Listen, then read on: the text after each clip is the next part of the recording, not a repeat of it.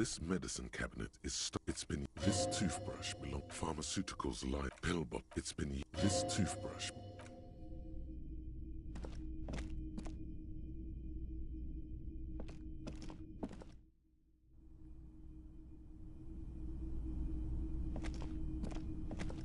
This window is smooth as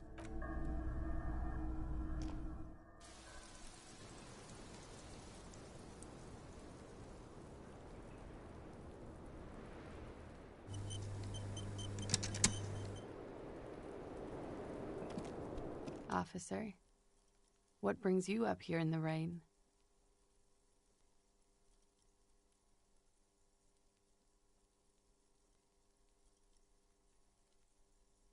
Yeah?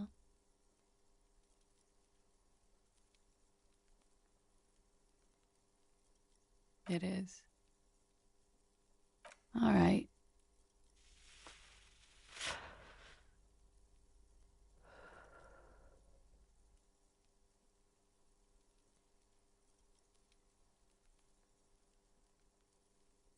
she puts her coffee cup down with a soft ring. As the porcelain meets the metal table, this does not surprise her. Did he? I never said he was a good man, or that he had good intentions. Only that he was never bad to me. Where did they get this recording exactly? Does he say he's gonna do it Soldier of the Apocalypse style? Yeah. That was practically his pickup line. A memory surfaces in her tired neocortex. It's not entirely unpleasant. Did he say whores a lot? Was he pretty much on the verge of doing it Kohoi style? He wasn't actually there. He didn't do a tour, or at least didn't tell me he did. Would have been overkill anyway. He lived his own little Kohoi. It wasn't his everything. Oh no, I'm pretty sure he did all those things. Then integrated them into his idea of normalcy. To keep on living. Until they just sort of turn into his, what's the word I'm looking for? Running joke. I was gonna say running joke. And it sounds like you didn't even get the good bits. Lely's punchlines got way, way funkier than that. He was like the Seminoles conflict, the Kohoi massacre, and the 36 famine in years. One person, then cast in Norani's ceramic armor, which he wore in bed and in the shower. When he said he was done, and done mentally, it didn't sound like a joke. It sounded like a deeply troubled man. Well, maybe I pieced him back together with my magical personality.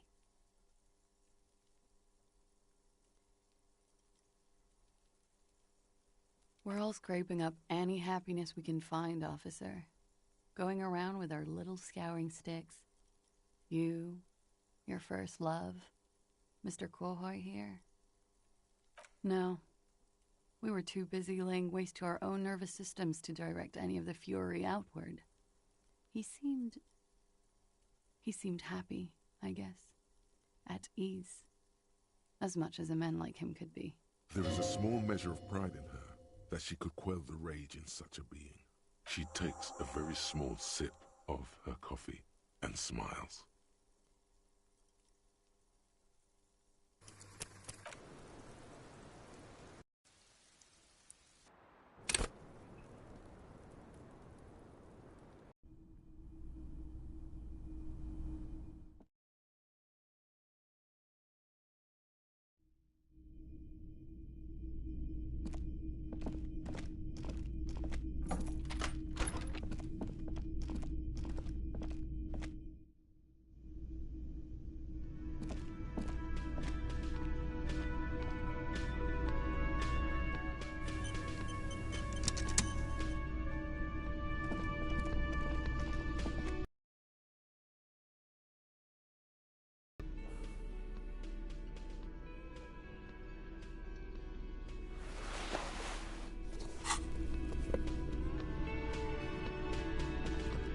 Hi, gendarme. Another rendezvous.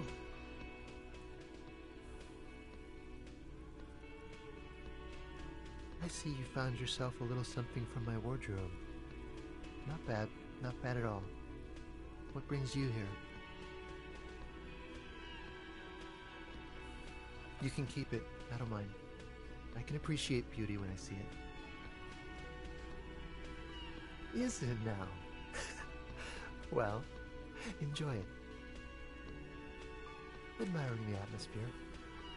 What about you, officer?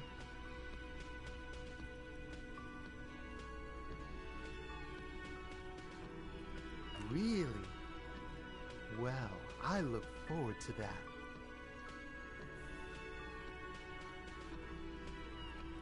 Oh yes, let's see. He knocked on my door a few days after the lynching. I think he was going through the entire building, asking questions.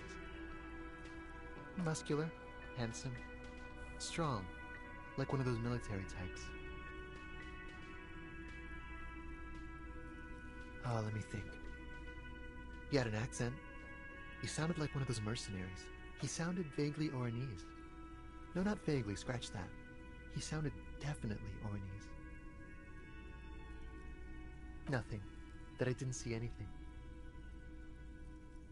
Why shouldn't he? What friend? No, I don't think it came up. Yes, but he was speaking to someone on his earpiece. Yes, you know those tiny speaker microphones that fancy security guards sometimes wear. Just reporting back whatever I was telling him. Sure. Anything else on your mind? You did?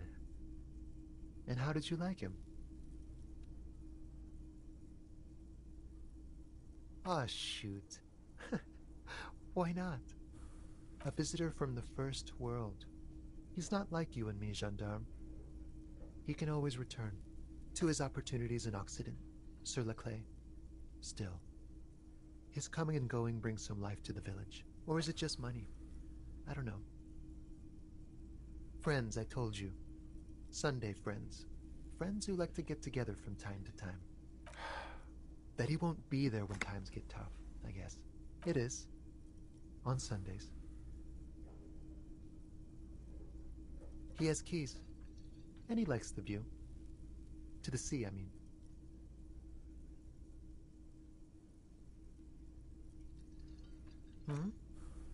What about me, gendarme? Bye-bye, gendarme.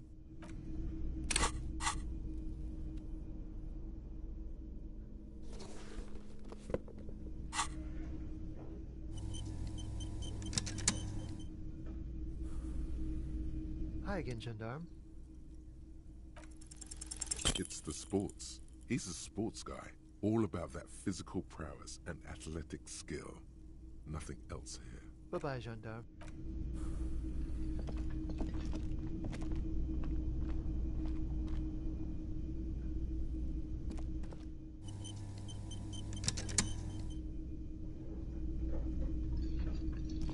The woman in an RCM patrol officer's uniform winces as she notices you. I would really prefer not to talk to you right now.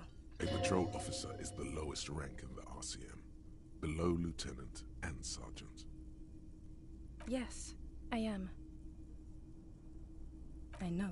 Here's the real deal. I'm definitely not the cavalry. I don't know. I mean, why would I want to talk to you?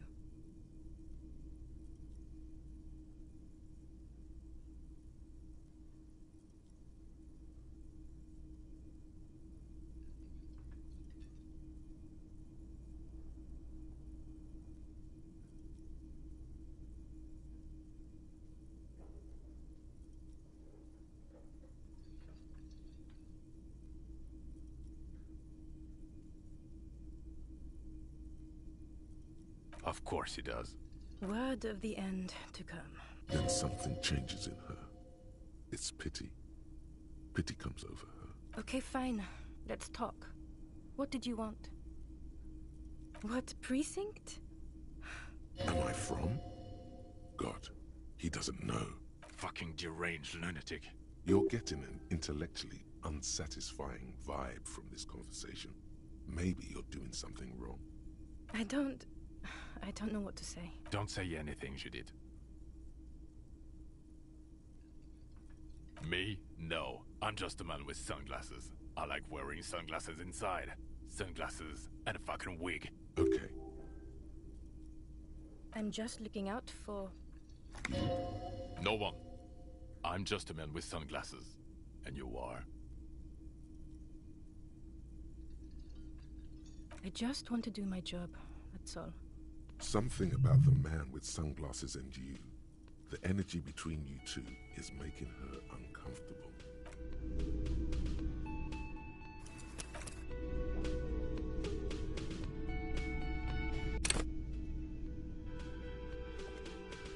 The woman, I would... a patrol officer, is the Yes, I am.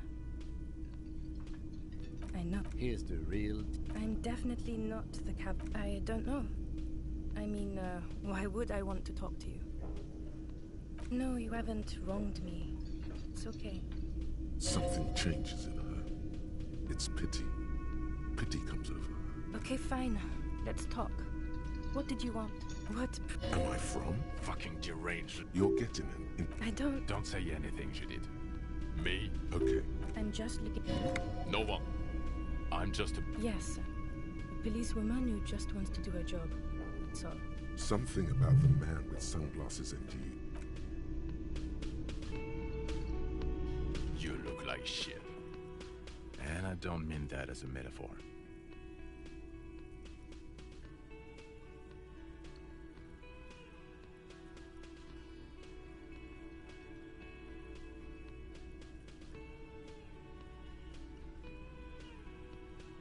Yeah, I know.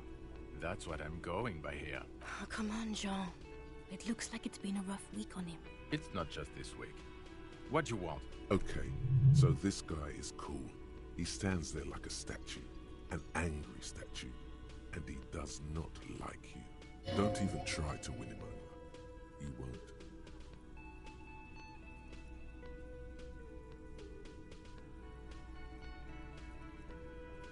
Watch out for yourself, loser.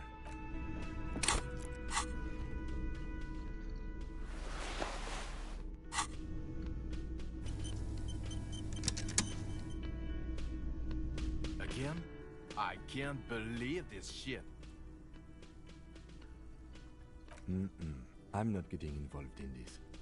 It's not my style, he thinks, glancing at the man in sunglasses and the woman beside him. Oh boy, they're mad at him. No wonder. He just doesn't recognize them. About what? You don't look like a cop. You know what you look like?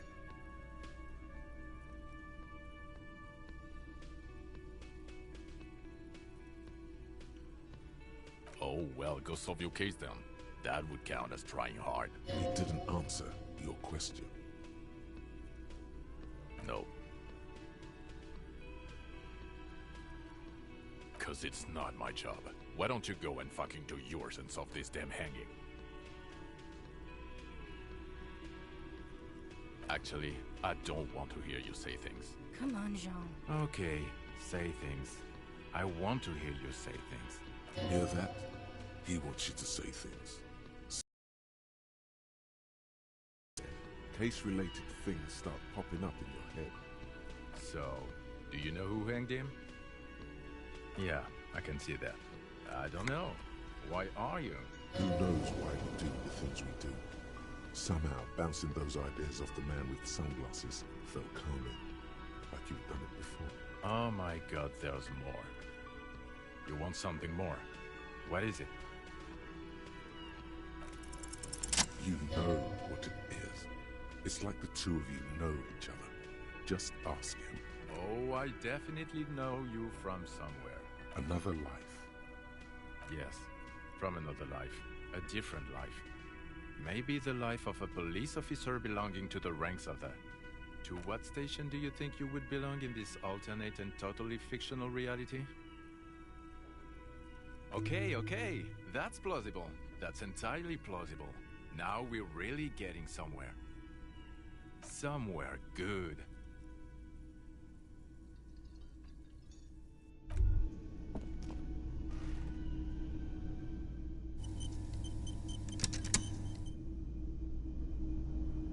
Again?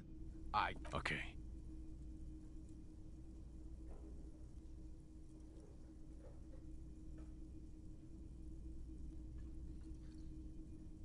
let's be crazy. Let's say you and I are partners. How's that for a thought experiment?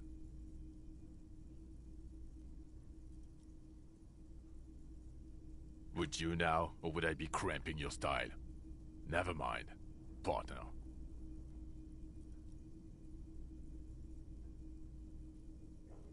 Okay. How about you stop wasting my time and get on with whatever you were doing then? Oh no. You see, I enjoy watching other better cops solve crimes.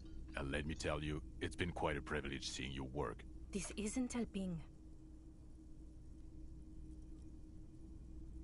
You're not going to believe this, but police officers, yes sir, solving crimes, locking up bad guys, and get this, and not getting that drink on at 2 o'clock. Just some regular boring motherfuckers in suits and uniforms. Nothing spectacularly extravagant like you, the far-out son of Lang. Oh, it's you, you eccentric genius. I mean, with your unorthodox approach to police work, it has to be you. Not even a little bit. It's an urban myth about an officer who is so far undercover he can't remember who he is. As I said, just an urban myth. You are not the son of Lang. He's trying to protect you from further rough handling, dished out by this sunglassed man. Okay, yes, you get the joke. Leave it at that. Neither can I, partner. Neither can I. It's a mere second, but it feels like you saw something. A gram of compassion in that sadness. Okay, why not? So, do you know who? Yeah, I don't know. Oh my god, there's more.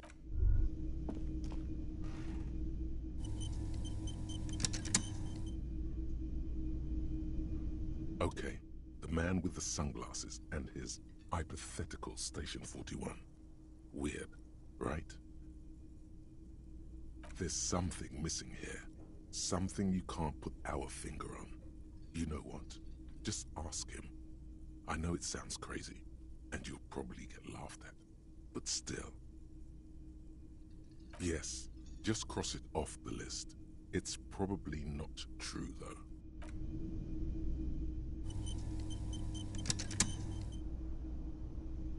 Again? I can't believe this shit. I'm going to say no. Just to see what you'll say to that. What'd you say?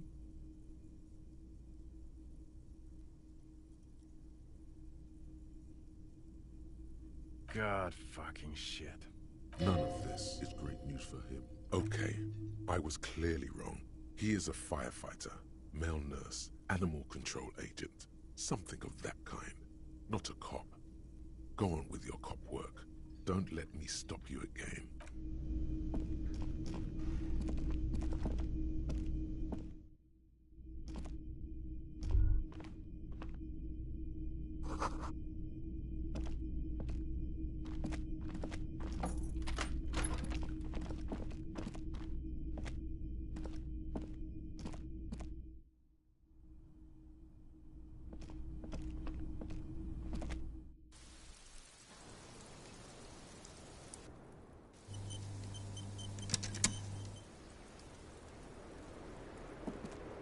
Officer, what brings you up here in the rain?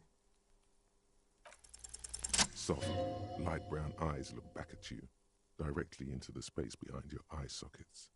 You see the smoke rise from between her painted red lips. She's beautiful. I have bad news for you. You know these guys? Who? Me? Yes, you. He's talking about you, you boring stiff. You too. Me? What did I do? These guys are compromised. She's got them singing along to her tune. The little bleeps and bloops you trust for info. You can't trust them anymore. Believe it. There's no way of knowing. At the moment, I'm afraid it's best to assume all of them. Bullshit, man. I ain't compromised. Especially that guy. That guy's the most compromised one in here. No fucking way, man. I just want a drag of that sweet menthol Ziggy. Really? Quick. Tell me what's under her jumpsuit. Glory. Truth. Softness. Protect her. She wants you. I take it back. He's got it pretty bad. But this next guy's on another level entirely. She likes you. The crown head is a boring condom. He's jealous. This is human nature. How it always does, through subtlety. There's nothing you can do about it. You are how you are, and she is how she is. Things will go as they do. No. It's better to know you're being played than to be played without knowing it, is it not? I think it's safe to assume, yes, Mr. Thespian here hasn't been speaking up. If he were, I suspect there would be paeans to her truthfulness. Like this. No, he's not going to show up. I'm sorry, your lie detection isn't working. It's not her doing. He's just totally inept. It looks like you're also an idiot, but that's not her fault.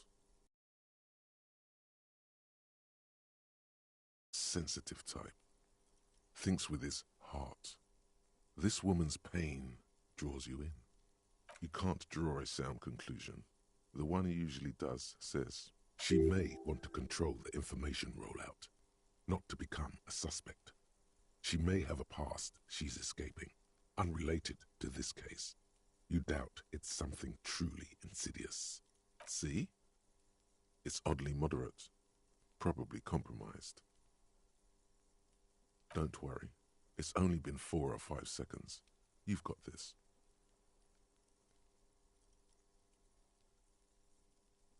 The silence broken. She exhales a little cloud of smoke and says, God, no.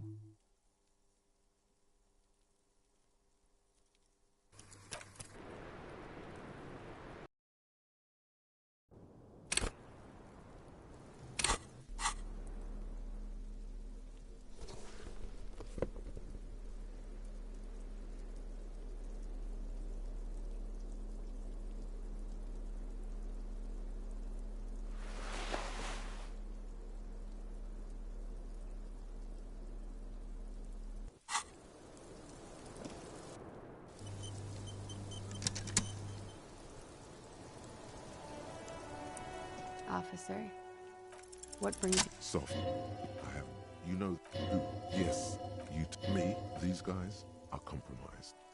She's got them singing along to her tune. The little bleeps and bloops you trust for info. You can't. I'm sorry I didn't catch it sooner. It takes conscious effort on your part. There's no way of knowing. At the moment, I'm all bullshit, man. Especially, no, really, glory, truth, softness. I take it back. She likes you. The crown, how it all, there's nothing. No, it's better to know you're being played.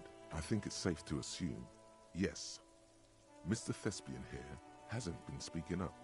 If he were, I suspect there would be paeans to her truthfulness. Like this, she is a lady, most fair and just. In his defense, to reduce him to such inadequacy, she probably had to employ half-truths more often than outright lies. That is correct. And omissions too. A little.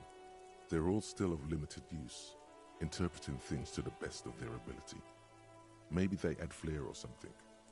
I wouldn't know. I don't add flair.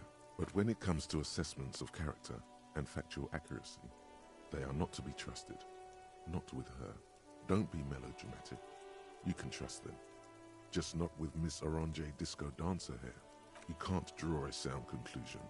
The one he usually does says, she may want to control the information rollout, not to become a suspect.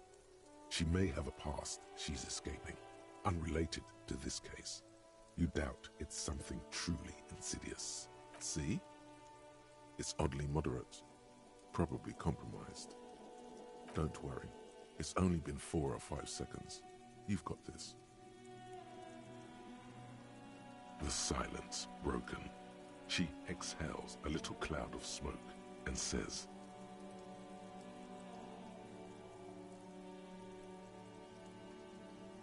God, no.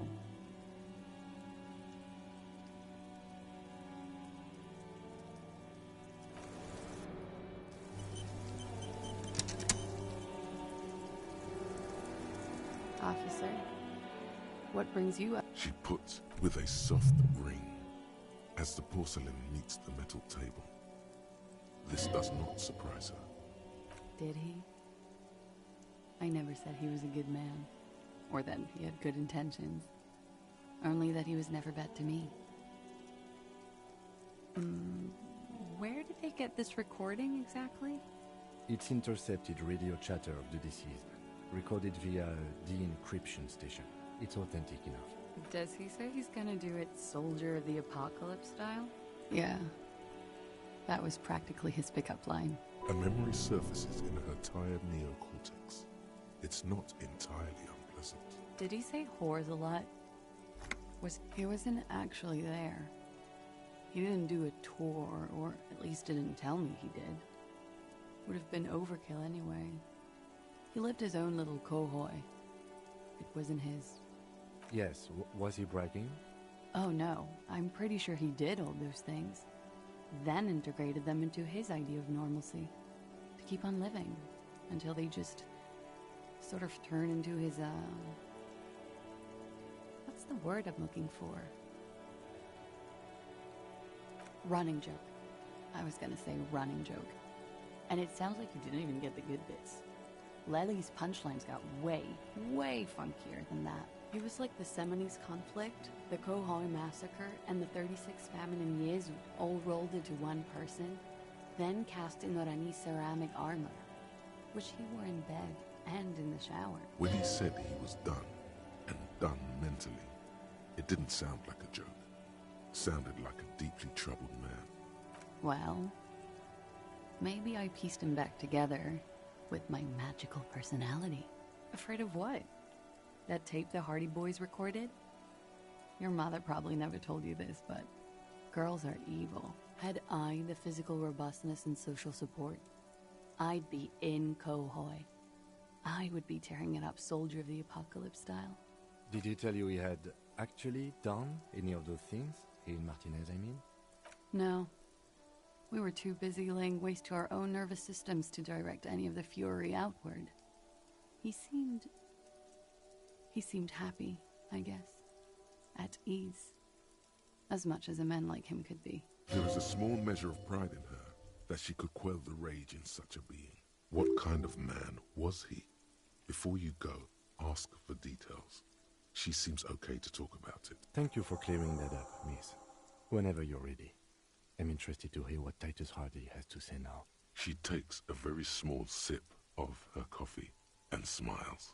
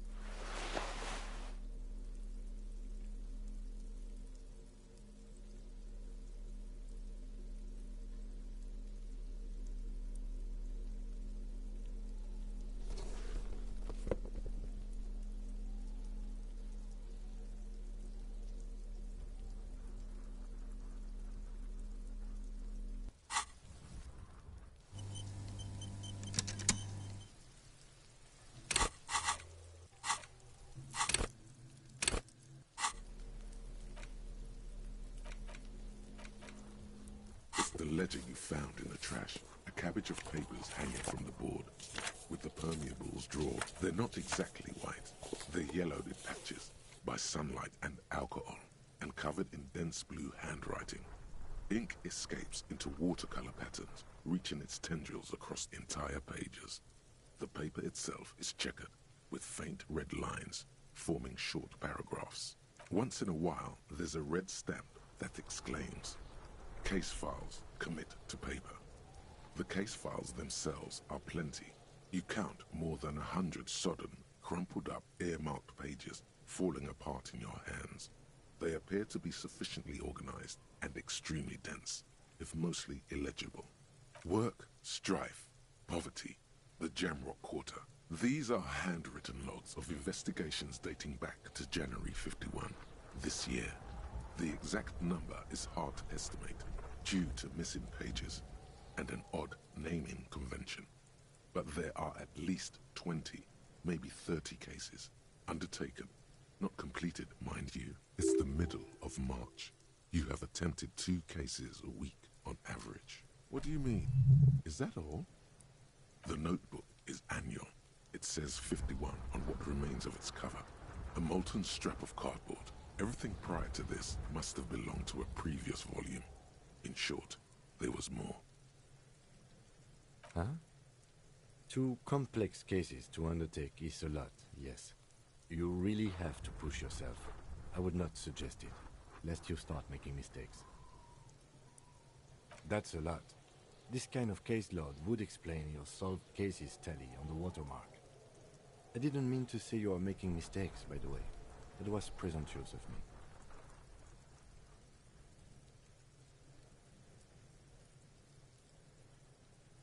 That's okay. We all do, sooner or later.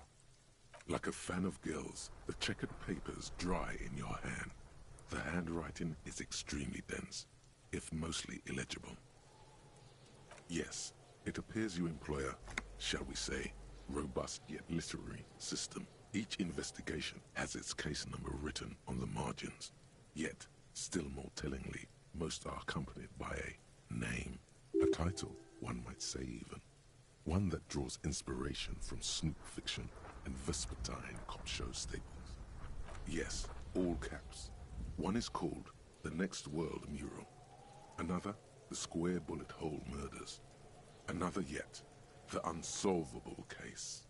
Others appear more light-hearted.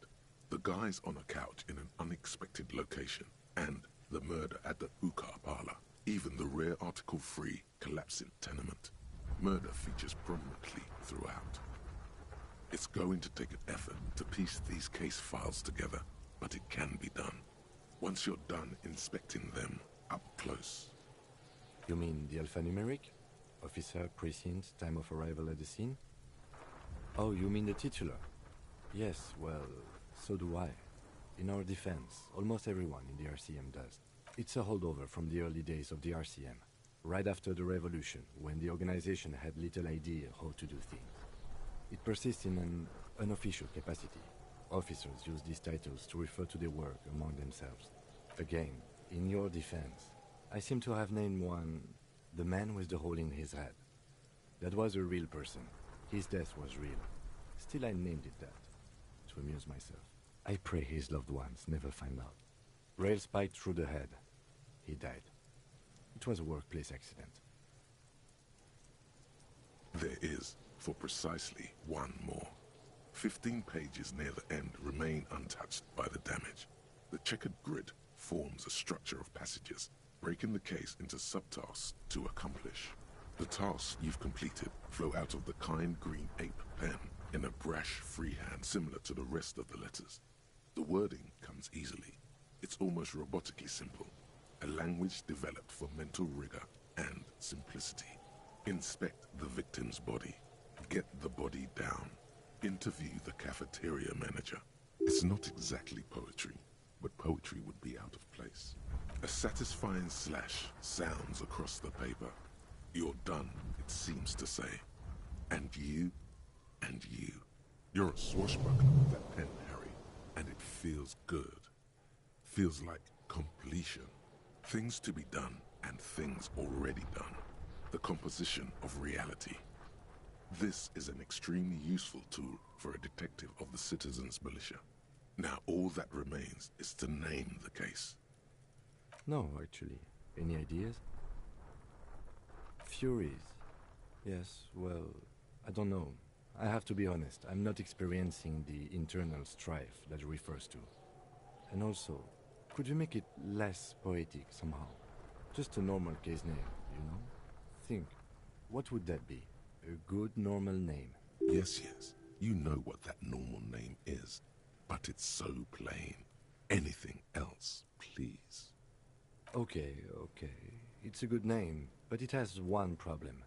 This case has nothing to do with the setting sun. At all. It has nothing to do with that, so... something more concrete, perhaps? Do you have something concrete? Mundane? Usual? Usual is boring. We don't do that. Great. That's great. That's actually what I was thinking too. The Hanged Man. Good, strong name. We have a very good name for the case now. I'm going to start calling it the Hanged Man. It's good we sorted this out. You don't exactly close them, so much as distance yourself from the smelly papers. They're a little further from your nose now.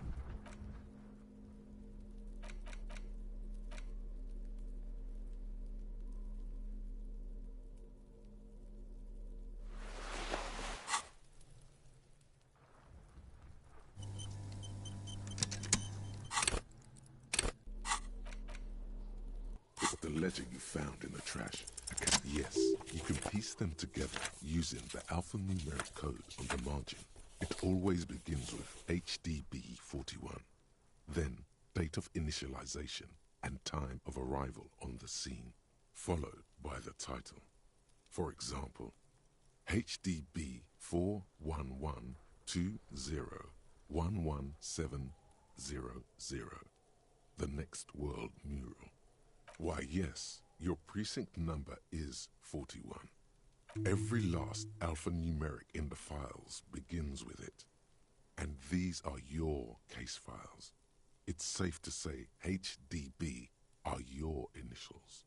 Harry Dubois, HDB. Still feels like there's something missing from that. Not much has changed in the meanwhile. A bunch of sodden papers still sags. In the back, you see thin, translucent copy of paper. Some neon yellow, some bright red, all covered in boxes, like marching armies. These look like official forms, waiting to be filled out. Then rip them from the binder and hand them out, according to type of form. 3. The topmost are misconduct fines. The middle ones are station calls. And the bottommost are field autopsy forms. Each is easy enough to make sense of. You don't have to be an intellectual giant to do police work. A monetary penalization ranging from 20 to 250 real. Severe cases allow for 1,000 real, but that requires special paperwork. The details of issuing these fines are spread out over the rest of the fields. A tool for manipulation. Give the lowest amount and people will be ingratiated to you. These are quite sinister in tone. They give a date and time for the person to appear at the specified precinct police station. Below the call are the criminal charges you risk by not appearing. A dozen pages of thin copy paper, bright red in color. You see the parameters of a deceased human form waiting to be filled in. Age, sex, condition of internal organs. Yes, all that remains now is to fill those forms and hand them to people. Fines for wrongdoers, interview requests for bad guys, and field autopsies to dead guys. What delicious power hid within this pathetic mess. You feel better.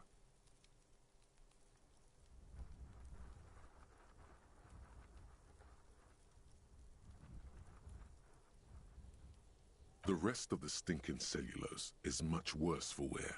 Being sandwiched between the board and the rest of the paperwork must have spared the fragile copier paper.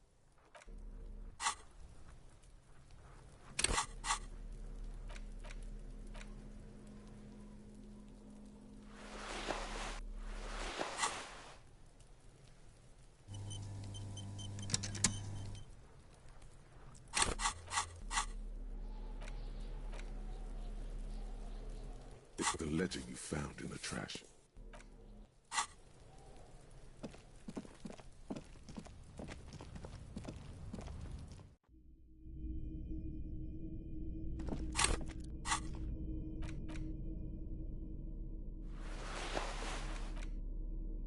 It's the ledger you found. Without resistance or sound, the two panels moved against each other.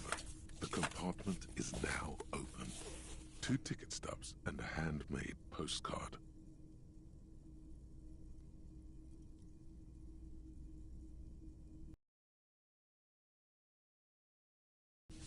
Sounds like leaves rustling when you pick it up. You see violet flowers, floral patterns, patches of glue. It smells of chewing gum, apricot flavored, a touch of cinnamon, the end of summer. You think the label says tutti frutti. Familiar handwriting lines the inside of the card, looped, round letters in a woman's hand. A young woman in her 20s. There is care, effort, and a smile, you think. Although that is not something you can read from someone's handwriting. Harry, it begins. You're already reading. I wanted to write you a letter so you can read it when you wake up. Maybe it will make you happy. Throw it away, please. Outside, you hear the wind howl. A sudden gale blows in from Martinez, flapping street signs and window blinds. Come outside. Far away and outside, the reeds hiss with desperation. Step out.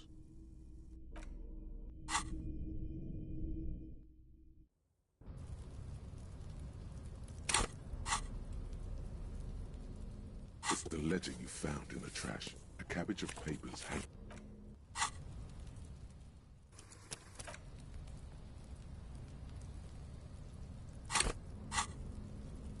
It's the ledger you found in the trash. Without resistance or sound, the 2 panels, thin wax paper has been glued to a familiar hand. A young woman in Harry. Throw it away, please. No. A merciful wind blows in from the Bay of Revachol, dusting the ground at your feet and raising newspapers far away.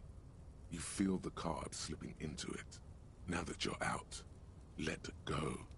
Let go. Frisson covers your entire body, a feeling of cold, a persistent chill. No, don't throw away the baggie. There's dust on the drug baggie. It's not good, but at least it's some kind of way to be together. Just like that, the wind picks it from your fingers. Cold, they let go. The wax paper rustles, a whisper light and low. Then a sudden gust raises the postcard to the drizzle-gray sky above, away from you. A small piece of paper dances above Martinez, above slow waves crashing the shore, and the war-torn houses, and the new bâtiments devant alike. Above you, looking up to the gray sky, with your hair greasy and wet, and above the distant streets and the 881, even above the old fish market and the church. Its material existence is lost. This great city will pocket it for you, for your own sake. Forget about it. Synapses can be rerouted. The mind takes a new shape, not for yourself, for the people of Revachol, for the 80,000 under your jurisdiction. Under Precinct 41, where typewriters fire long into the night, and officers walk the great steps and the bridge, long after the card has landed in the cold shore waters, its writing dissolved, material disintegrated. The wind carries the keepsake away from you. To the southwest, the pale violet dot disappears. The ledger of oblivion-induced mental health is just as shabby as the damaged ledger was. A bunch of sodden papers sags from the clipboard in your hand.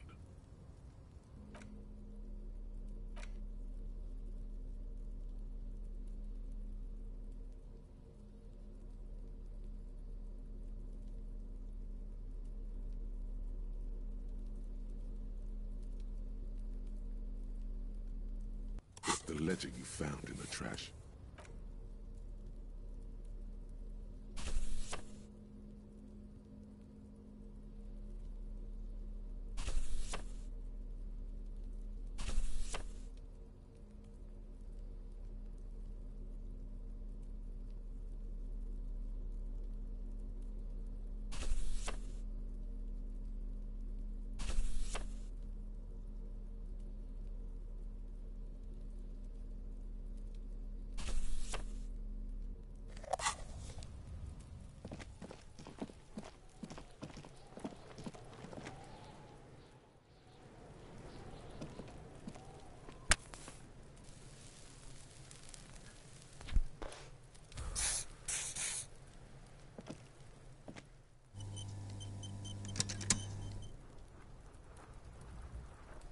The rotting man lies on his side with his eyes looking straight through you. The belt is still around his neck. His body is supine and open to intrusion by autopsy. The lieutenant adjusts his glasses and takes a deep breath.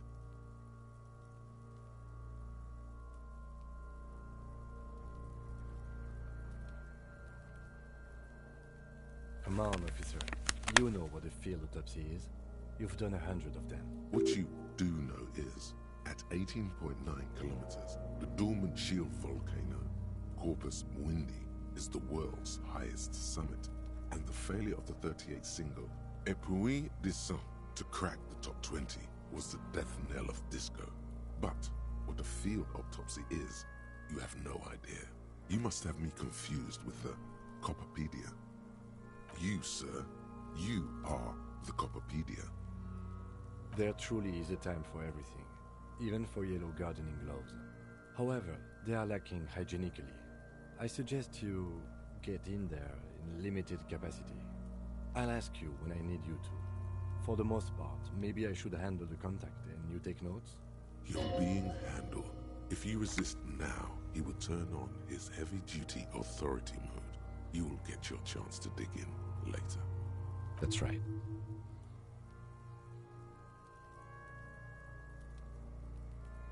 You knew it because you inspected your ledger. The lieutenant is relieved you know the protocol. The dead man stares in silence as you crack open the ledger. The bright red paper is covered in boxes and lists, describing the condition of his skin and organs in 3 parts. Above those, an 11-field info form needs filling out first. It begins with, That's you.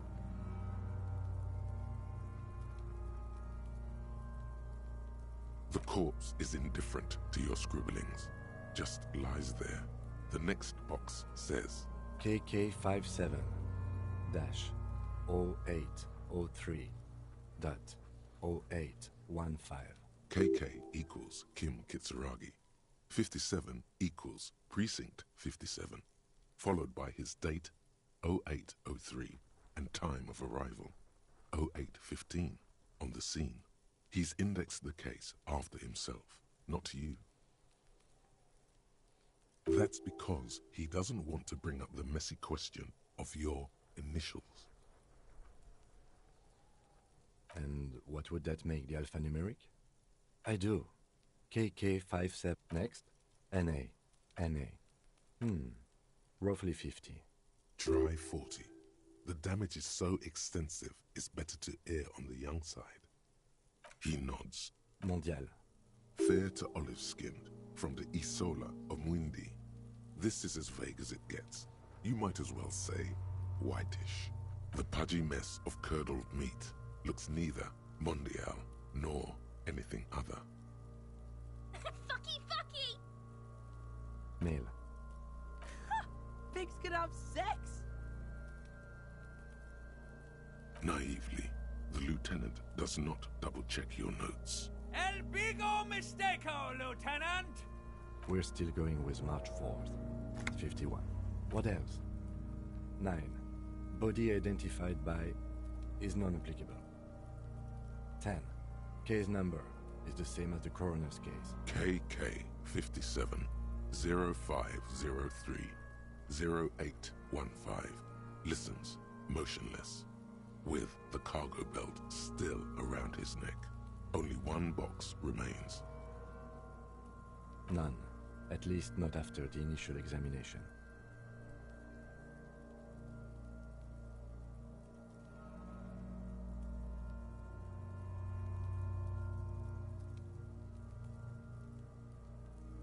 A strange word.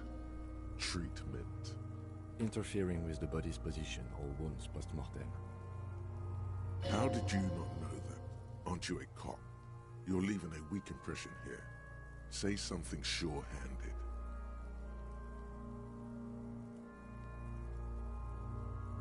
Don't overdo it. It's okay to be unsure.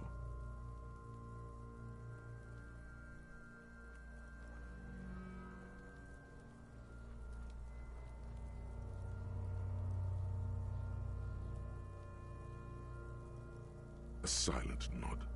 The lieutenant places his gloved hand on the corpse's chest, as if in preparation.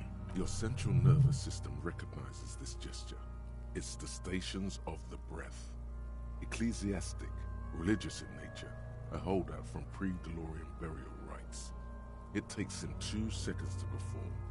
Then, somewhere in Jamrock North, a small wood shed behind Rosencrantz Row, Lieutenant Nick Feuerbach puts his hand to the chest of a small corpse, no larger than a monkey. It's raining outside, light drizzle. There is darkness in the shed. Elsewhere yet, an obese female sits in a wicker chair, her silhouette bull-like against the window. Outside, Grand Coudon. The day is turning dim for Sergeant Mac Dawson. Hand extended, he approaches, to make sure she is dead more than anything else.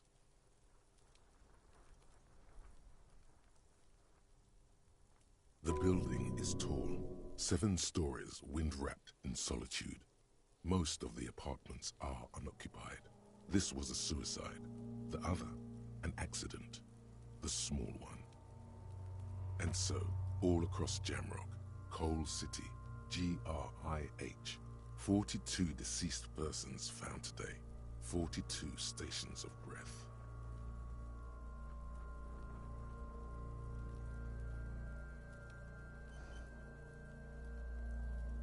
We should start the post-mortem. The corpse cannot feel Kim's hand on his chest. It no longer meaningfully interacts with its surroundings. A thicket of boxes and lists on red copier paper tries to answer why. Clothes. The deceased wears armored boots and white briefs. The make of the briefs is Babrodine, I think. Let's see.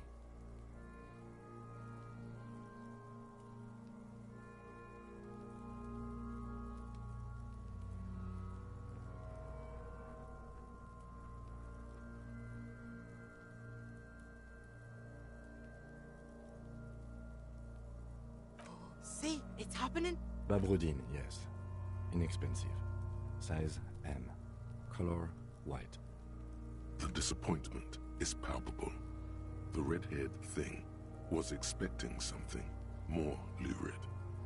The boots are ceramic, vitreous enamel. They are fused to his skin from blood flowing downward post-mortem. Removal of the boots is left for processing. Tattoos. The upper torso is covered in a single, continuous tattoo, resembling a national pattern. It reaches from the right shoulder to the heart. The ink is blue and white. The assistant has a color photograph of the markings, to be added to the case files as document A1. The photo is taken on the scene, using a Trigat Mini. The deceased has a cargo lashing belt around his neck, tied with a hangman's knot. Color yellow. Length 3 meters. There is a buckle on the other hand. Well-nourished, athletically built, measuring 1.8 meters. Generally consistent with age 42. Preservation is good. Ambient temperature below freezing. Body hair is light brown. Distribution is consistent with age. The deceased had male pattern baldness. Hair is combed back, short. The hair under your latex fingers feels cold to touch, wet. The stench is suffocating. Strands of dark brown hair start sticking to the latex of the glove, like thread off a rag doll's head. There must be brilliantine in there. He's combed his hair back with oil. More hair sticks to the glove. Hair off the rain-soaked head of a dead man. There are bumps and dips on the skull below. An alien landscape. For a fraction of a second you feel something. An irregularity. But then it's gone. Too minute to register in your mind. There, dead man. You were someone's child. It's all over now. What was what? Brilliantine. There's brilliantine in his hair. The lieutenant watches you in silence. The lieutenant watches you in silence. More for a there, dead. That was some sick shit, psychopath. With hanging. The head is congested. Contusions are present on the head, chest, and thighs, consistent with stones thrown. Low velocity. Fucking low velocity? You think Kuno doesn't know what you're talking about? Velocity was fucking max. Talking shit about Kuno's velocity. In addition, there are bite marks on the face, scalp, and chest, consistent with predation. Ligature mark.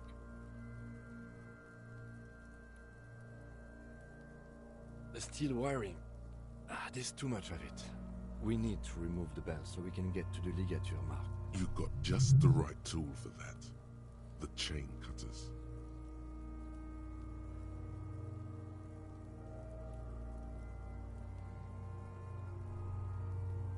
Always good to think ahead.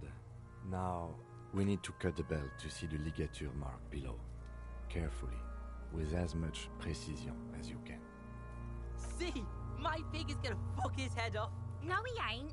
Your pig's a boring fuck. The belt is equally tight around the whole circumference of his neck, swelling over the edges like white bread, rising from the east. The knot is the weak spot. The chain cutters fit in there. Steady now, like a flower arranger.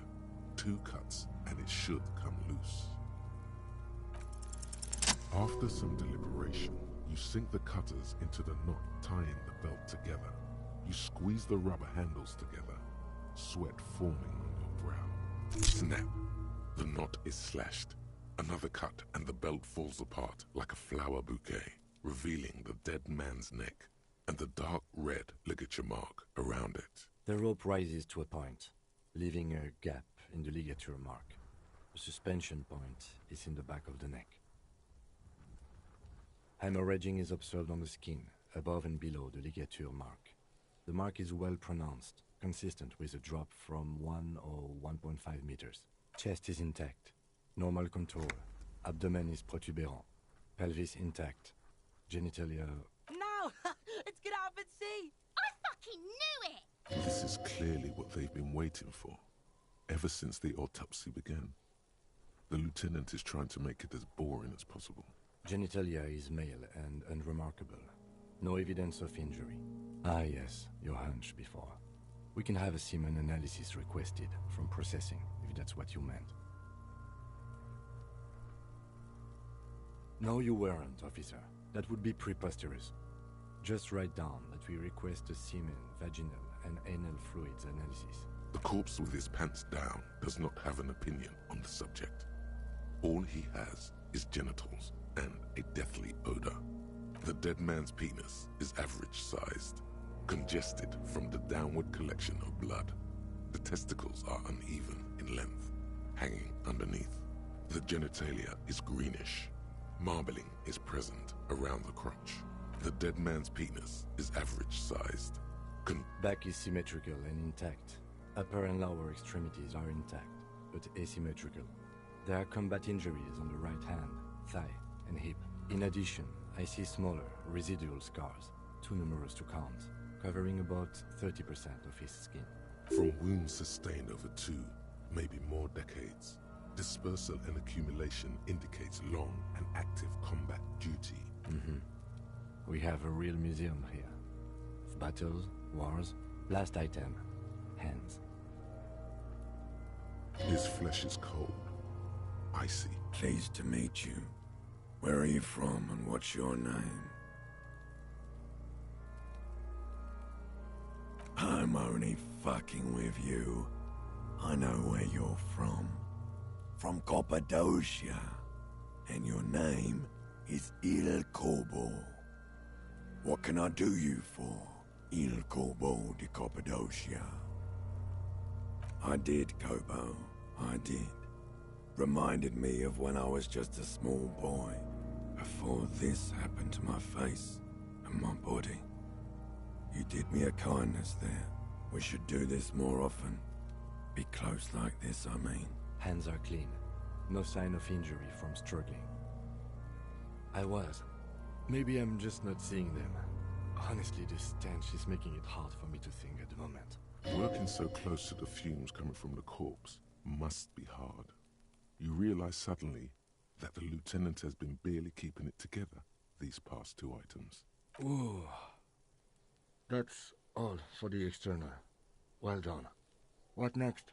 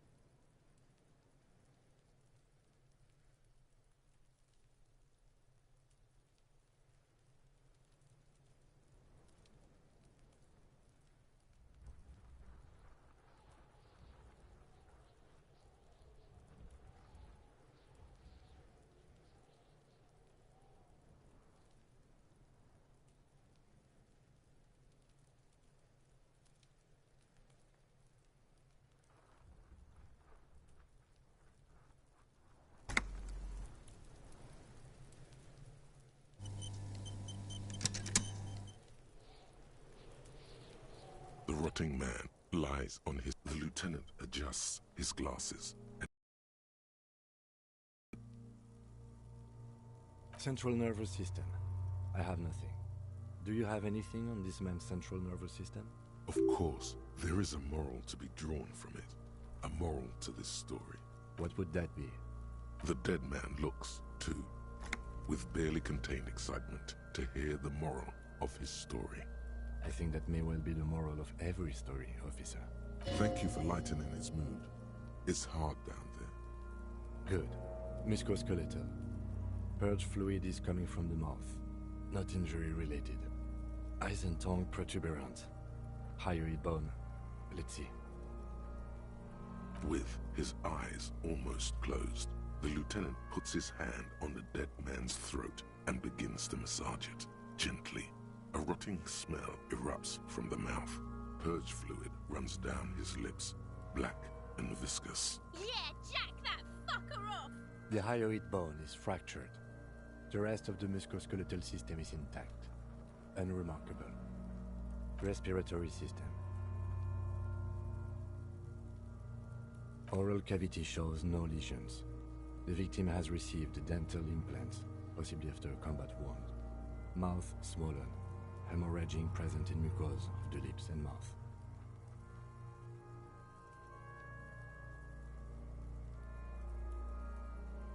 From here, it looks as though the clown-faced man is screaming. The tendons of his jaw are torn apart. Hyoid ripped from the force of the lieutenant's hands. No scream, no sigh of relief rises from the darkness inside. It's humid there. Sickly sweet air, unlike anything living. You feel like you're about to throw up again, straight in that mouth of his. It's hard. Once more, you taste stomach acid in the back of your throat. A contraction. Your throat pumps a little something from your stomach and into your mouth. You're forced to swallow, just to keep looking. Inside, you see darkness.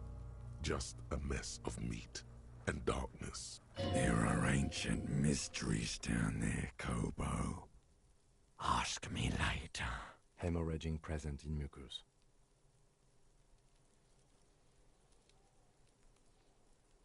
Hepatobiliary, NA. Ah, are you a hepatobiliary expert? Neither am I. That's it. Same for toxicology and serology, NA.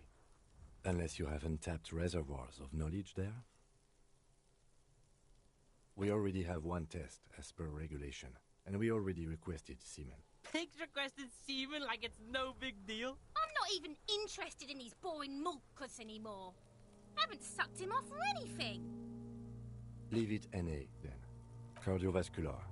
The body exhibits heavy lividity. Blood has gathered in the hands, feet, and neck. Gastrointestinal.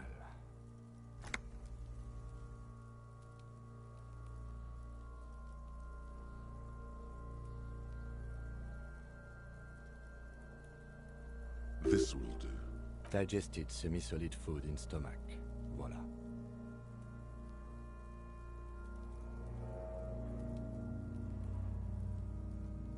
What's next on the list?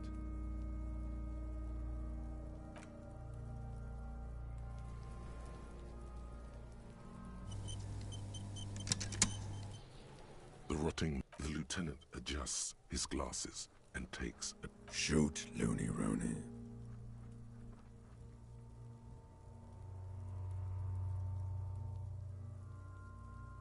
Huh? You're misquoting me, Rooney. I said communism killed me. Love did me in. You really need to learn the difference, buddy. This is embarrassing. Oh yes, Kobo mi Lobo. In the gift horse's mouth. Tracts and wakes and waterways. Ancient materials buried. Just a small gulp away, my beloved Kobo. A small gulp away. come back later, Corpo. Amuse yourself with my frank manners and my memento mori features. If possible, also, see me in your dreams. Let's see. We have bite marks, contusions on the head and chest, and a ligature mark encircling the neck. You'll need 3 fields. Leave a 4th one too. Be thorough if you want maximum results.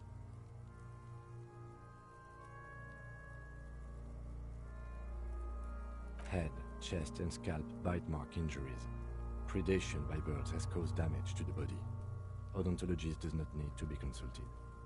And your opinion, officer? Agreed. Next injury?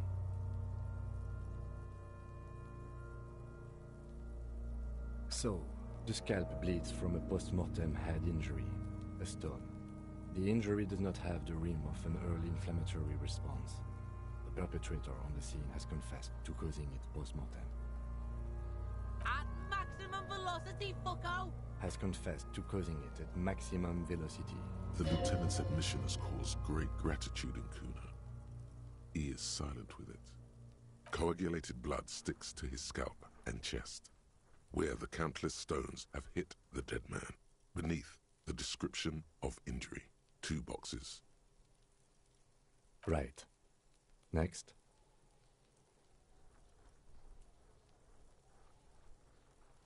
Nothing. Just in case. A dark red abraded ligature mark encircling the neck, with a gap on the nape measuring, let's say, 7 centimeters.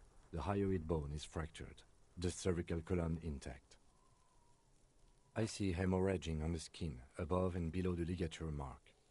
Depth of the mark, 1 centimeter. No signs of clawing on the neck. Below the note, 2 customary boxes wait to be ticked.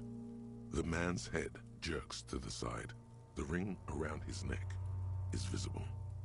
Think for a moment. There's time. Don't rush. He is deep in thought, eyes fixed on the bright red ring around the dead man's neck. Why do you say that? Okay. Why don't you think it was fatal?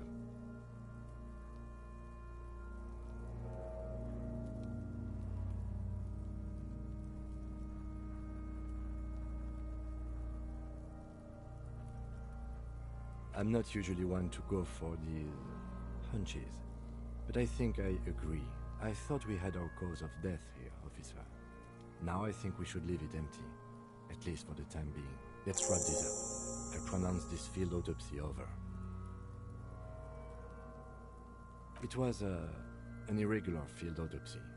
We did not establish cause of death, which is supposed to be the goal of an autopsy.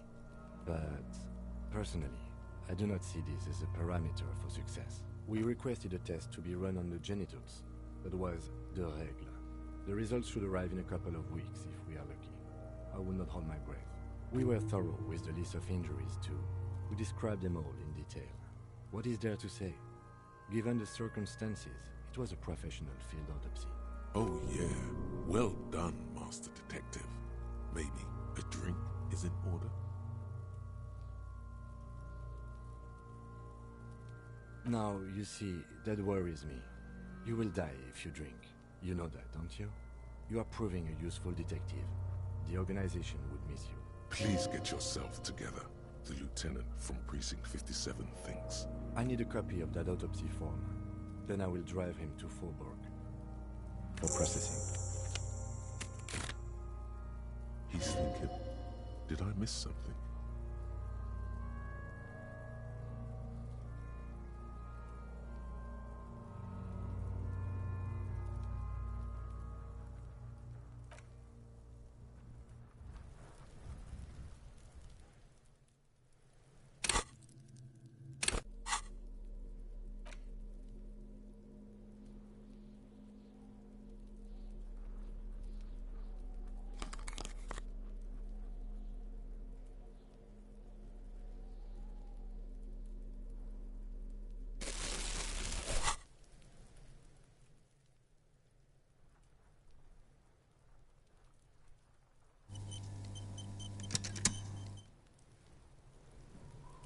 The man is decomposing visibly now. Every hour, he looks less like a creature and more like a pile of intestines. The lieutenant adjusts his glasses and takes a deep breath.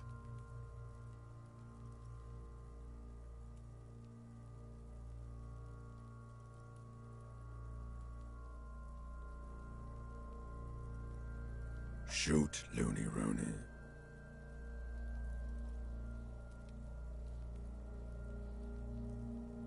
Come back later, Corpo.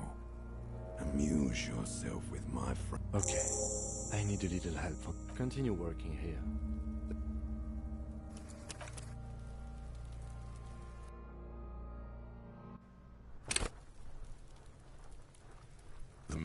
The lieutenant adjusts his glasses and takes a deep breath.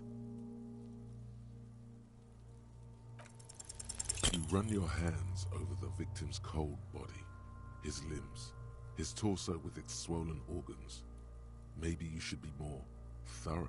The genitals in his breeches continue to be unnoteworthy. You see the penis of a dead man. If you've seen it once, you've already got the picture. Can't get enough of that dick. Do you think we missed something? You can't shake the feeling that there are more secrets concealed in the flesh before you. Okay, well, we are in livor mortis here. He is disintegrating. We need to refrigerate the body if we want to conduct another examination. And if you want for this task to slowly become impossible, then yes. Otherwise, no. He's been hanging out far too long already. We need to ice him. Not to mention the damage that would be dealt to the force's reputation by the corpse just rotting here like. Hey, wasn't there a giant ice bear sarcophagus below that building? Now, detective, I've rarely been disappointed by the size of a giant ice bear fridge, but I think we should still take a look at it first.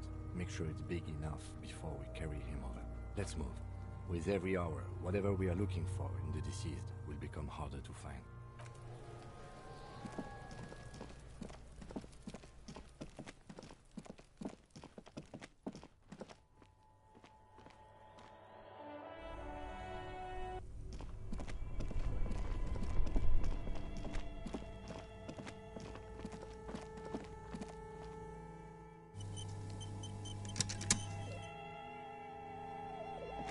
The bear's eyes are dead and empty.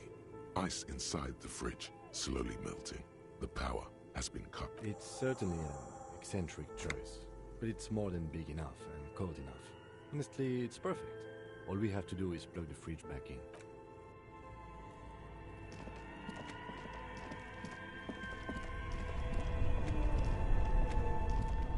Both cables are unplugged from the breaker box. A giant electric mammal awakens. The dead body is going to be safe in the embrace of its cold innards. Great. The owners of this building will just have to keep paying for the electricity sucked up by this monstrosity a little longer. Let's return to the fridge.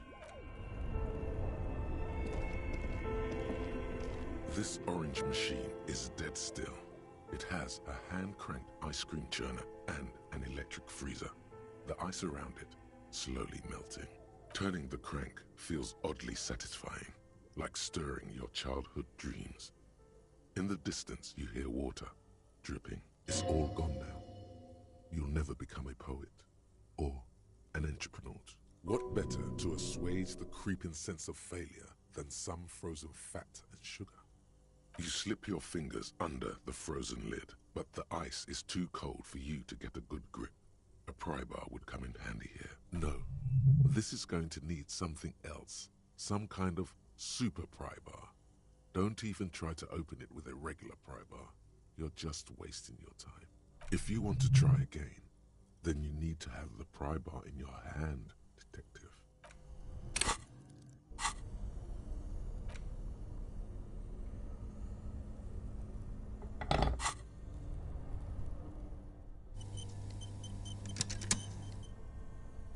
This orange machine is dead still. It has a hand-cranked ice cream churner and an electric freezer. The ice around it slowly melting.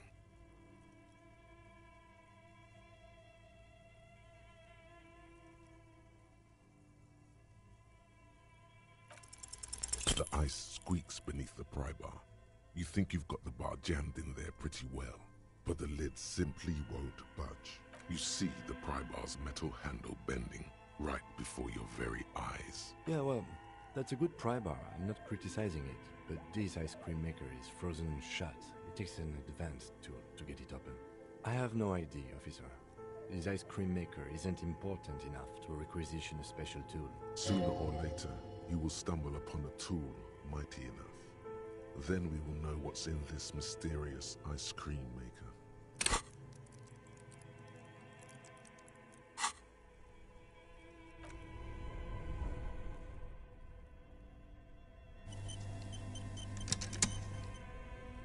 This orange machine is dead still.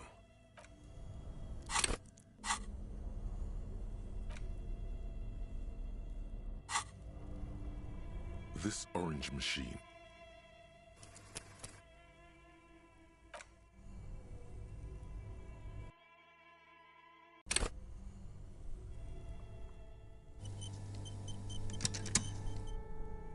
This orange machine is dead still.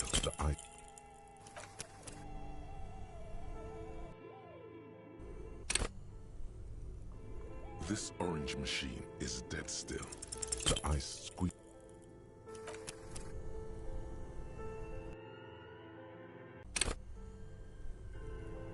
This orange machine is dead still. The ice.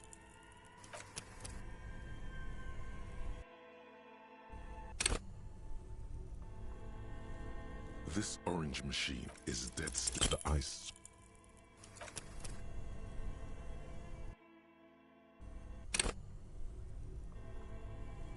This orange machine is dead still. The ice.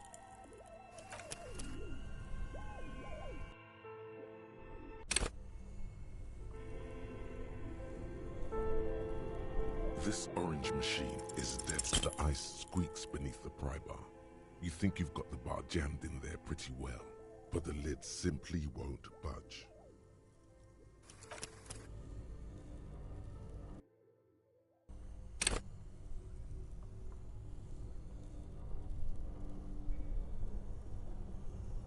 This orange machine is the ice.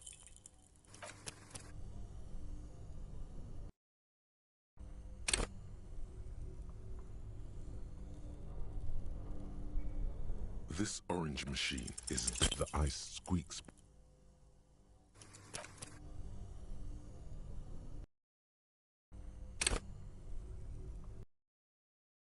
Machine is dead still.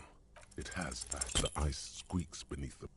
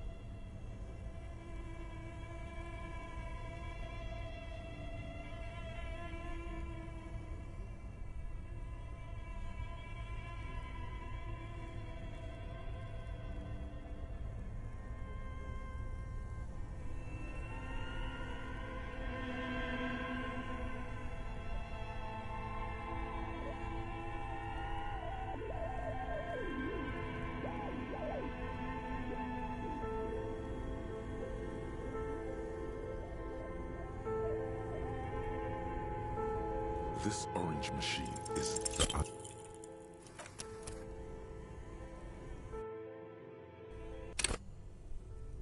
This orange machine is the ice.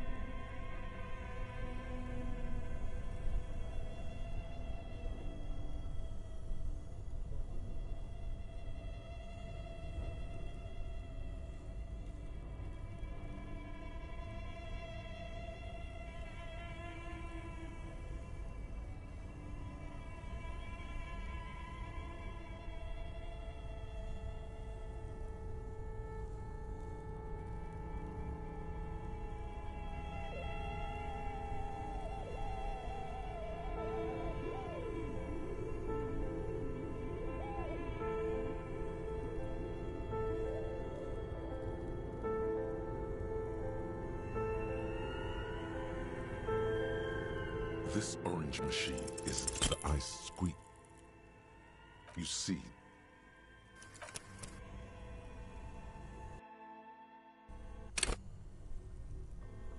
this orange machine is the ice.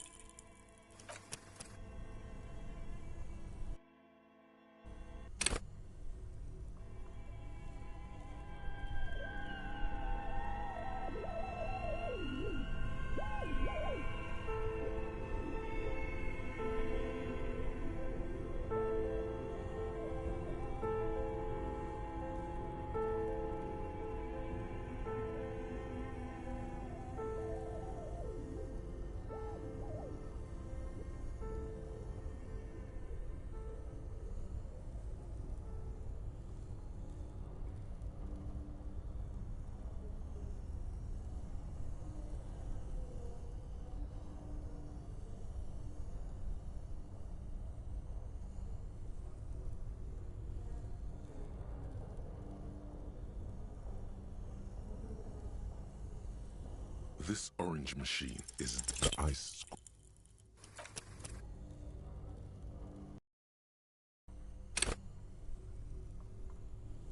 This orange machine is the ice squeaks beneath the pry bar. You think you've got the bar jammed in there pretty well, but the lid simply won't budge.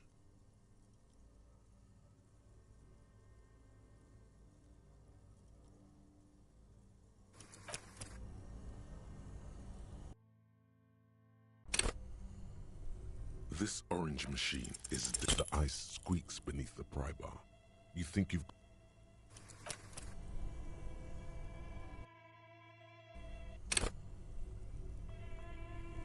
This orange machine is the ice...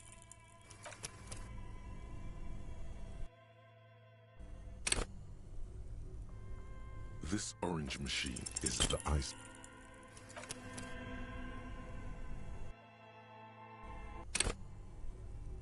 This orange machine is the ice squeaks, but you see the...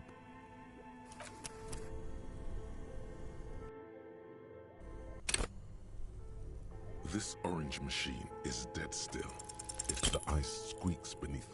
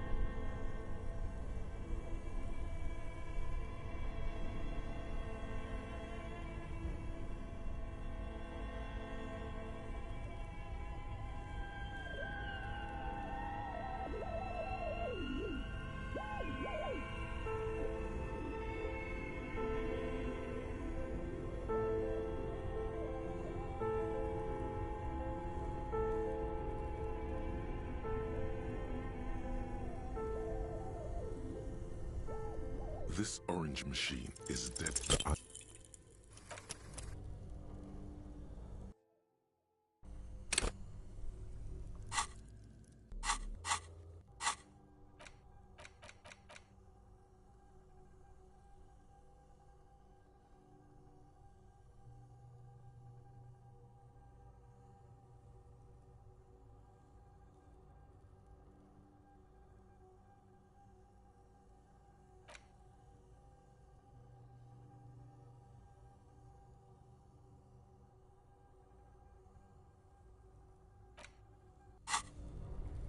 This orange machine is dead still. The ice.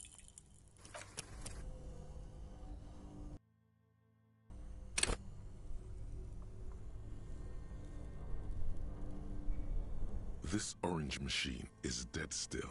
It has a hand-cranked ice cream churner and an electric freezer. The ice around it slowly melting. The ice squeaks beneath the pry bar. You think you see the pry bar.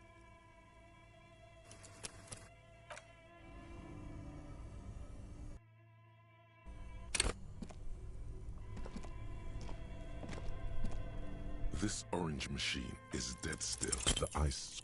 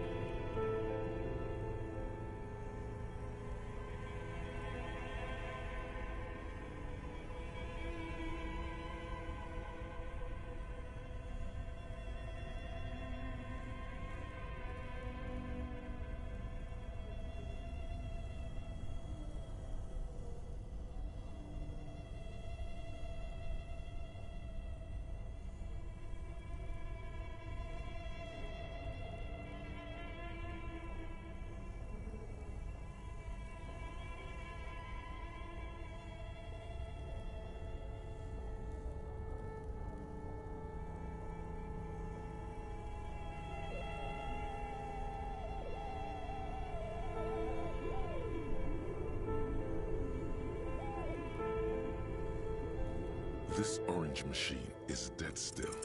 The ice squeaks.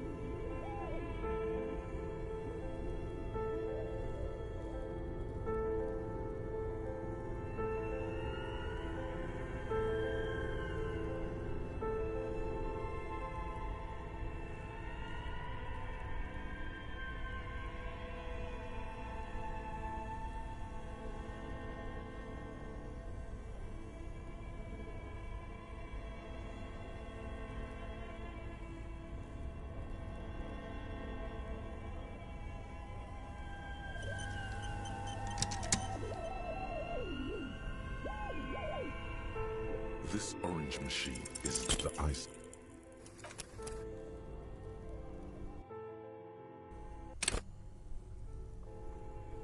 This orange machine is dead still. The ice squeaks beneath the pry bar.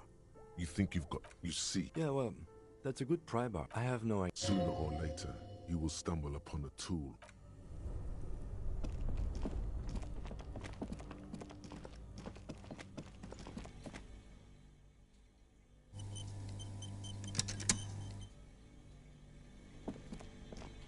The bear's eyes are still glowing red, watching over all the ice cream wrappers hid. Of course. I'll take the head, you take the feet. It's not going to be the easiest thing in the world, but we'll manage. The body is heavier. Half an hour. Stuffed into the body. The lieutenant takes a step back to admire your handiwork. Beautiful. A dead body in a nice bare fridge. This is some of the best police work I've ever done. No. What have we done? We stuffed a dead body in a nice bare fridge. This story does not leave this room. He means it. He doesn't want to be the ice bear cop.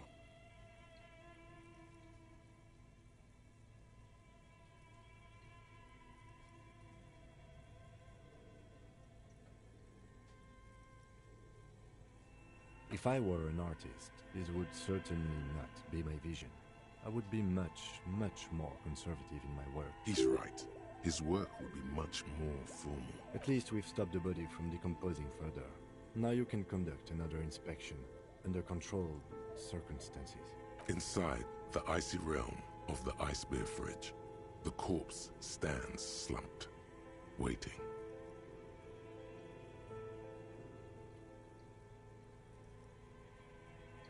Good question. I know. What is even the electricity? Lucky us, indeed. Refrigerated meat is much better for coroner's work.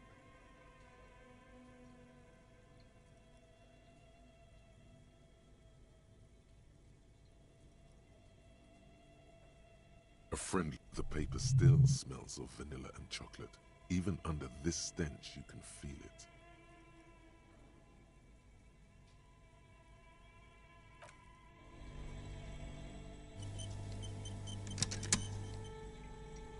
The bear's eyes are still glowing red. It's guarding over the freezing corpse hidden inside its belly.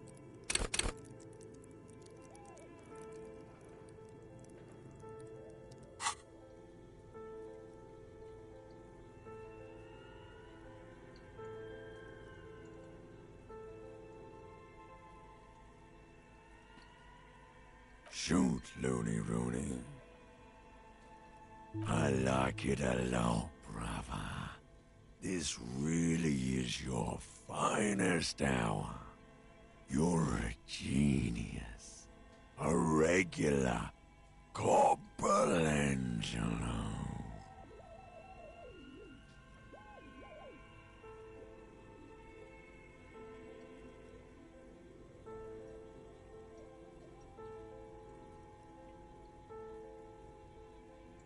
Because you have.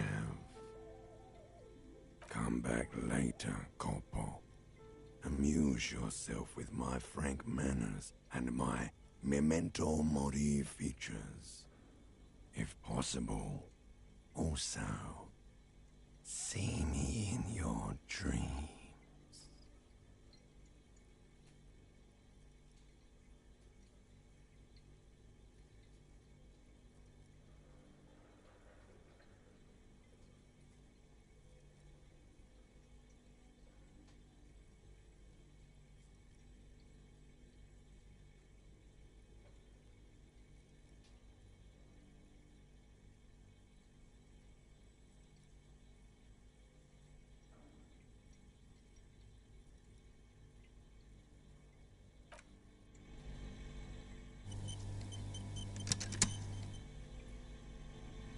The bear's eyes are still. If you think so, officer, I'm not going to object. I need a little help for carrying him to the holding pen of my kinema.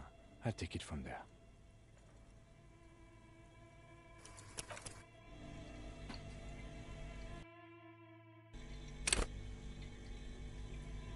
The bear's eyes are still glowing red.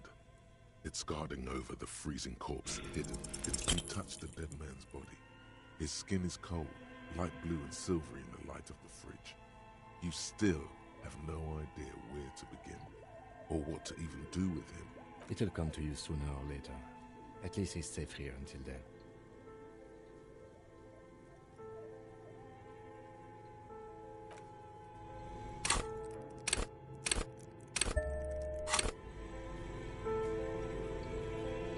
The bear's eyes are still glowing red. Your arm reaches out and your eyes close, as if by their own volition. It's dark all around. You feel cold, dead flesh through the latex glove. It's right under the palm of your hand.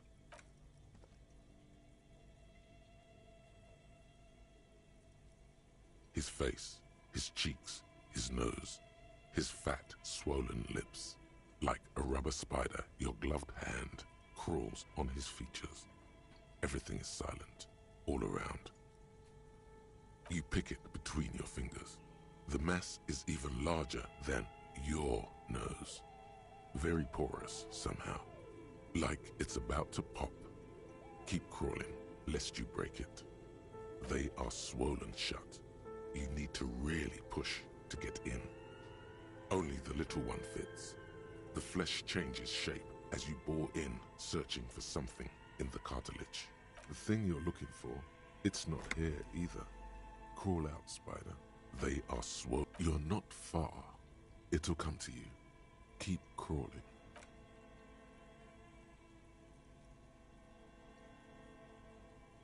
The oral cavity is cold and moist. A ball-like tongue attaches itself to the base of the mouth, lolling around like a scallop. You're on the right track. The tongue moves freely in the cavity. The mucus of the mouth is slippery, fragile, even through the latex. From the soft meat, teeth are budding. Hard pearls of bone in the gums and in the back of the mouth. Can you feel it? You're so close. Rip his jaws open now. Look in. A vision of black and dark red death, pried open by your hands and studded with teeth. Looks like he's laughing. Death fumes rising from his throat. And there, in the back of his mouth, above the bell of the uvula, right in the soft palate, you see a hole, barely visible to the human eye. It is swollen shut, almost vanished. No larger than 0.4 centimeters in radius, the edges appear darkened. Keep going. A black trickle of liquid runs into his throat from the wound. Your index fits right in there. A tight tunnel of flesh opens up. Tissue damage. Wide enough for 2 fingers. As you push both in, you reach through his mouth, right into his brainstem. Yes, that's what this part is called. The basal ganglia feels clumpy. What entered here has torn apart his reptilian complex. Your yellow fingers slide into the remains of the limbic system. There is no resistance. It's gelatinous. The slug-like structures are damaged too. The tearing extends deep into both hemispheres. The undulations of the limbic system have ended. All is quiet. The lieutenant answers with the sound of his pen on paper. Your fingers are all the way in now, reaching toward the inside of his skull. The cavity goes further, but the entry wound isn't wide enough for the rest of your hand to follow. Your fingers reach toward his skull. His cerebral cortex feels like jelly, cold jelly. Strange fluid streams down your wrist as you push deeper, until you feel it on the tip of your finger. Ice cold serrated metal. Its edges cut right through the latex and into your finger. Can you get to it? There's a tiny crack, a protrusion in the cranium, right in the back of his head. Your finger must be pointing straight at it, from the inside. The object that is in there stops just short of the skull, in the encephalus, knocking this tiny fracture into the cranium. This is the irregularity you felt before. The one that was too tiny to register consciously. We have the makings of a very small exit wound here.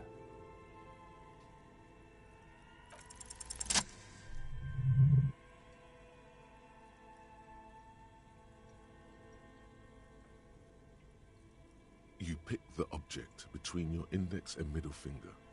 It feels sharp, like metal. With your face twisting from pain and concentration, all you need to do is just... Good. The inside of the head feels cold and smooth, like a glove. Sweat dripping down your brow. Careful not to lose the prize between your fingers. With a plop, your hand emerges from the mouth. The garden glove is covered in blood right up to the wrist. Between your fingers, a small flower. A blossom made of lead. A bullet.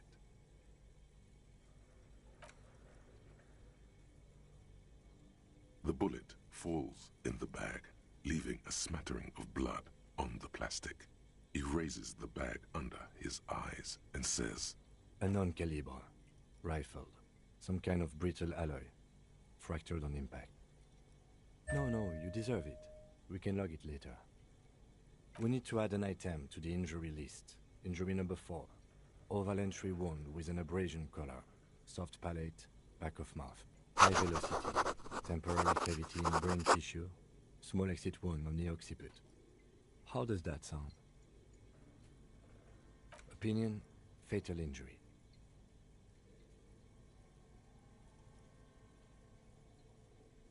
And one last thing. We can now fill in injury number 3. Ligament mark. Opinion non-fatal. Post-mortem. Treatment. He's proposing the bullet was the real cause of death, and the hanging an attempt to conceal this fact.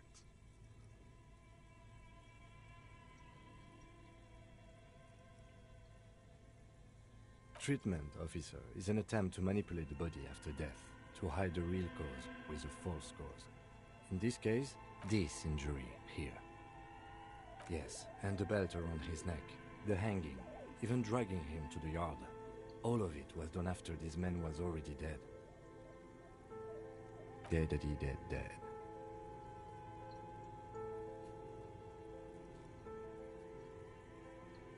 I did not just come up with this. I've had my doubts since you showed me the tracks, officer. Why did they carry him over? Why not march him? There is no satisfactory explanation. There have been other signs too. Small things. We were right not to assign hanging as cause of death, as the perpetrators expected we would. No such luck for them. We didn't fall for it, he thinks. There's pride in there.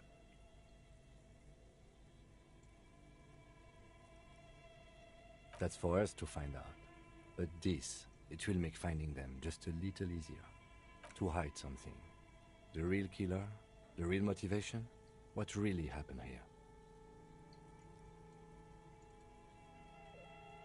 Oh, you really do.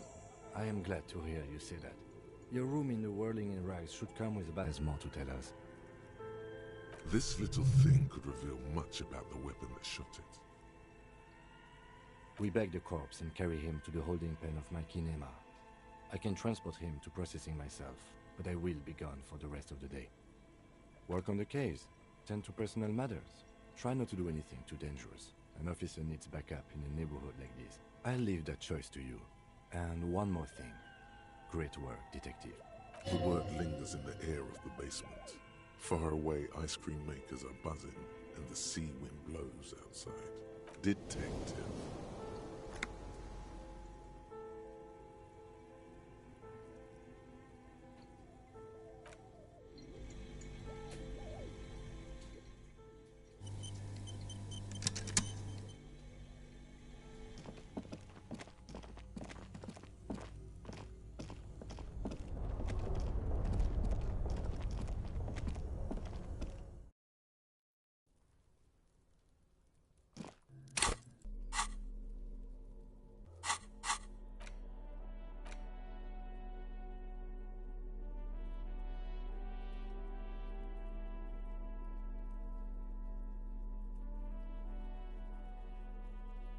bullet is safely sealed away in a plastic bag bearing the RCM stamp. Kim has filled out the label on the bag with the item number, case number, and date and location the bullet was found. Beside his orderly handwriting, the bullet looks especially sad, like a tiny, shriveled head of cauliflower. What? Well, if I was the bullet, which I'm not, I would say, find the weapon that shot me.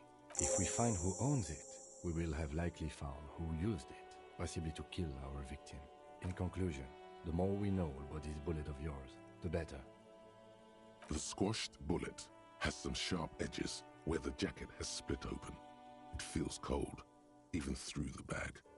The jacket of the bullet is made of a yellowish metal.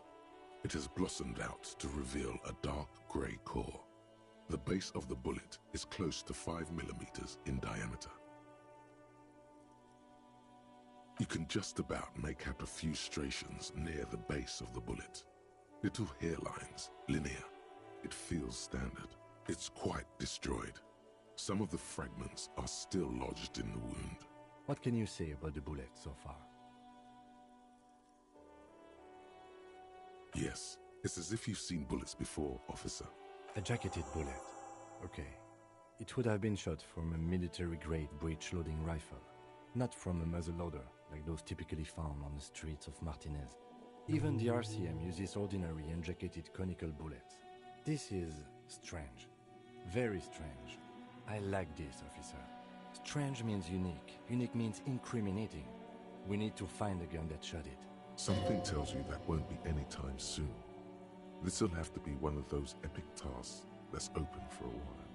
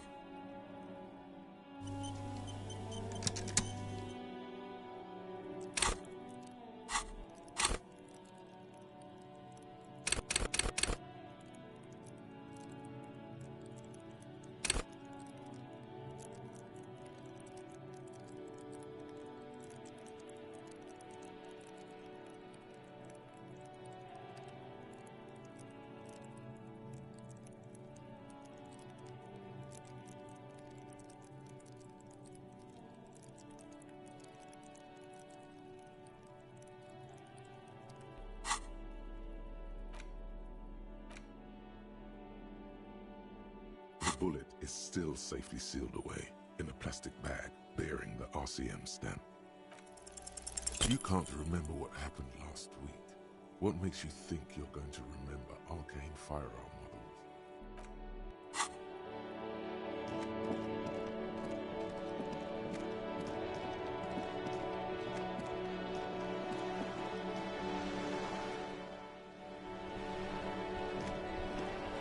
Officer, God damn it. Pull yourself together, Rene. What do you want? It's a Bell McGrave. 4.46 caliber. Breech loading. Revachol made. Good weapon. Accurate and reliable. His moves are quick and precise as he first checks the weapon, then aims it at the sea. This man knows firearms intimately. This one's inoperable.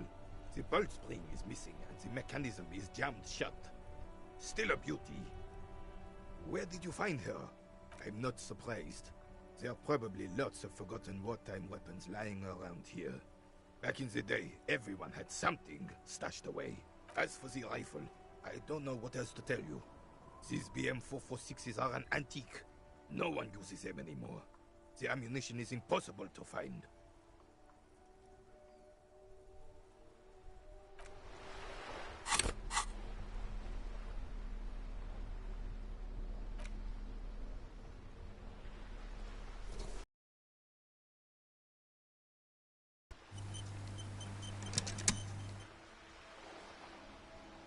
purity of snow always reminds me of the purity of a man's soul, if he's got principles.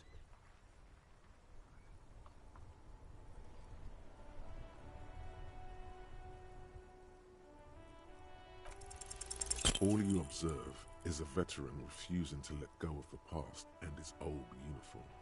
This is not uncommon. This is the uniform of the Royal Carabineers in service of Frissel I, Guillaume le Lion, and the valiant King Philip V before him. Don't you mean Frissel the Fan? You do not speak his name, Craven, although he was a clown. But he was our clown, ours to ridicule and to mourn. There's something you missed. You will get to it. Don't worry.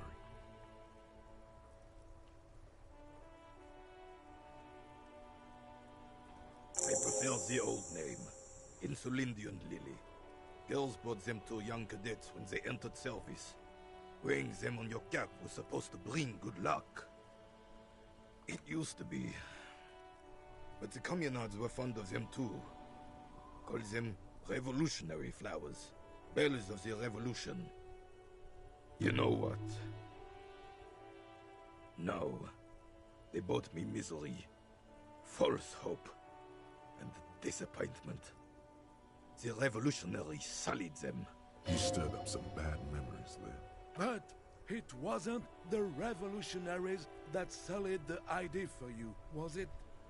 She gave them to me too, and your jealous little heart just couldn't accept it. Enough! I can go over these matters in detail with you, Gaston, but not while we have company. So, officers. Maybells don't blossom yet, do they? Maybe on some remote parts of the city they do. But I think you have to wait for at least a month.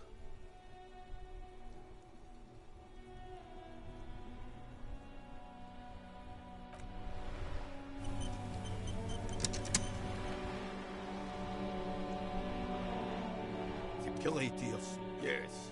The Debardeurs Union pays me to stand vigil during the nights. Not out of any political allegiance, mind you. I'm an old man. Don't sleep more than a few hours every night anyway, and money is tight. He feels like he has to justify himself for some reason. Yes, it does. Unfortunately, I wasn't working that night.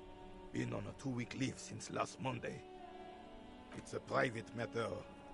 Nothing to do with your investigation. You see, officer, René is the kind of man would rather die than admit he needs medical assistance or, God forbid, sick it. A real man's man is just gonna ride it out. I'm fine, goddammit. Mind your own business. It's nothing. Just got to cut back on coffee. No one. The bus has been unmanned since last Monday. There's no other guard. It's just me. No one has been guarding the container yard since last Monday. Yes. It's not actually an issue. I mean... Look, officer. The container yard doesn't actually need a guardsman. Never had one before René. Monsieur Claire had that booth built specially for him. It's mostly decorative. The possibility of someone being in there is enough to discourage any ill-minded individuals. Evrard created this job for René because he knows the Royal Carabiniers' pension of honor and PTSD isn't something a man can live off. A decorated Kingsman collecting tear reflects bad on the whole neighborhood. His words.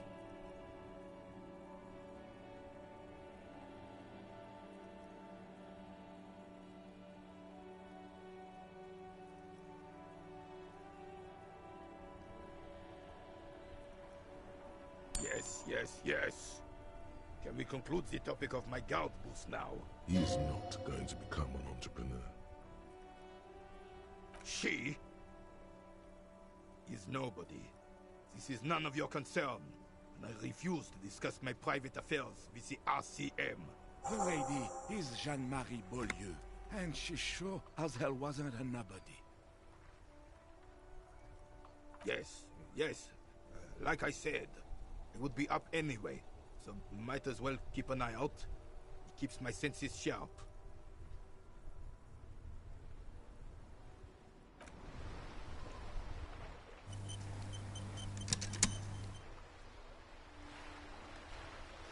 The purity of snow always reminds me of the purity of a man's soul, if he's got principles.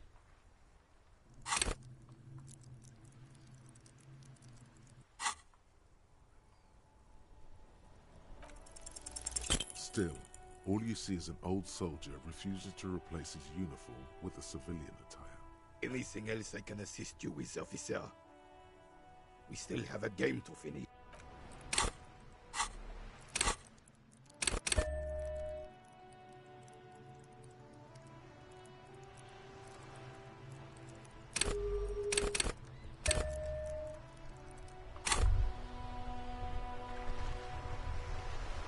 Hear that? Magnesium. That's what you're lacking. The lack of magnesium has you slouched. The magnesium levels in your blood are dangerously low. It's about the low magnesium levels and not the high alcohol levels. Yes, and it's critical. Look at yourself. You're practically devolving into a fish due to the lack of magnesium in your bloodstream. Maggot sideways? What are you talking about? You need to maggot up. You've probably had 2 heart attacks and a minor stroke already, and the only prescription is insane amounts of magnesium. Yes, if you want to live, you need to evolve.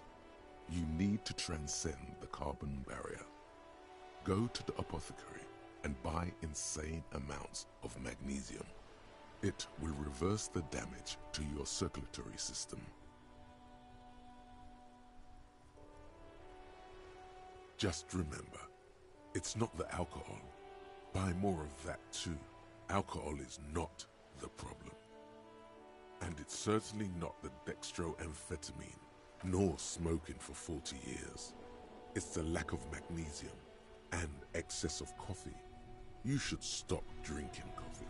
It wreaks havoc on your gastrointestinal system.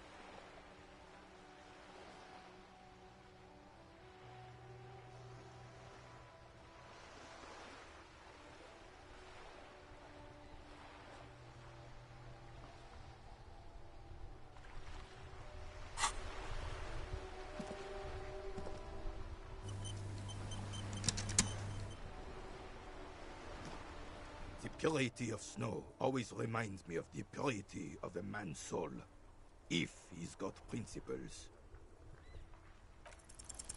Still, all you see... Anything else I can assist you with,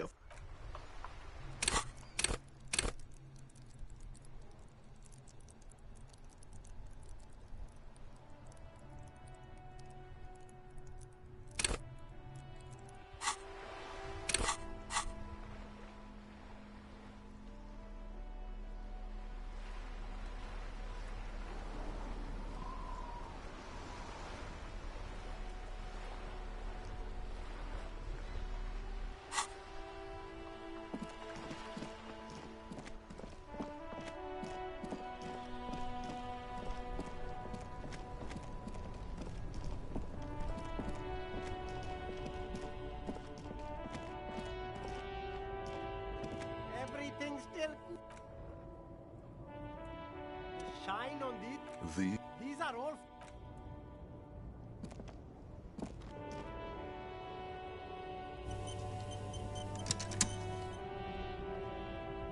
You keep coming back. That's good, officer.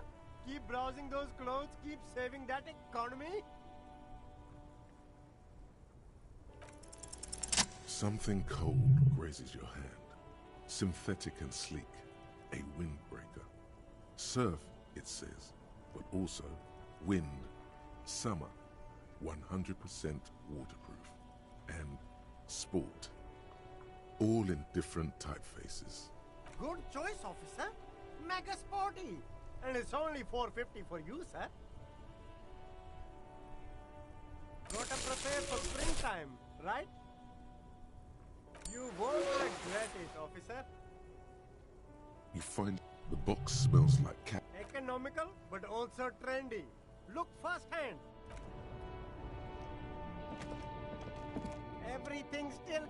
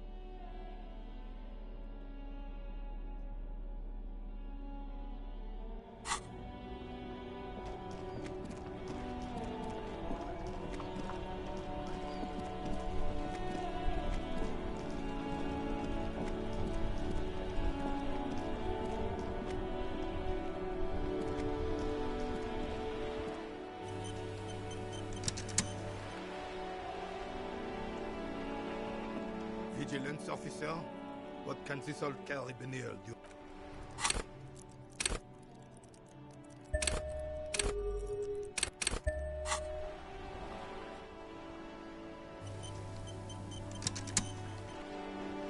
Vigilance officer, what can this old carabiner do for you? Still, all you... Anything else I can assist you with, officer?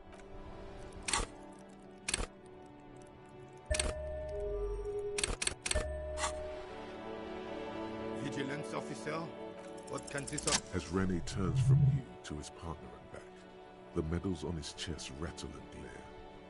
He keeps his spine straight and his ribcage lifted, displaying them proudly. 2. The larger one is shaped like a cross, while the smaller medal resembles the sun. A crowned head in front of 2 crossed rifles. The medal hangs from a blue striped triangle. A small blue star inside an orange sun. It has the word Valiant written below. For bravery. It's a conflicted topic for the old veteran. There must have been a number of controversial episodes in his service days. For doing my duty in the heat of battle. For looking my mortality in the eye. When men like Gaston here hid in the bushes and shot themselves. He saved some muddy princeling who foolishly strolled into the front line in his gown of velvet and gold. It was on the first months of the revolution here in Revachol. Unrest was spreading like wildfire. Marauders had taken most of the Couronne and were getting really ambitious.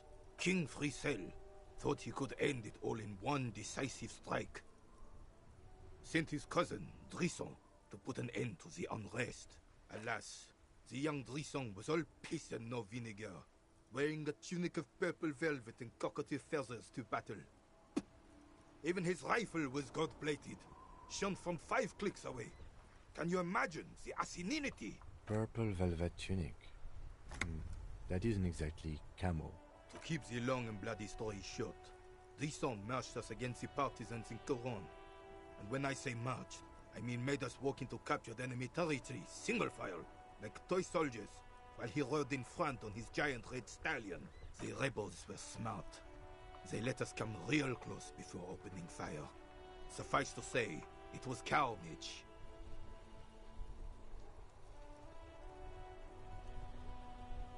I got shot in the left shoulder and went down. Just a flesh wound. But just as I turned over, the prince fell into the mud next to me. He was missing his lower jaw. Then his horse, driven mad by the noise and smell of gunpowder, stepped on my leg and shattered my knee. Hang on to the story. Veterans get sentimental after such retellings. This might yield something useful. I grabbed my sidearm and shot the beast in the head. Then everything went black. Capitaine Arnoux, le fléau des chevaux. When I came to, it was all over. It was just me and Jolas Tresson, gurgling in the blood-soaked mud right next to me. The dink had taken numerous flesh wounds and lost a lot of blood. But despite missing his jaw, he seemed hesitant to die. Tougher than he looked, that one.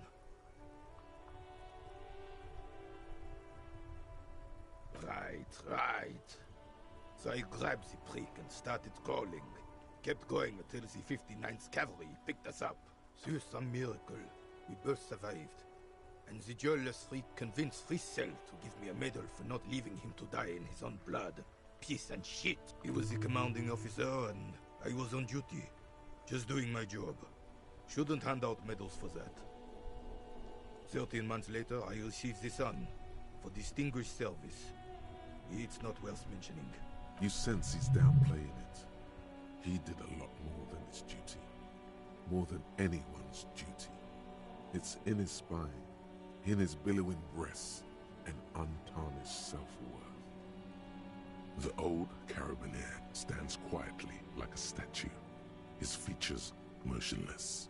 What Monseigneur Modesty is not telling you is that he crawled over 7 kilometers before the cavalrymen found him and Drisson. 2 days later that was. And that even while crawling with a mangled half-dead prince on his back, he still managed to murder 3 rebels on his way.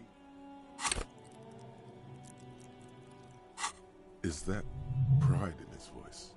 It's deep down, but maybe even unbeknownst to the man himself, it's there. Sorry, officer, but you're reading me all wrong. I'm a man of peace, and these kinds of bloody heroics are only impressive to men like René himself. Certainly not to me. How did you find the story to be, officer?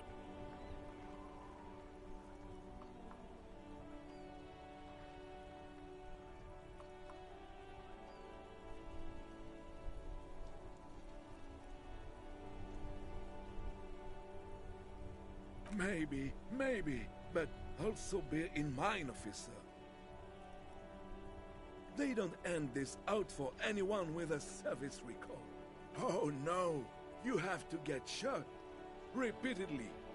And you need to get your hands bloody too. Really, really bloody. Do not speak of what you know nothing about, Outrun. Duty is something you will never understand. Bah! There were many such stories in those days. Many such men too. True Revacholians. Men with backbone. Oh yes, René, yes. Men were bigger, Girls wear prettier, and everyone wore the fascia. Lord, please, bring those days back, if you can. I'm not getting into this with you again. Officer, was there anything else? You should try to come up with a heroic story of your own. Impress this old soldier.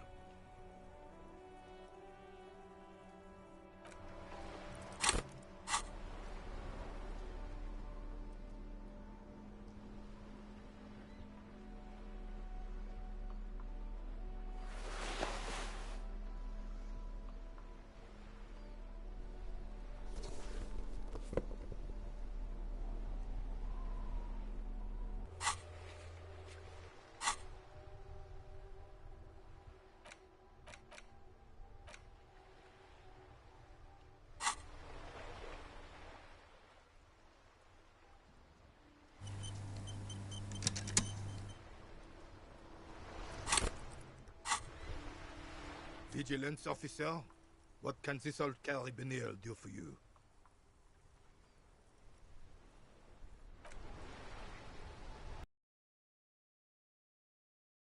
How down myself. This is divine. Yes, that's what you need, Gaston. More padding on that fat ass of yours. I hope your heart gives out. René, it's a little pleasures. Life doesn't need to be a struggle. Hello, officer. How might I be of assistance on this fine day? Oh, sweet Jenny. She was the finest woman in all of Revachol. Maybe the entire world. Do not defile her memory, Gaston. Let her rest in peace. His tone lacks its usual intensity, like he doesn't feel he has the right to speak on the matter. We knew her, all right.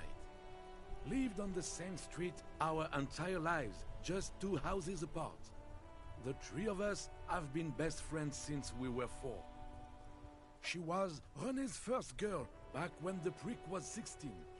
They were courting till he decided he'd rather die for some great ideal than just be happy.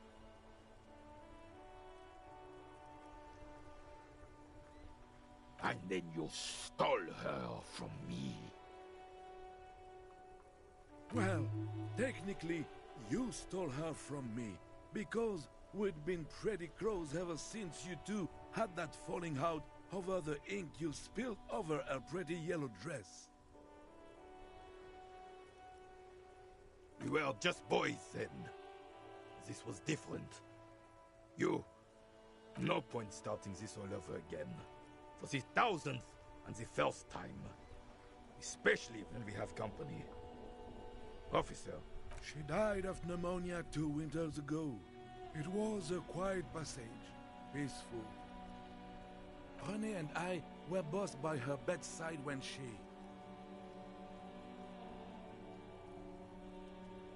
died. No use sugarcoating it. Won't bring her back, will it now? Departed. Until the very end she couldn't decide between us. The most indecisive woman I've ever met. She could never make up her mind about anything. What to have for breakfast, favorite color, or which one of us to marry.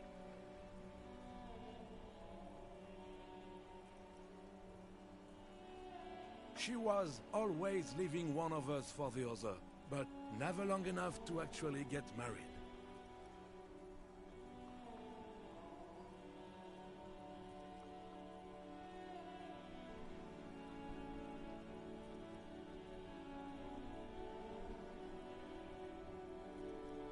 Heck, technically, we're both still engaged to her.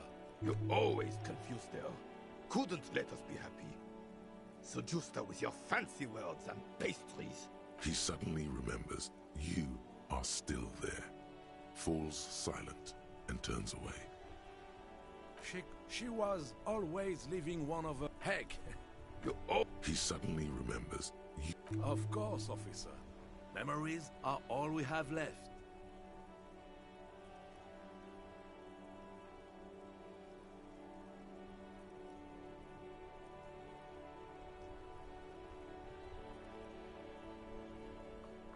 Let me think. I heard someone was hanged and left on a tree for a week. But that's all I know, really. No, officers, I'm sorry. And I really would like to assist. You are both good guys. I can see that. Then help them, you wimp. You have plenty of shoulder with the ghost caviar in the Union. Someone must know something. I wish I could, but I just don't know anything. I always keep my nose clean and don't gossip.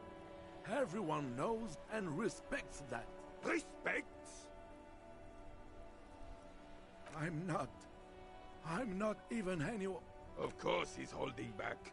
His mouth is so full of Union prick he can't even speak properly. Can I at least finish my fucking sentence before you piss on it? Is that okay, René? I'm not anyone important in the Union. I just know Evrard. Everyone in Martinez knows the Clare brothers. I taught these boys human studies and history in the gymnasium. What do you know about history? You never witnessed history, only heard about it years later, when it had already moved on. You don't know history.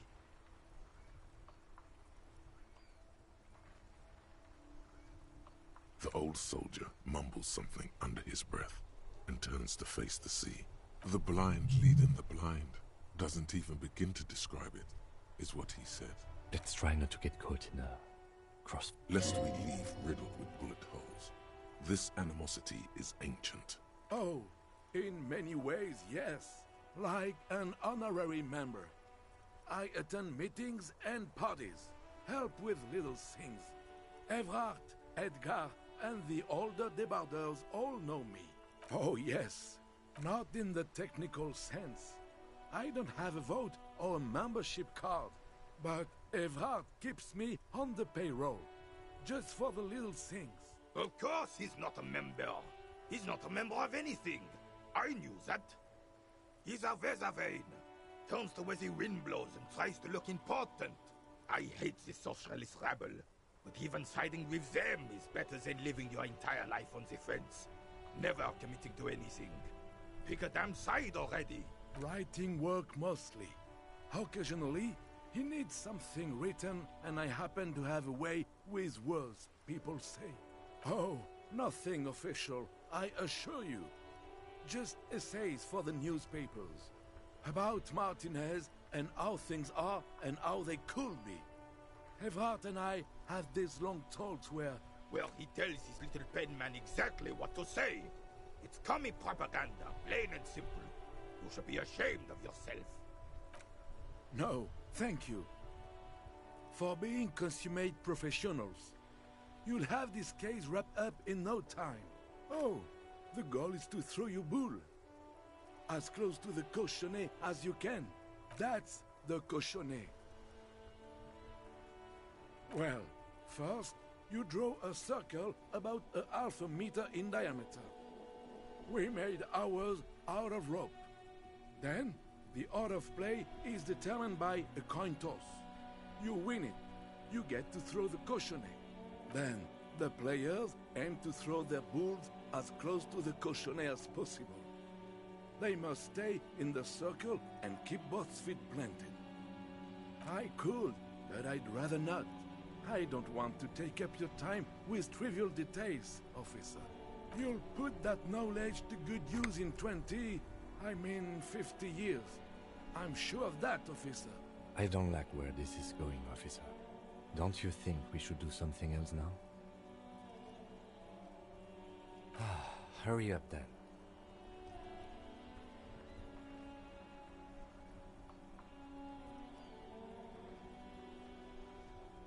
I'm sorry, officer, but I really don't share food.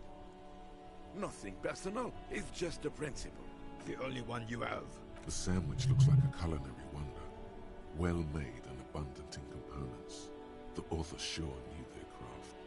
In addition to the obvious slice of ham, a fat one, you notice a brim of a tomato peeking from below.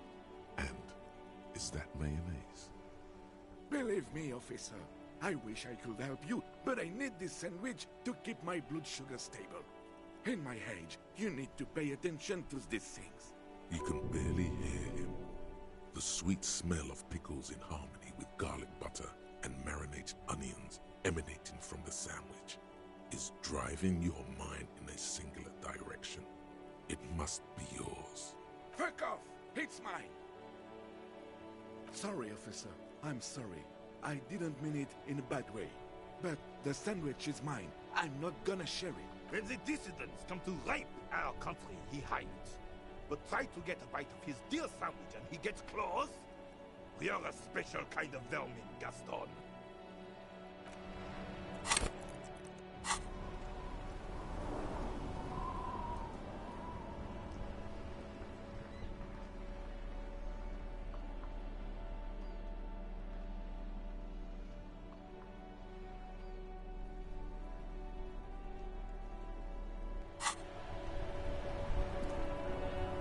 It is such a pleasure to see you again.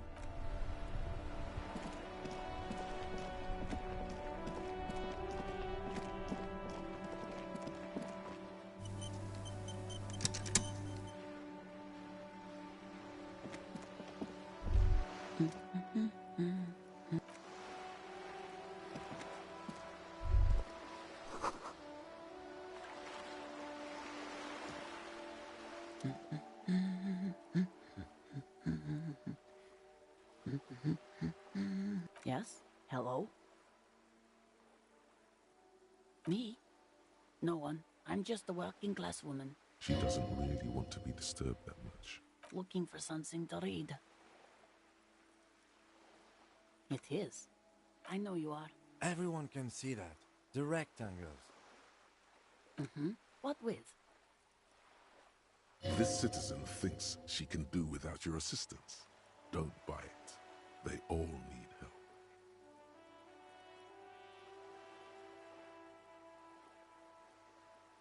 Her hands move over the book covers. The tips of her fingers look rough, stained with yellow. It seems like she has spent a lot of time at work, smoking. An array of neurons fire up with joy.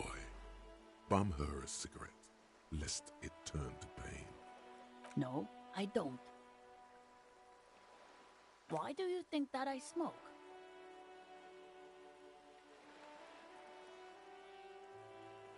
It's not like yours look much better. She is right.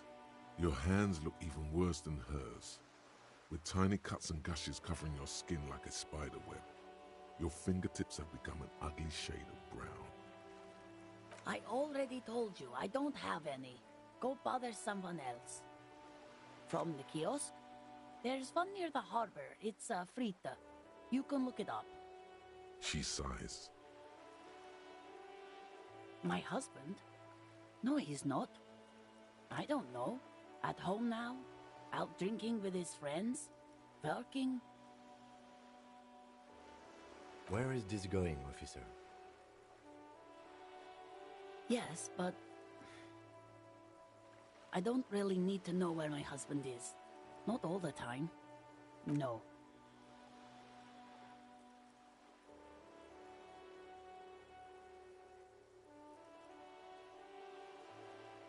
Why are we still talking about this? I haven't lost my husband. She has, though. The husband is totally lost. You should tell her that it's okay. What?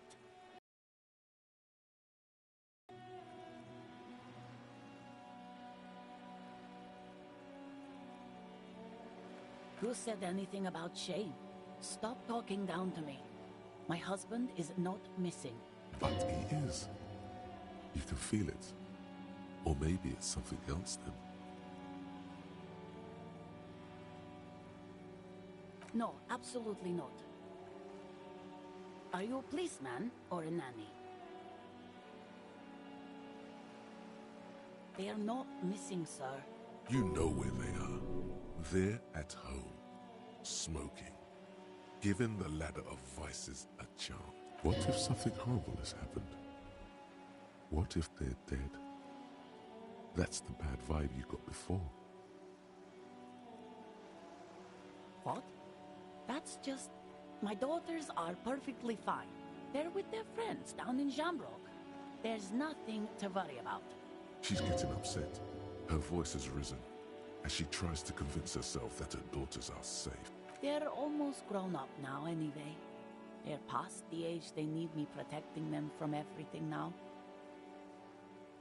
My youngest girl, Jolie, is just shy of 16.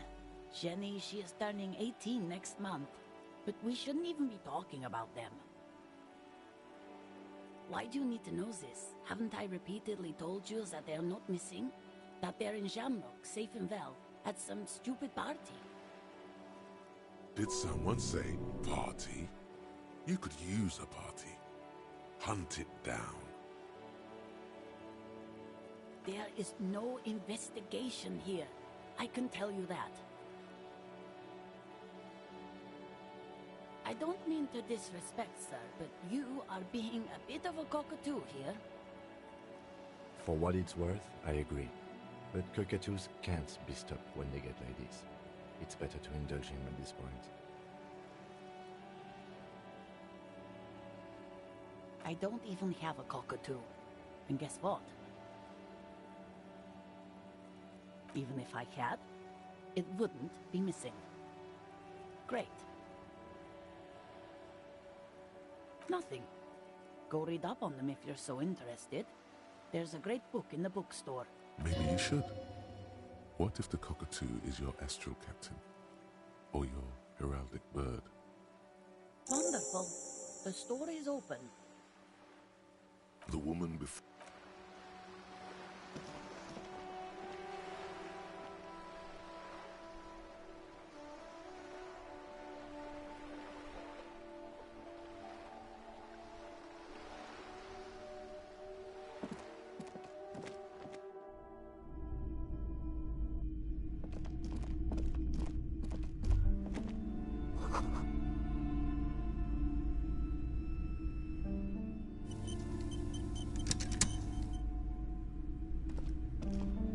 A sulfur-crested cockatoo sits on the cover, its beak slightly open. It looks as if the bird is calling out the book title, From A to Zurich, a guide to a well-behaved cockatoo. Turns out that there are so many different cockatoo species, and they all have behavioral problems. You don't have behavioral problems. That's garbage. It's a must-have if you own a cockatoo. I've heard they're quite capricious.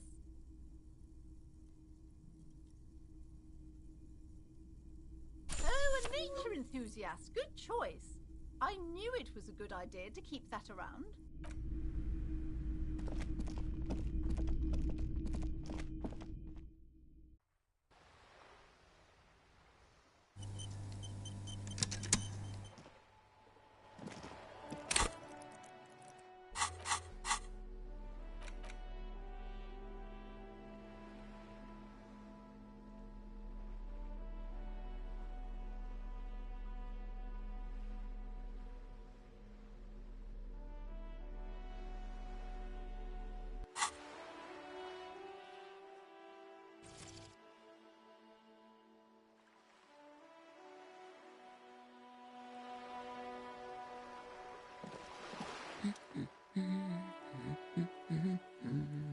The woman...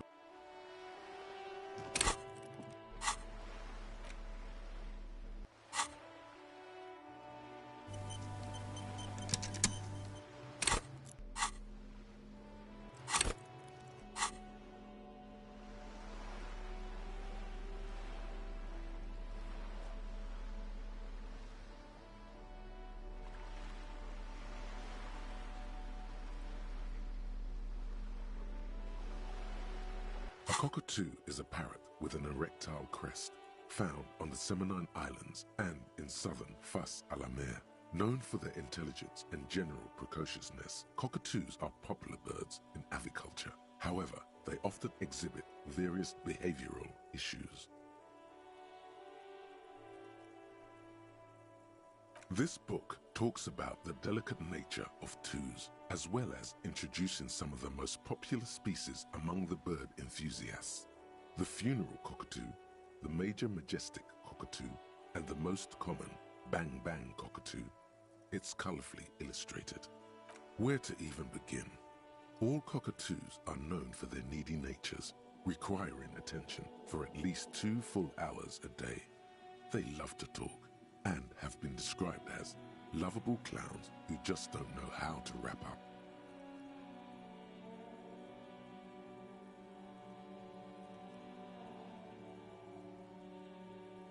Pet owners also report moodiness, loudness, and hostility as recurring issues.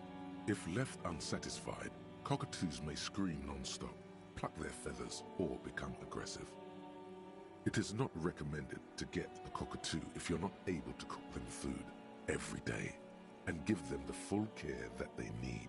These birds will never understand that you have a life of your own. Where to even begin? Pet owners also report it is not recommended to get a cockatoo if you're not able to cook them food every day and give them the full... You're right. Cockatoos are magnificent creatures.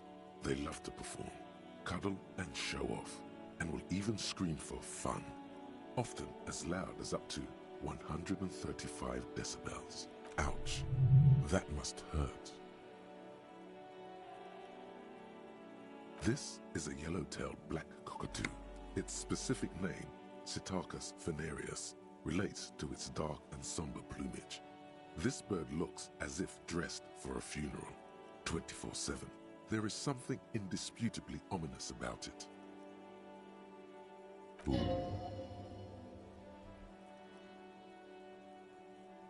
Perhaps the most impressive of all the species, the endangered major majestic cockatoo, is often described as the most flamboyant bird in the jungle. Its pink-colored wings and flowing crest embellishing its proud and bumptious nature.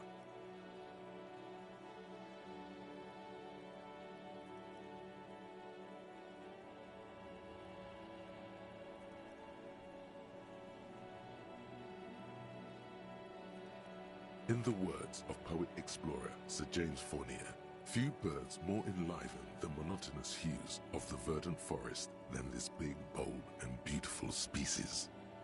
It must be glorious to behold, dark pink and snow white.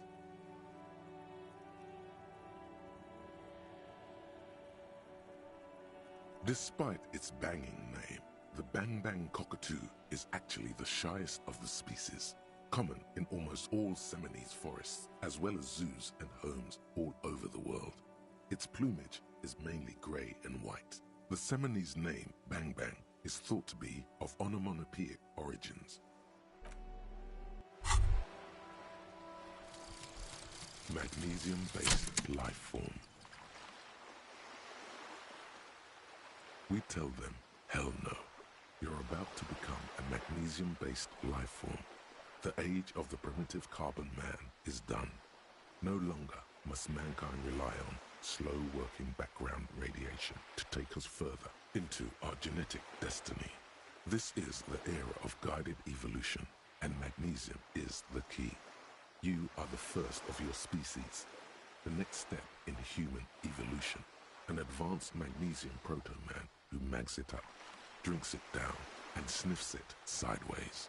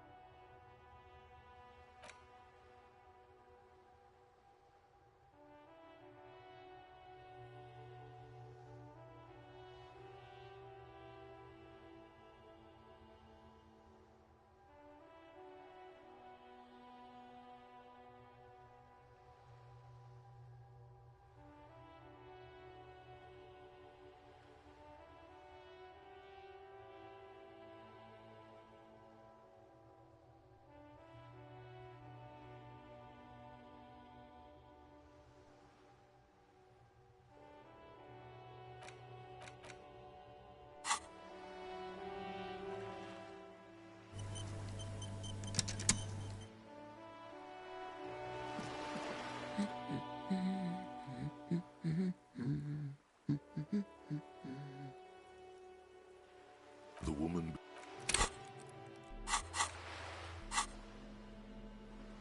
A cockatoo. This book talks about the delicate Yes, but all those cockatoo species are so different.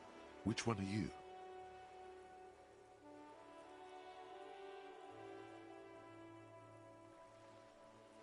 You're right. You're a fuckatoo embodied. This sorry-ass bird belongs on your heraldry. It probably doesn't even have feathers and only screams.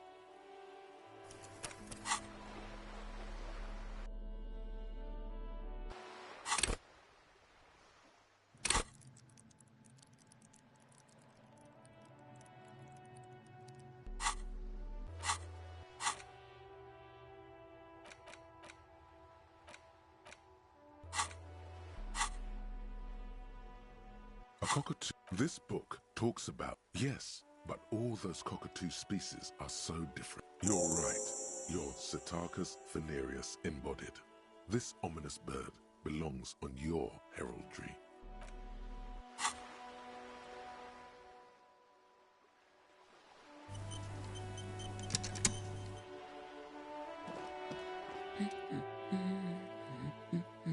Excuse me? I don't know. The most talkative one? The what now?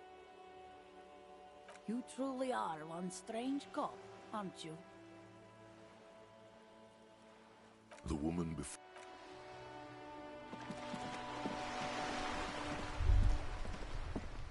There. Working class drunk. You know what this means, right? Cracked it. All in a good day's work. What do you mean, what did I crack? Look at how working class that drunk is.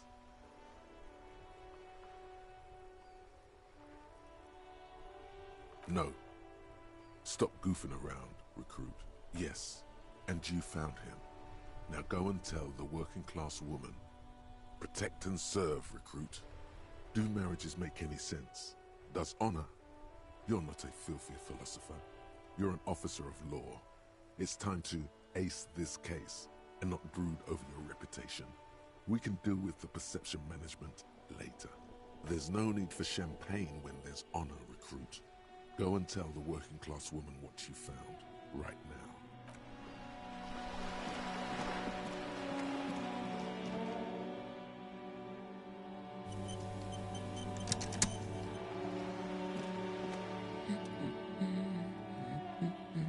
God damn it, I already told you. My husband isn't missing. And I specifically added that I didn't need to know where he was. Very well then. Where is he?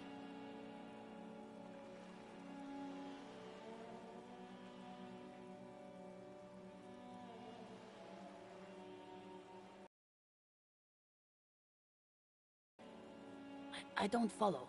There's something else hiding in her voice, though. A trace of worry. Right, 'cause working class women come with alcoholic husbands. You know what?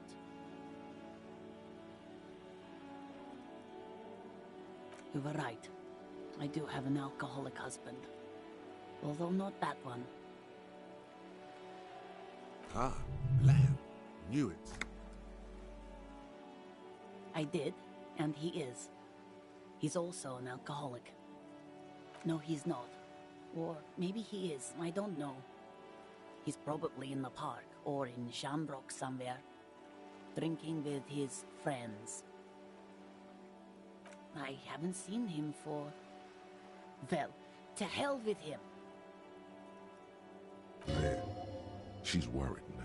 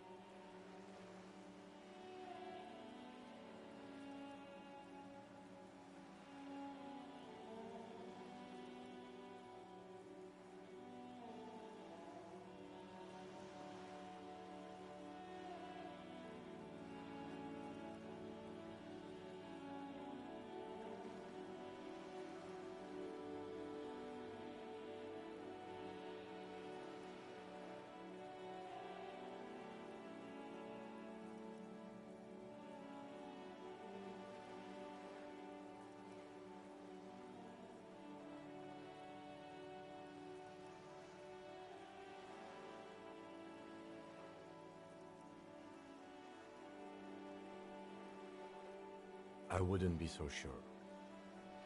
Man, just to be completely clear, do you want to report it to the police? Report what? He's just out drinking with his friends. I'm sure the police has better things to do than to chase down local goofballs. She sighs, but you can detect a slight hint of gratitude and relief from her face. All right, go ahead. Do you have any questions? Honestly, not that different from you.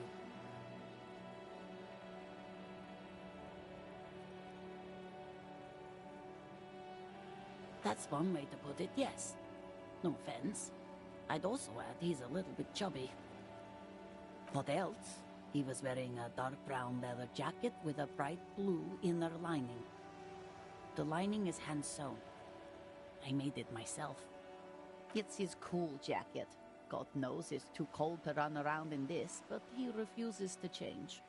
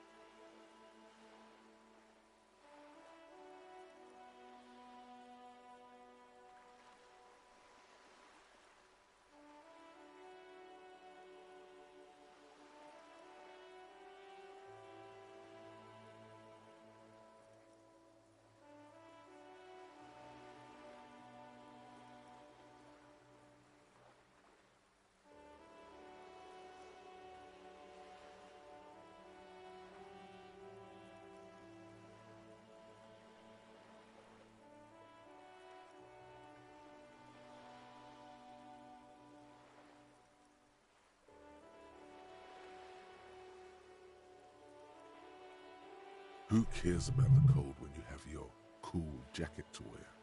You can completely sympathize. I even tried throwing it away once, but he just dug it out of the bin. Can you believe it? Well, what can you do? I hope that at least that extra lining helps him keep warm at night. I wouldn't like him to catch cold. She's thinking about him out in the cold, in some park, or on the coast. And it's making her more and more worried.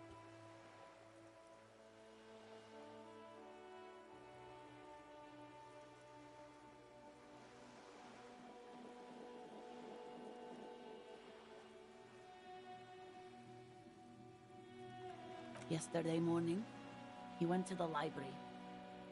He went to retrieve my book, and he promised he'd walk straight back home.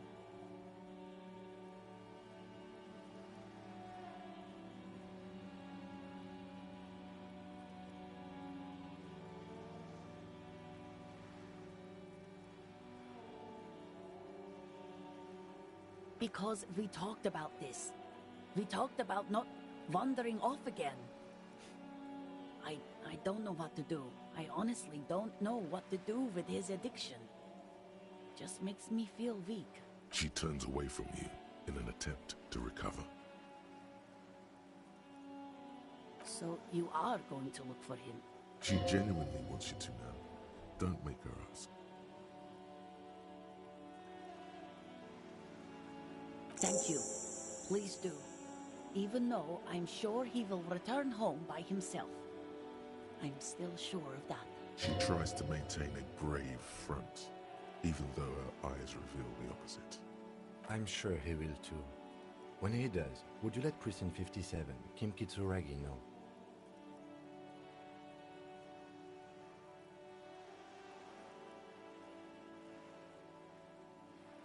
I will, of course, officer. As I said, it's probably nothing. Right. What about him?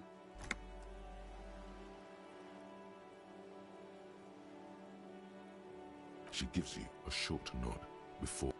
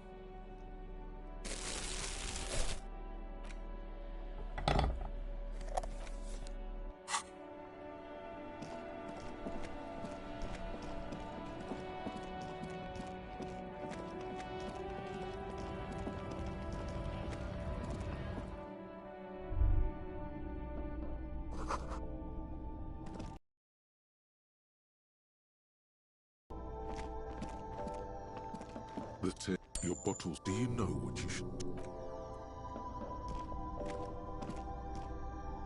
A small cabinet on the wall is filled with various medicine bottles, nasal sprays, and blister packs. Okay, here. I hope Saint Baptiste makes you feel better or something.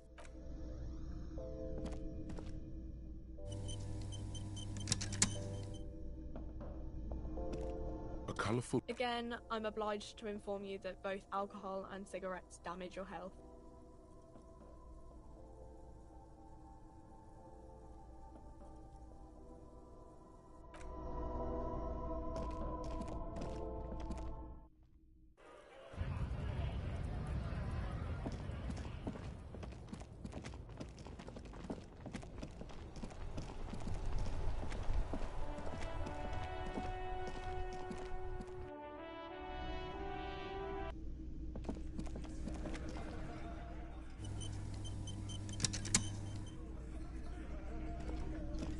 I've got nothing to say to you.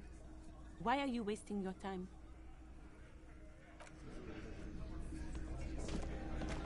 The clowns are still hanging around. What is it now?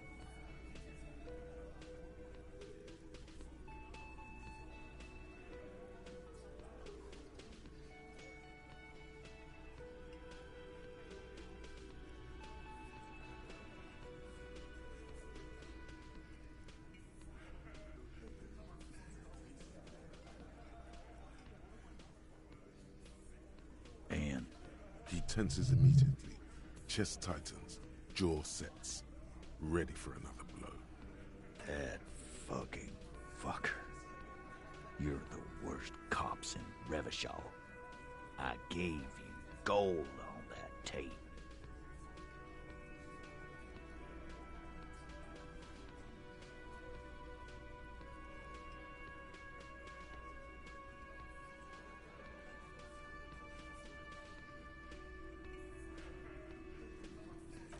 Fuckity fucker. And what did she say then? That it's fine. People are supposed to be like that. Sounds like he wanted it to change her mind about the hanged man. This is definitely personal.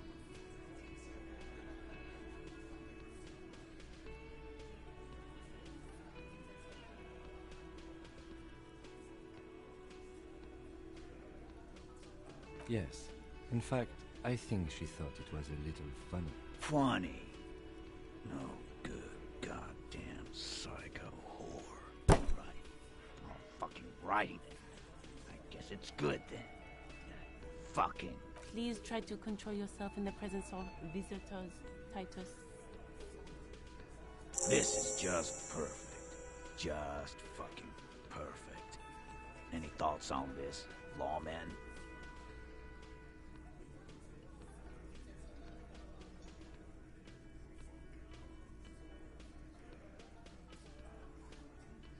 they're all queers. Can't bump, hard fist, or anything. That's all right, Glenn. I just thought you. I thought anyone would come around if they heard that shit. Apparently I was wrong. Yeah, that was fucked up. You wanted her to see the man for what he was. Now that you know, you might want to lay off this topic, or else you might antagonize him. I just got too worked up. Big man lost his shit. It's cool now. Nah, I know her. She's just a girl. In over her head.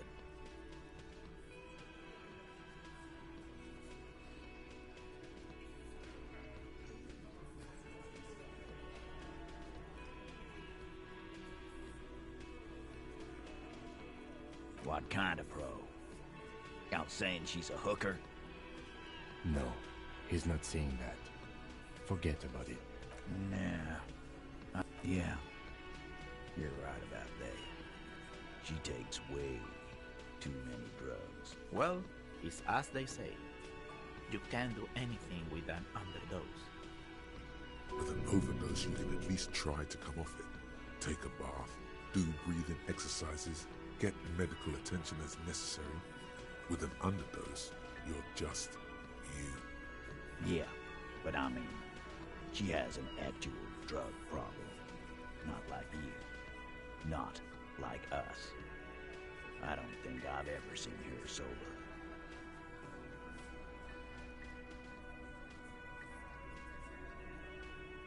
Yeah, maybe. That is a possibility. He does not sound very convinced anymore. I already told you. We fucking hanged him. There's less gusto in his voice now. His men too are growing increasingly silent. Come on, Titus. It's been a long day. I'm tired of running back and forth between you. I can see you're tired too. Why don't you just... You know what? I am tired.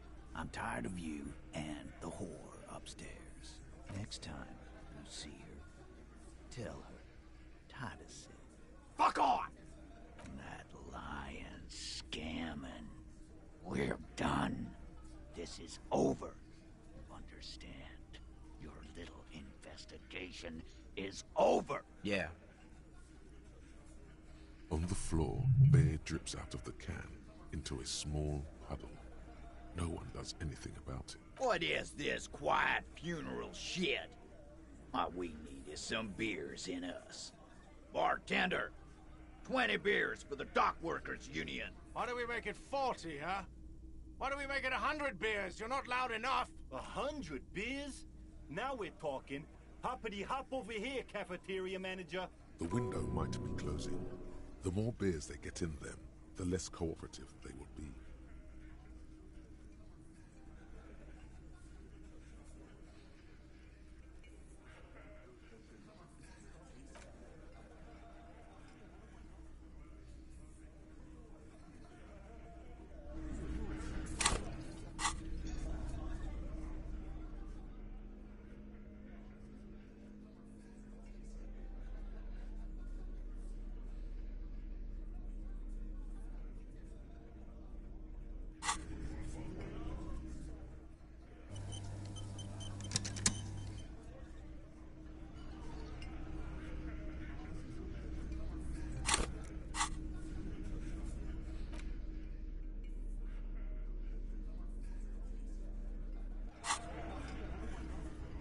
It's you again. What is it?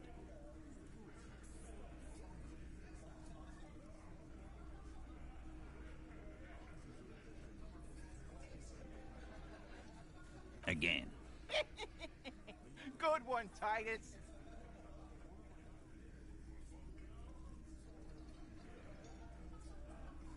Huh? There was a bullet in the dead man's brain. Why was it there if you hanged him? How the fuck do I know? Anyone could have shot him. Target practice, maybe.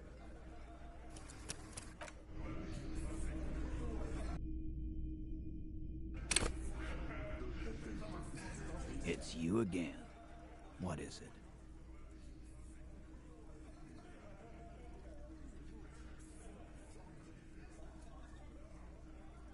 bullet, you say? That's mighty curious. Indeed, mighty. How did it get there? Well, there are so many bullets in the world, and so many heads. I guess it's only logical. At some point, one of them bullets had to end up in one of them heads. It's bound to happen again, you know? Just statistically speaking, of course. Wow! He's got it in a real evidence bag and all! Why don't you go home and log it into evidence? These men have told you what happened. You know what I think? I think he was shot in the head as a kid, and his brain grew around the bullet. Around the bullet, man. That's a good one. They're only pretending to enjoy this. Beneath the act, they don't like you knowing this. Shit! I probably did shoot him. I was drunk last night. You guys know me when I'm drunk. Yeah, Glenn likes to shoot his guns when he's drunk. Better hope he stays sober. No, he meant before he was hanged. Did you shoot him before you hanged him? Before? After? During? This is getting ridiculous. They told you what happened. Stop wasting your time. Never been worried in my life, Loman. Again. Good one, Titus.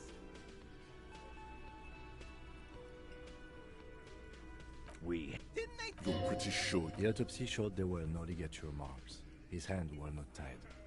Can you explain that? Look, I'm not gonna...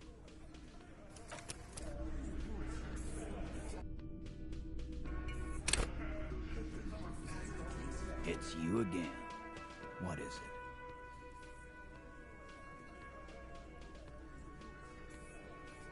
it? Again. Good one. Huh?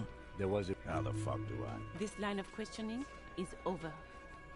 You got the cause of death already? Hanging. If there's any post-mortem trauma, it's your problem. This will not turn into a cross-examination. This was a good move. Also, notice how Titus doesn't like her much, especially when she's calling the shots. Didn't they take... You're pretty sure you've had at least 2 years. The autopsy showed there were no...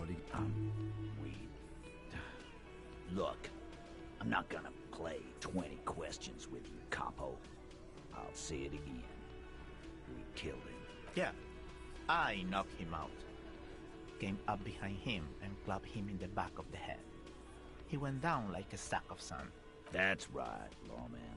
And then we hanged the fuck.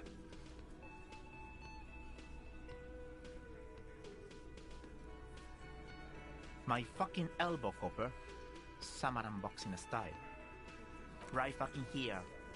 Eugene already told you that the fuck had started coming to our bar. Yeah, man. Weren't you listening? They keep speaking for Titus, so that he wouldn't get his hands muddy with too much explaining.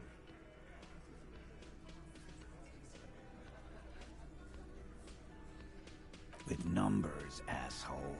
How do you think? You're right, Lizzie. I've done enough explaining here. No, he hasn't. Not yet. Weren't you fucking listening? Titus lets the others clear out the details, so he doesn't get his hands muddy with explaining too much. Of course he... Fuck up. Keep your eye on this powerful guy. Sooner... And fuck... His all... This one is a stone wall. Like what, Copper? About fucking time.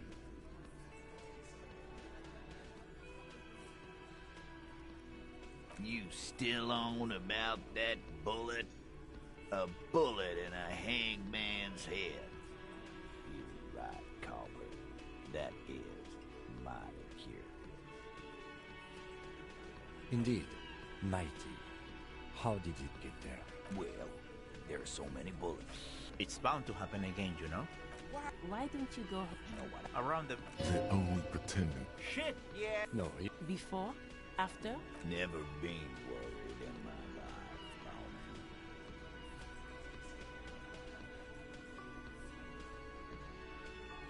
Lawman. A witness? You ain't got shit. The locals would never come to you with this. That's just cop tactics, Titus. Next, he's gonna tell you one of us already rolled on the others, and he's in witness protection. Well, let's hear it then. Who is your mystery fella? He's not alarmed by the sudden appearance of a witness, but he is surprised.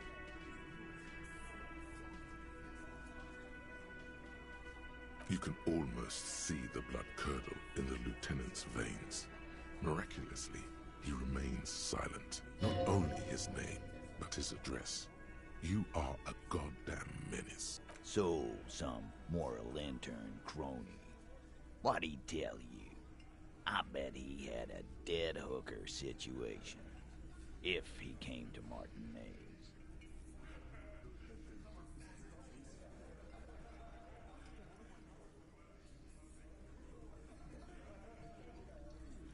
It's you assholes that feel the need to go around like a fucking brass band. The Hardy Boys are dead silent. Yeah, it's like they put cowbells on you before they send you to the streets. What's with the cowbells, policeman? Vapor, huh? Well, that checks out at least. For the record, which I have to type up later tonight, no apocalypse-related testimony was provided to us by the witness. Check out the stand-up comedians the RCM has. When are we gonna get funny men like that? Arab guy? Boss, I think he's trying to say me and Theo. Well, yeah. What is confusing you? Eugene, Theo, and Elaine were there too. I already told you.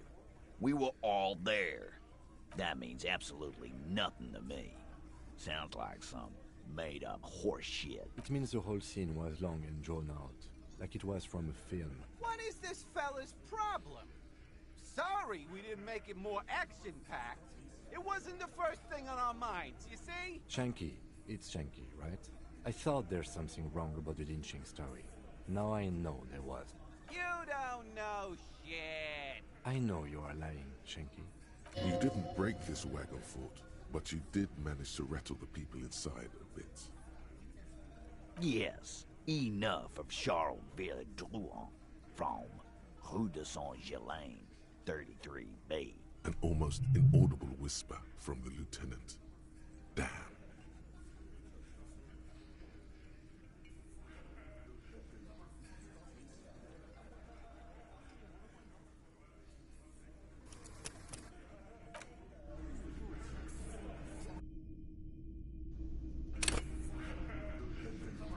It's you again. What is it?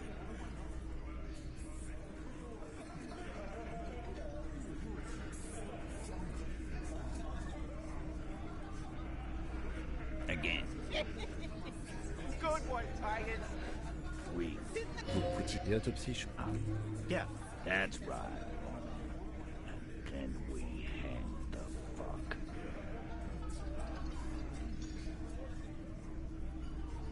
Like what, Copper? Huh? There was... This line of... This was a good one. Also...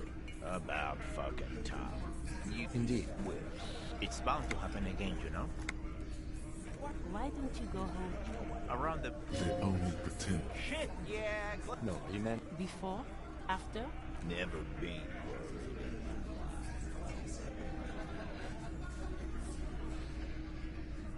life. With us, just contact this Titus. Well... He's not alarmed by the sudden appearance of a witness. Yeah, right. Like we wouldn't know if an... Nice try, right? I've seen this shit a million times, Titus. Fly fishing. They are desperate. The last copper. It's... Yeah. It's like they put cowbell... Well, yeah. What is confused? Those. It means... What is... Shanky. I know you are... You didn't break this wagon fort. Some. You don't have... You're doing a hell of a job, man. Hell of a job.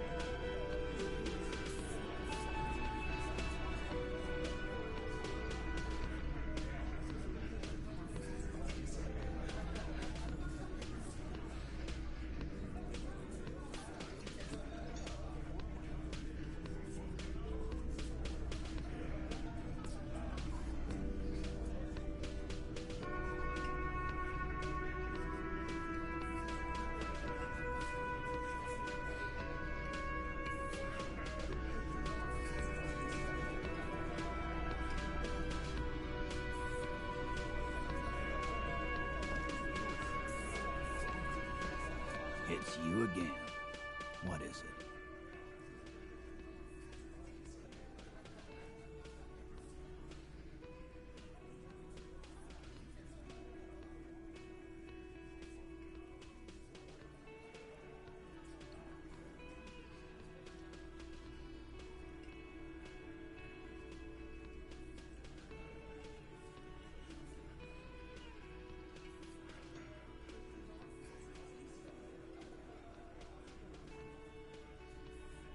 Like hell, you hell. There is no local drug trade. This place is as clean as a rifle. Go back to Jamrock and ask the local junkies how clean your streets are in Precinct 41 kilos. We'll do that. In the meantime, did you know that there's an abandoned lorry at the intersection that was used to move raw ingredients for drugs from Terminal B to Jamrock? The person driving it was present at the hanging. It was one of you. We've connected the footprints. Detective, do you want to deliver the coup de grâce? No, the thunder is his. Leave it to the lieutenant.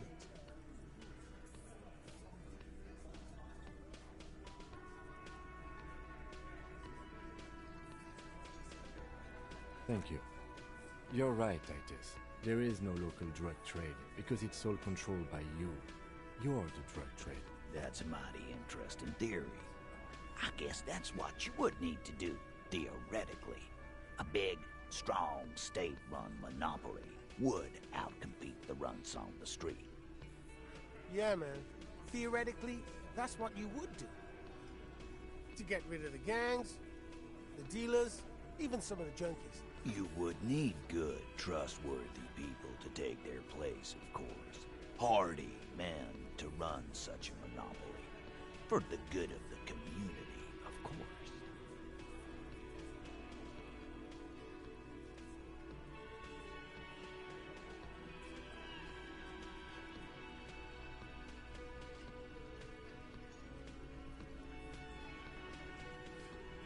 Who fucking who? People will always be taking drugs. Might as well do it clean and organized. Yeah, that's what the labor movement is all about. Clean and organized. And the Hardy Boys are running it. Theoretically, of course. We're just talking politics here. My answer to your drug accusation is, how dare you? Go fuck yourself. Not quite yet, Mr. Hardy. There were 8 sets of prints on the crime scene. There are only 7 Hardy Boys here. My answer is, fuck off. Mind your own business. There is no 8th Hardy. I run this goddamn scene. Finally, you got something out of him. This could prove useful in the future. And here we go. Back to the usual. I know! Fatty walked on all 4s. He's so fucking fat, he left 2 sets of footprints. Go fuck your mom, Dennis. That's more like it, boys. You heard him. It was Angus on all 4s. Anything else you need to know?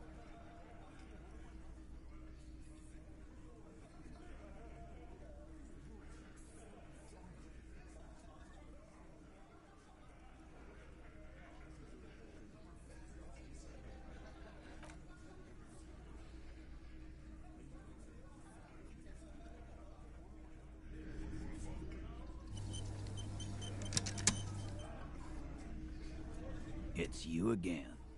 What is it?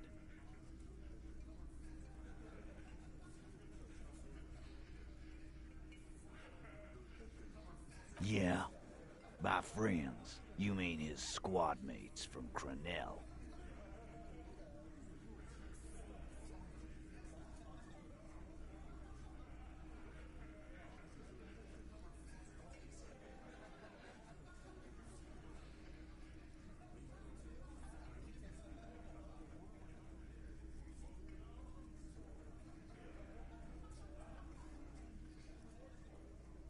Wouldn't want to beat up his grandma. This is what happens if you take the law into your own hands. Other people start doing it too.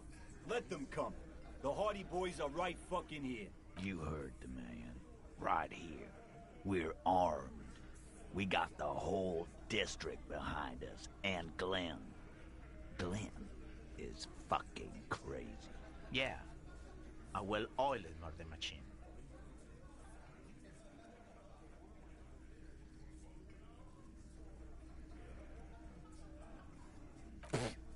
So are the local gangs. The fucking Barmy Army and the Madre scum. You've been out there. Seen any around? Yeah. Where are they now, huh? Sent back to Madre in an airtight cargo crate. These people are trained military professionals. Special forces, as you said. They're not a gang or Barmy Army. No, they're not. They're uncoordinated and drunk. Don't forget, we're listening in on their communications. Their shit is way apart. We got weapons of our own. We got Ister 50s, Zilagars. Glenn's got a knock cannon at home. That thing has 7 barrels, 1 trigger. You do the math. We got weapons of our... I guess we're gonna see, aren't we? Right about what? That a 50 caliber bullet goes through shit? Yeah, I am. We got weapons of our own. I guess we're gonna... Yeah, like you've been up against ceramic armor. You haven't even seen the whole suit, right? I've seen the whole fucking thing, and it didn't make him immortal.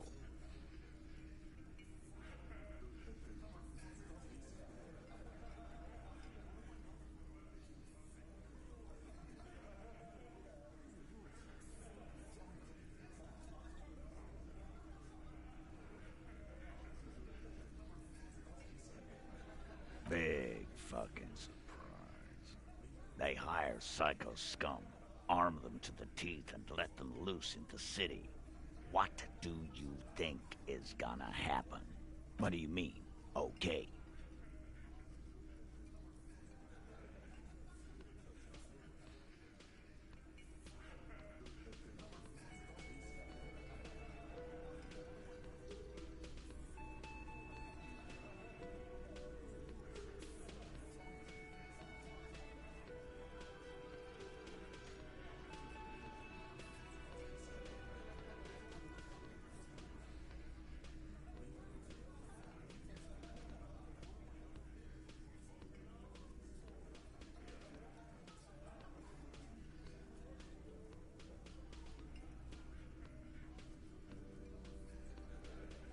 Yeah, just try not to get in the way when the whoop-ass flies over. Beneath the whoop-assery, it's clear that he appreciates all the help he can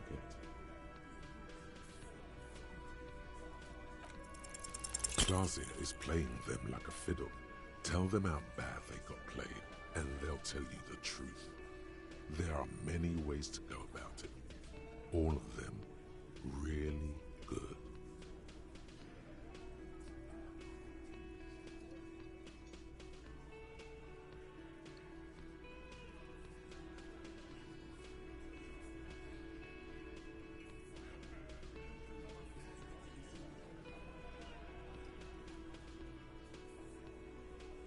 Those are the other guys. My shit is solid gold. You can trust me.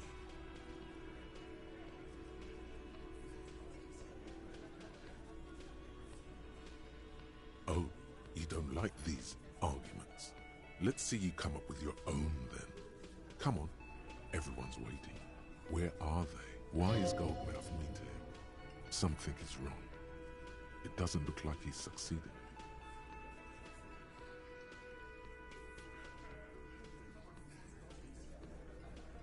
Those are the other guy. That's right.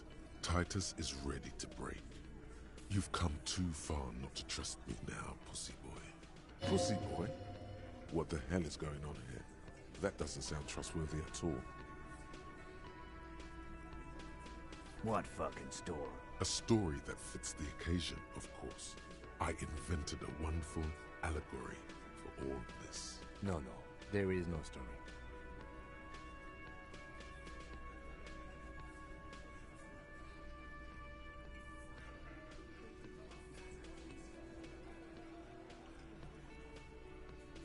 Fair enough. I was just gonna make it up on the way. Here comes the other good ideas. Sucks for you, but get this straight. No one manipulates Titus Hardy. I knew I was sticking it in crazy. But you have no idea what you're doing up there. I can see it in your face. Every time you come down and sing her a song, she's on your head, man. You're fucked. Brutal, Titus. Brutal, but true. She has a hold on him. The witness has no hold on officers of the RCM. My partner was just trying to get you to come clean in his unusually emotional... She's manipulating them, remember? I didn't tell you to say that. Who told him that filthy lie? It was me. I made you sound weak, and I shouldn't have. But this guy, Goldmouth, he's way in over his head. Be careful with his so-called advice. Again. Good one. How many... Or send them to Reunion to rot. For 20 years. For life. Oh, so you are just a simple, well-meaning man, eh? Ever been in solitary? He's clearly been in solitary confinement. So is hanging a man, slowly, without... Do you... Titus, keep addressing him. He wants everyone to know he's in charge. He's so sure it's him. But it's not that simple. There's someone above him. Titus, no one was thinking... That's it. There's some kind of power issue they don't want to admit. And the missing Hardy is involved. No. No. No. Fuck no! The big dick is right here, asshole. You're looking at it. Right. Fucking here. Disregard the outburst, officer. None of the boys have any comments on their power relations. That night, they acted as one. That's all. You don't... I know, Lizzie. Relax. No. Yeah! Quiet. No. This is... Why don't you... That's enough insinuation for today, Titus. Why? 'Cause he was worth... I am. What kind? The kind... A live grenade. Right here in our bar. This one. I can't prove it. 'Cause one night... Really? Yeah. We couldn't believe... Wrong. There's a slight... Kill us all. Yeah. He grabbed... Yeah. Show me your cunt. Why don't you show me your cunt? Then, he gets knocked on the head with a wine bottle. Doesn't he? Titus. Fuck off, Carl. What are you talking... What you need. As you can... It's true. She was the only thing holding him back. About fucking time.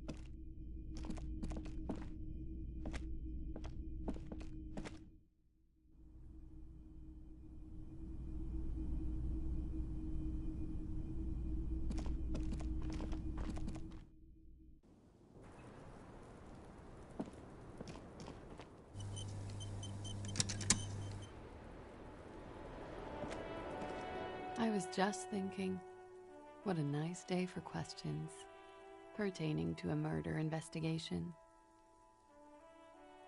Not my favorite topic, but okay. Bullet? They shot him too? They stripped his clothes and they shot him? You mean after they hanged him? I'm confused, sorry. So am I. Were you aware that he had also been shot, miss? Things are starting to go a little over my head here. I thought he was hanged. I was not present when they did it. I don't know what happened. I just know what they told me. And Sylvie, the bartender. It's hard to know what to think about that answer.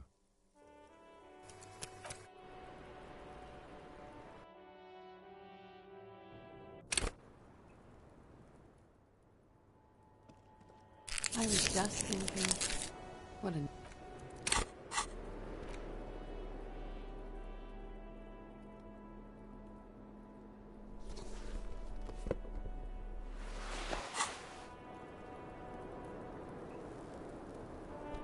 I was just thinking, not my favorite topic.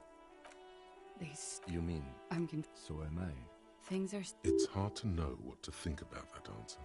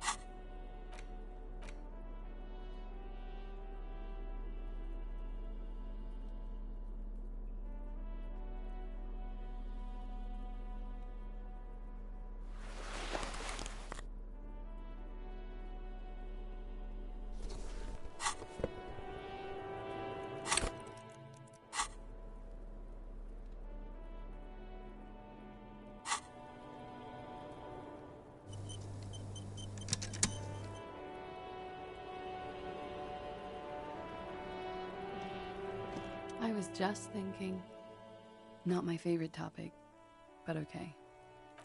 You mean? So am... Things are starting... This is beginning to get confusing for you too, and we don't like that. Where was she last Sunday night? Cowering. I was cowering downstairs with Sylvie.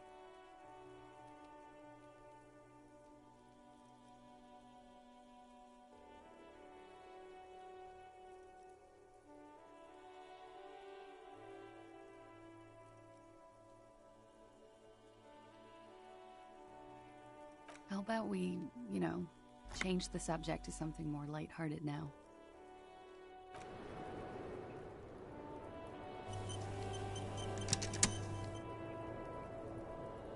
I was just thinking, what a nice day for questions pertaining to a murder investigation. Like, for example, his name? Actually, officer, I didn't know his name. I just called him Lely. A nickname? I guess. He came from Lelystad. It's short for that. And it was his army name, apparently. He said his real name wasn't his. I tried to pry it out of him, but it was no use. Lelystad. That's a good start. We have a few questions you can help us with. A few things a field autopsy alone can't answer. The young woman cranes her neck, trying to catch a glimpse of the page the lieutenant passed to you. On it is a list of autopsy observations, recorded neatly in blue ink, the last missing pieces of a puzzle of flesh.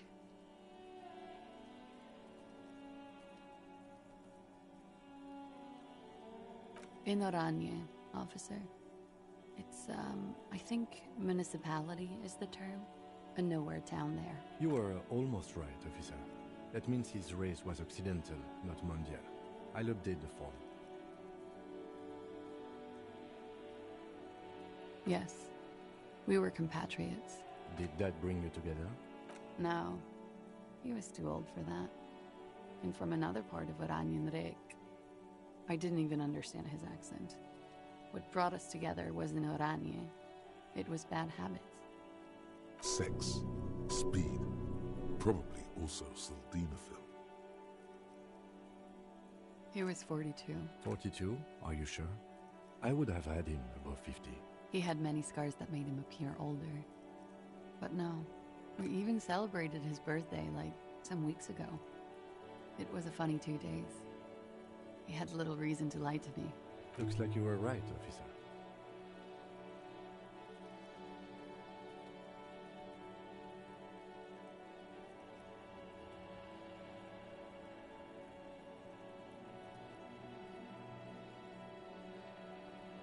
It isn't. Police work is a cooperative sport.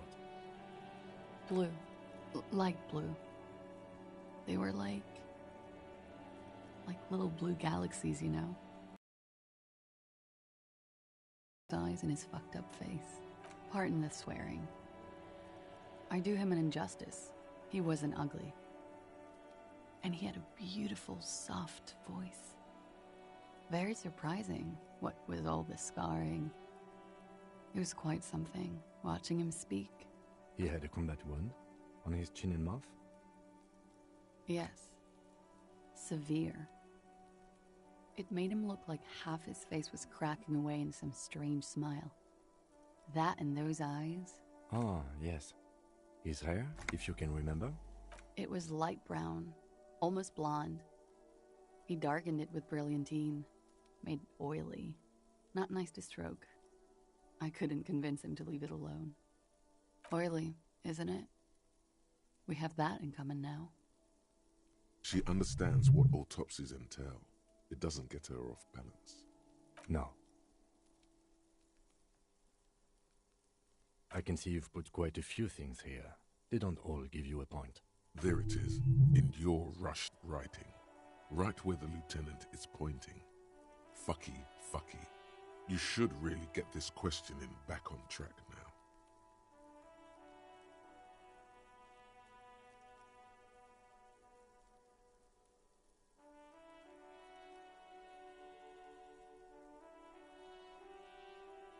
Oh, that. It's clear she liked it. Quite a lot, yes. Sure, waterways. It was mostly for showing off to chicks, though. How? Imagine him lying in bed. Freakish musculature laid out on the sheets. Scarred, of course. Tattooed. The sheets are dirty for some reason. He's smoking and drinking, of course.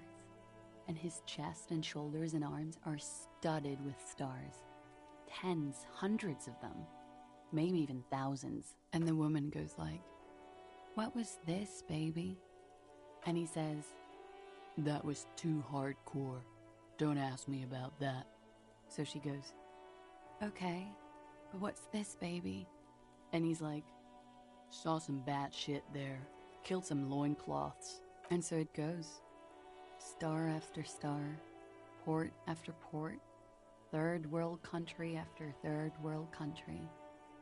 And he's done horrible things in every single one of them. Oh yeah. No thank you. I've seen enough of him dead. I can tell you what they meant without looking at them. Go on. He was a blue-eyed boy with thick arms, from a small town. He was also poor, and the government of Orania needed some people killed, so they turned him into a grotesque killer. For money. He went to Killer Academy in Vredefort. Then he killed some people in the Seminine Islands. And on other islands, too. All of the islands. After this, he came to Revachol and got killed himself. It is when you're high. It can be very exciting then. You have the tools to deal with it. It's not a very nice story to remember when you're sober. A change of topic?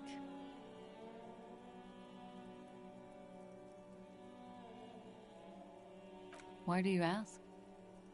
Just have her answer the question. Don't give explanations.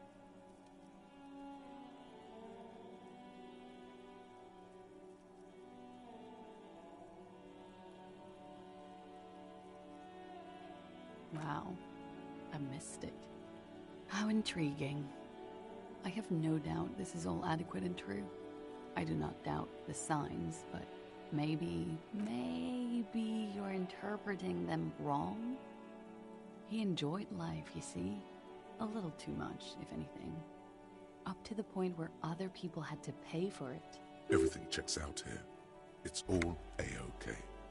Good answer. No, it doesn't check out. Can't you see she's clearly avoiding something here? That's a strange thing to suggest. The lady is as fair and just.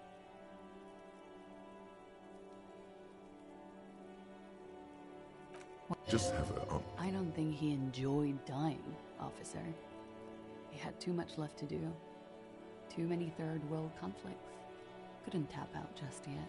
Everything checks out here. No, that's a strange thing to suggest. The lady is as... Why? Just have her answer the question. Well, it's wrong. He had too many drinks to down and too many bad things to do. Couldn't tap out just yet. Everything checks out. No, that's a strange thing to suggest. The lady is as fair and just. It very well could be, yes. What do I mean? I have no idea. I don't even know what you mean. Love did him in? What does that mean? That's not funny, officer. Her voice is like a slash through the air. Her shoulders tense up. There, she momentarily lost control over straight back guy. It appears that she feels guilty. Of course I do. I'm hungover. I feel guilty about everything. Do you feel guilty about what happened to him? Among many other things, yes. I could have done something. There's always something he can do, right? Ask me something else. A moment ago it was love. And no, I don't think the Union is communist. They're a couple of shades pinker than that. They're not hardcore in that way, is what I'm trying to say. What are we talking about anyway? This politics shit is a lot in the morning. Is it even morning? You could blame her, a little. It was a pretty straightforward question that she refused to answer.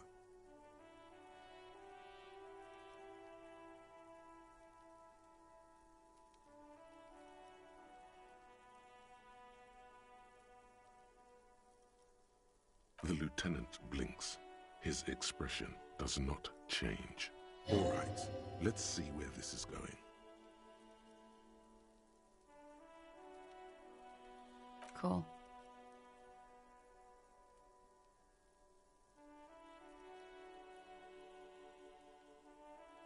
Good for you. What do you think it will tell us? I don't know how a semen sample works, officers. How many days after intercourse does it have to be? I don't even know if he had sex with someone else. We didn't go steady. Is she avoiding anything? Technically not. Technically not. Come on, man. Listen. You can't trust them. It's just you and me.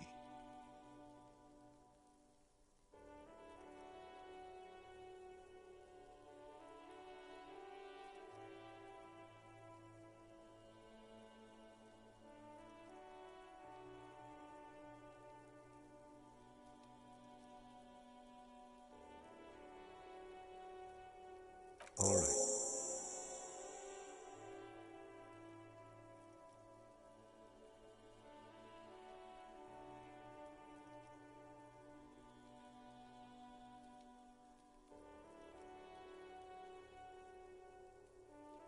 Coolly, gracefully, she pours herself more coffee.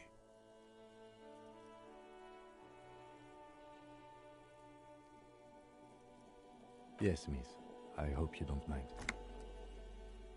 All right. Coolly, gracefully, she pours.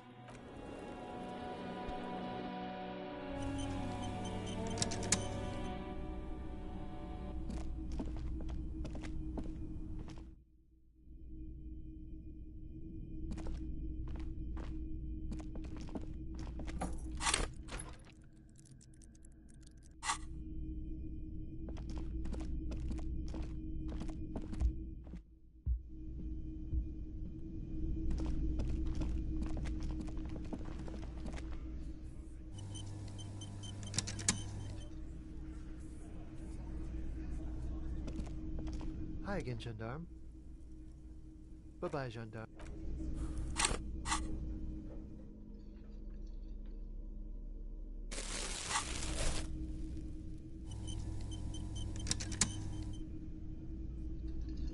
Hi again, gendarme.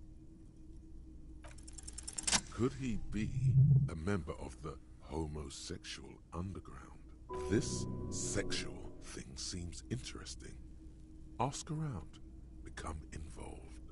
The homosexual underground?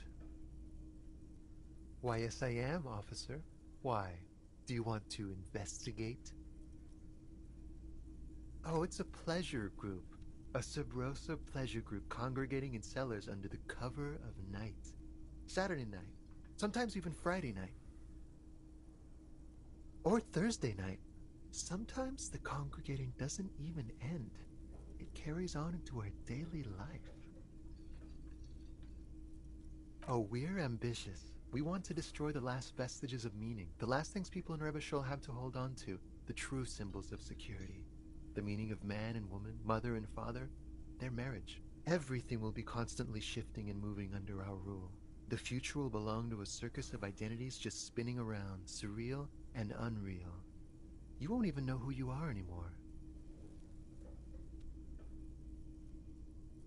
Yes, we listen to a lot of disco. Some say we engineered disco to spread our vision of a vertiginous, ever-changing society, where all there is a razzle-dazzle of gold. We are going to change the family unit with all this razzmatazz and finger dancing. And with mysteries. Of course, the mysteries are also of sexual nature, very esoteric. You can't just get into it. You have to be born into it. One is either already in the homosexual movement or forever excluded from it.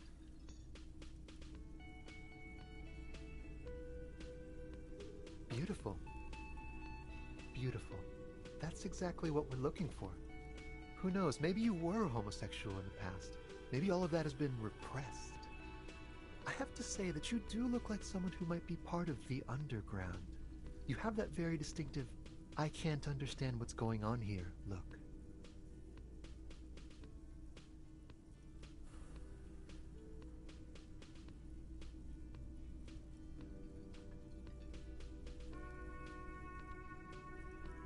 Do think about it, officer. Absolutely wonderful. You can keep it. I don't mind. I can appreciate beauty when I see it. Isn't it now? Well, enjoy it. Bye-bye, Jean.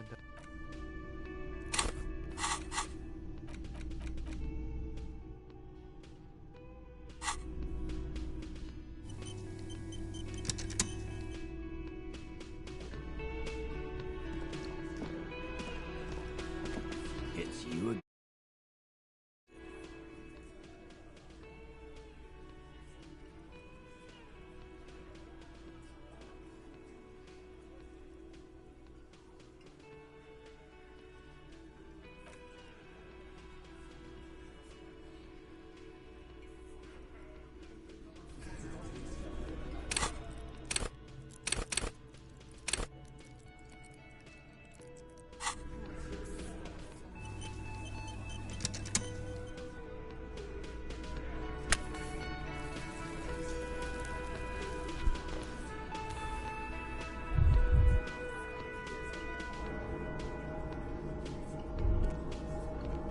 Feel something in your chest, an unnatural pressure. It's spreading to your left arm, your jaw.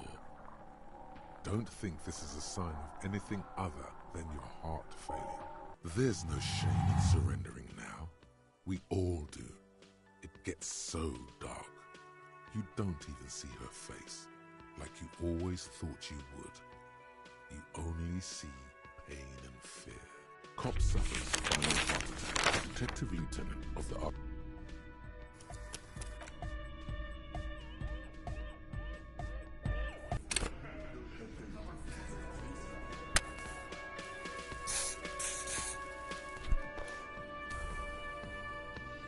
It's you again. What is it?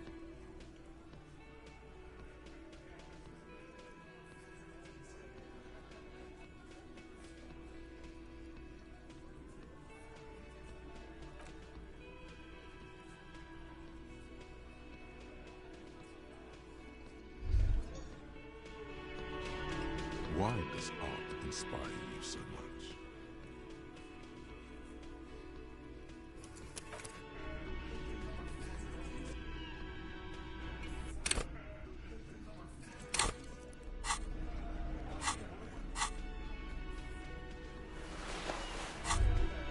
Why does art inspire you so much? Excellent question. Art is a diverse range of visual, literary, auditory, and performative creativity. It's an expression of imagination and skill. Additionally, it's history, criticism, and pure enjoyment.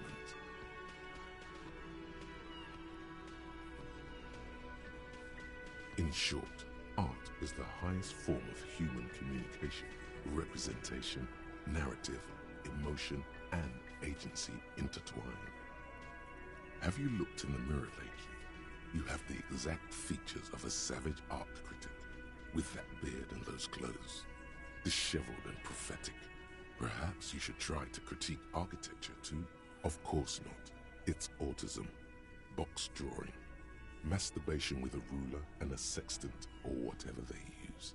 You should demean and criticize the genteel institution of architecture while extolling the virtues of the pure arts. Only the most experimental kind. Yes, you seek substance. No vapid representations and reproductions of social mores as made manifest in stuffy biennials. We're talking real, living art here. Become the art cop. Half art critic, half cop. Quit being so indecisive. What are you going for here? Some kind of indecisive and camp aesthetic now? Strike a bold shape here. Go art or go home. Exactly. It's not only your duty to only catch the criminals off the street, you must also apprehend criminals of the printing press and the gallery, the trite and derivative artists and writers of the world.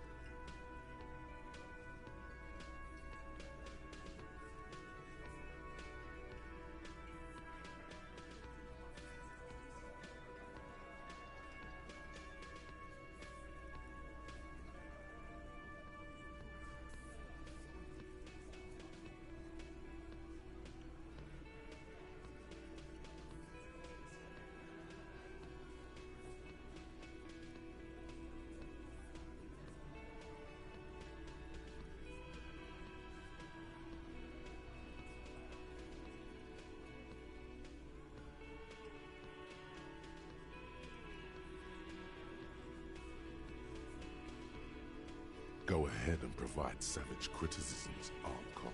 The world is yours to rip to pieces and reassemble.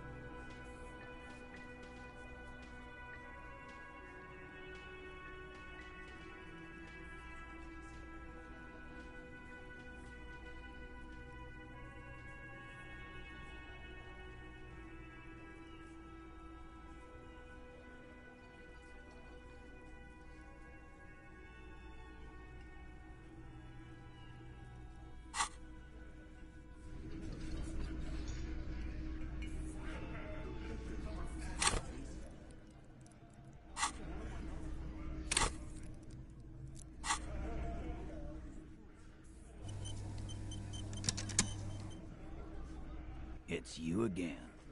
What is it?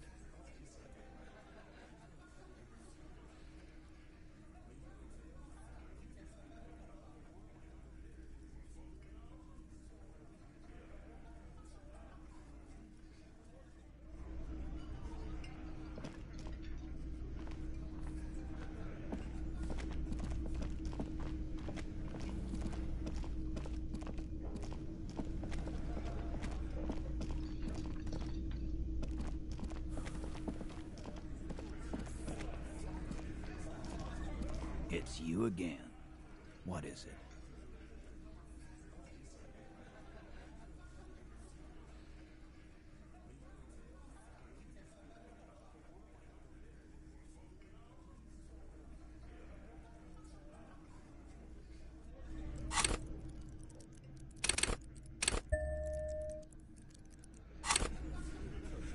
It's you again. What is it?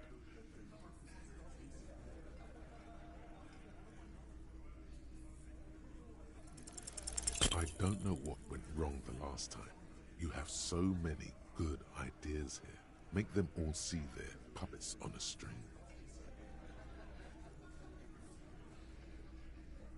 No, we fucking ain't, asshole. No one's fiddling anyone in here. No, Glenn. I want to hear this. Who do you think is fucking fiddling me?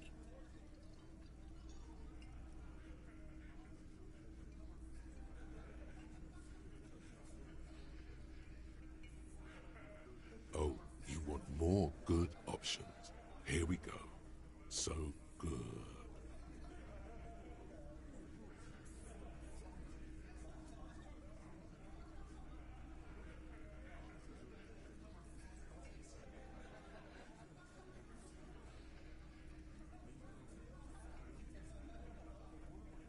More fiddle playing? I can't believe this shit. What is this mime trying to do? Get to me? No. He's just playing his viola da gamba. Before becoming a detective, my partner was a violinist. Many of us were. Time to move to more serious matters, like what really happened between you and the man you hanged. Fuck that! Kick his ass, boss! This is a fiddle-free establishment! You hear that? One more peep out of you and you're on the curb, fiddle man. I do not understand. This fiddle play totally fell apart.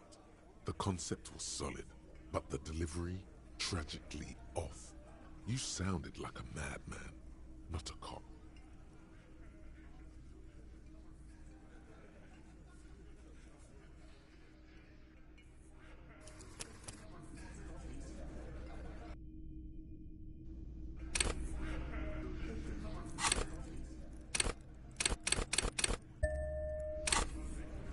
It's you again. What is it?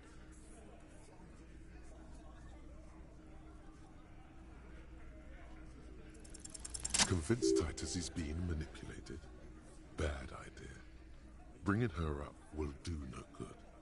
You should know by now. Titus will never falter. But you know someone who might. Fat Angus, the powerful guy. Mr. All Muscle. The time has come. Put him in the pressure cooker. Just remember, it's about more than Glacia. It's about these men and Martinez. Their district. Their responsibility. Huh? He'll get it. Go on. Got it. Kill you because they don't like you. All because...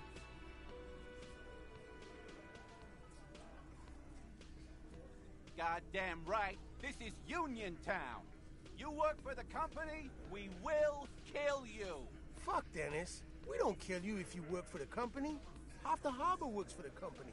Work for the wrong company, and they execute you.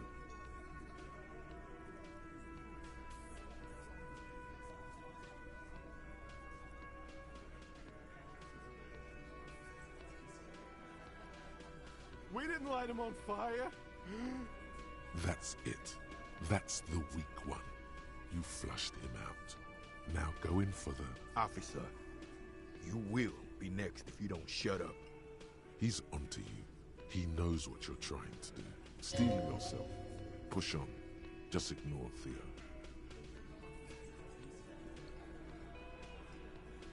The lieutenant has put down his notebook. His hand is resting on his holster.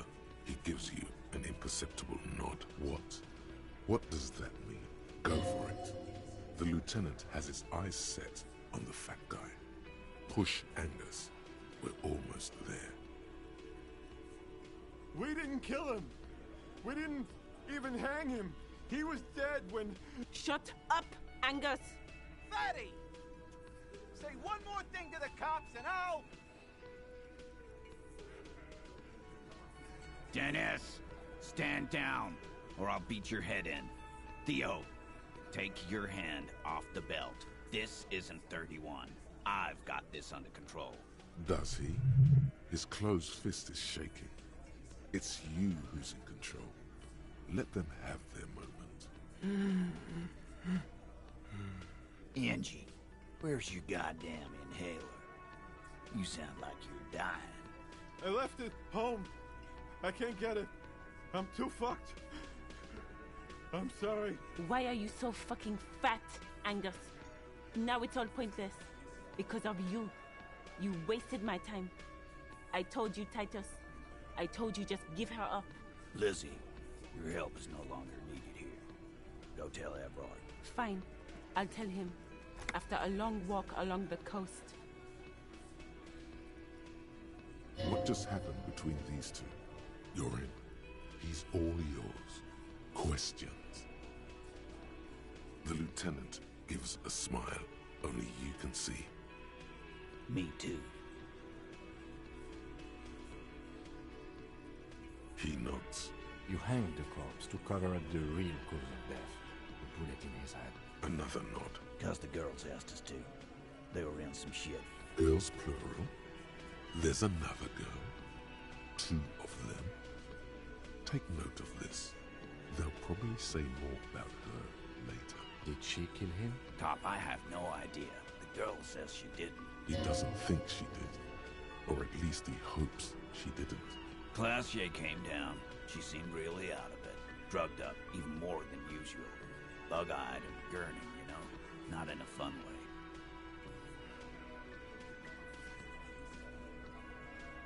It looked like she'd redosed after something went down. I've seen that look before. She was scared. I knew someone had died.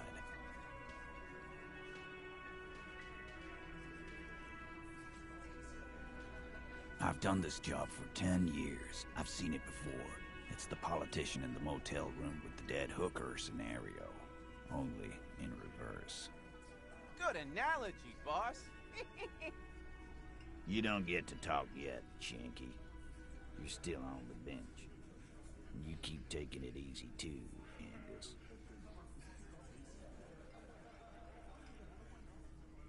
We went upstairs. Sure as day the Merc was dead. There was a bullet hole through the window. Fucking dirty sheets and bottles everywhere. He means they'd been fucking? Tibbs patched the window. And the corpse. We hanged.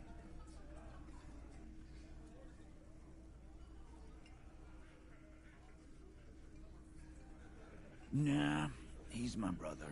He's in the window replacement business. Right now, he's grateful he hasn't gotten his brother into this mess. You may have noticed our girl's in some shit of her own.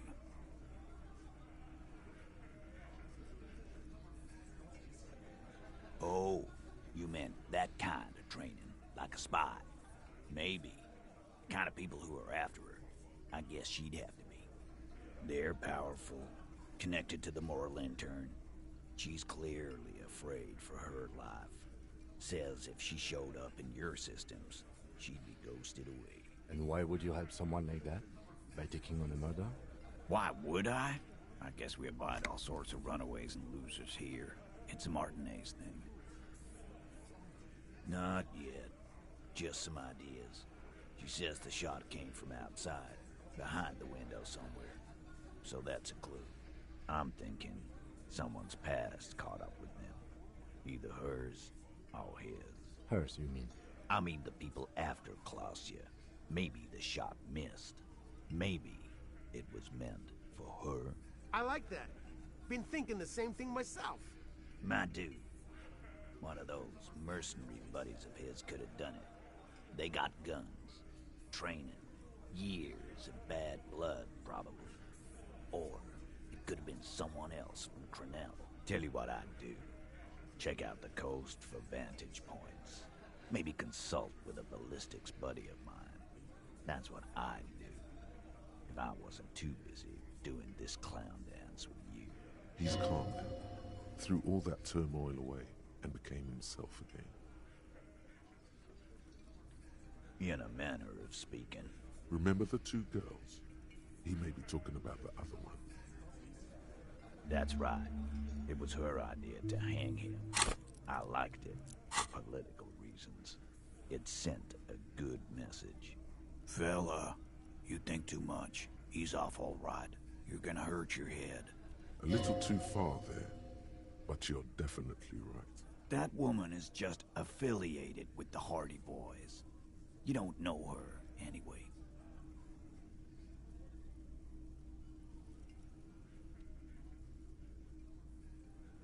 We're Hardy Boys, and that's it.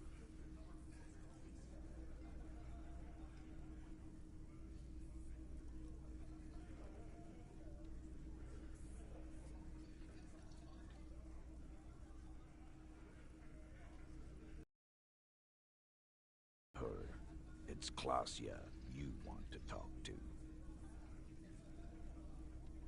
Remember? That's right. Phil. A little too... That woman is just glad you understand that. You do that. Hey, cop. Before you go, Klausya, came to Martinez to hide. Many of us did. This is where you wash up when there's nowhere left to go. The Union takes you in. Now, she refused that protection. But... Still, after all this headache... That's right. If we didn't take care of the people who end up here, this place would just be a couple of ruins and some cargo containers. We'll take that into account.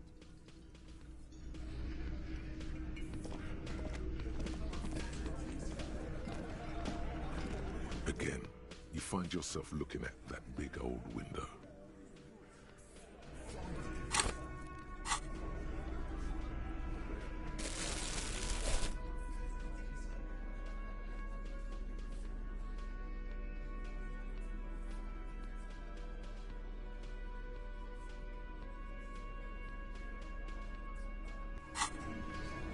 Again, you find yourself looking...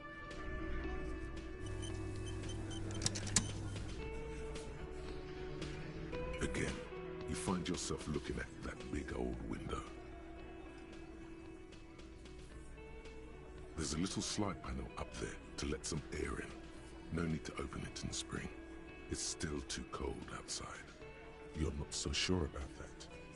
Somehow you just know there's something out there behind the glass. Yeah, your mother. It's not a very good mother joke, but the room still laughs. Something about those mother jokes just work.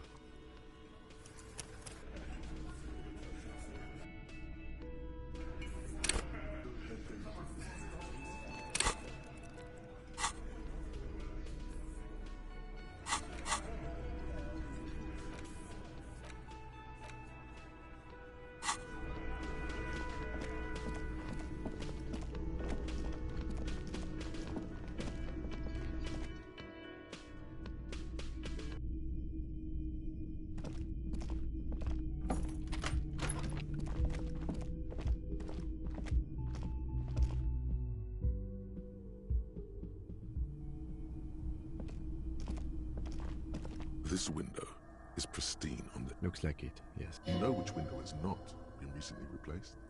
Whatever... Stop distracting him!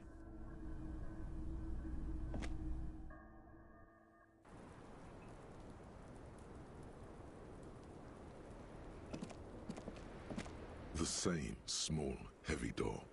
No lock in sight.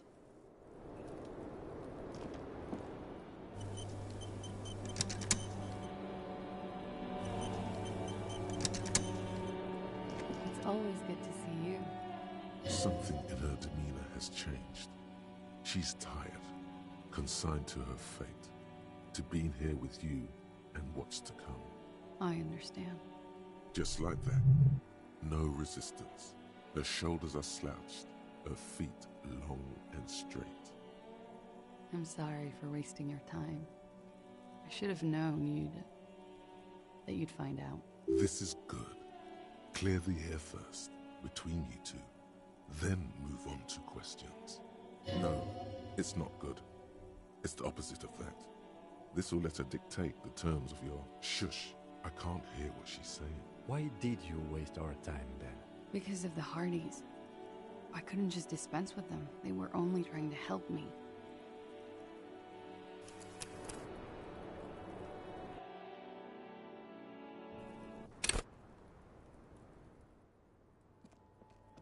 It's all... Something in her demeanor has... Just like that. I didn't lie. Not a lot. I've done my absolute best not to. I just... Come on. She lied through her teeth, and you know it. It was a mistake. I'm sorry. This is... No. Shush. Why did... Because of the... Is she implying the Hardy boys are the law?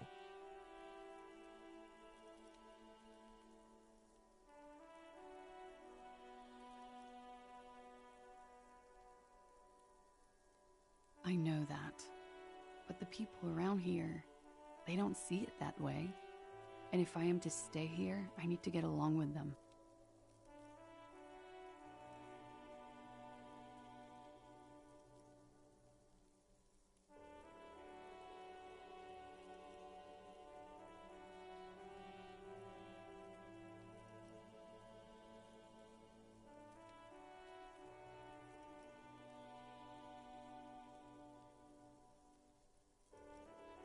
I am not. There is more here, miss. You're right. There's more. You answer to the coalition government, and by extension, the moral intern. Briefly glancing over her shoulder to the sea, as she's done time and time again. You share a database with them. You send people to their courts. Just business. But bad business for some people in the moral intern. If I show up in your records, officer, they will find me. They will... What happens if they do? They will kill me, sir. If you file my name, take me in for questioning, enter me into the moral intern mill, well, then I'm fucked. For nothing. This murder didn't have anything to do with me. Here we go. For once, you seem to have her off guard. It's not nice, but it's not illegal. Not here in Revachol, or even in Oranje. What exactly did you do? Industrial espionage. I joined a business collective with the intention of betraying them. I did my job well enough to be asked to do it again, with a bigger company. The kind you really, really don't fuck with. I took their ledgers, 2 decades worth of accounting. I need the names of the companies involved and who hired you.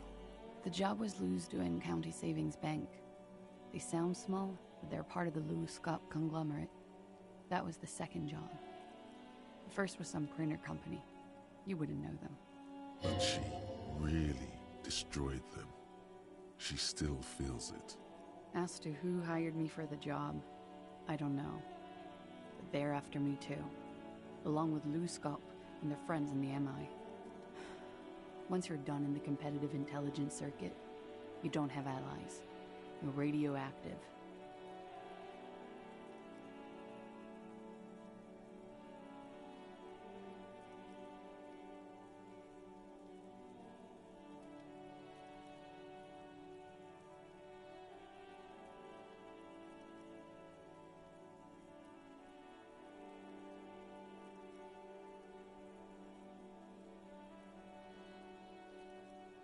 Sure, I'm not a war criminal, but it was bad.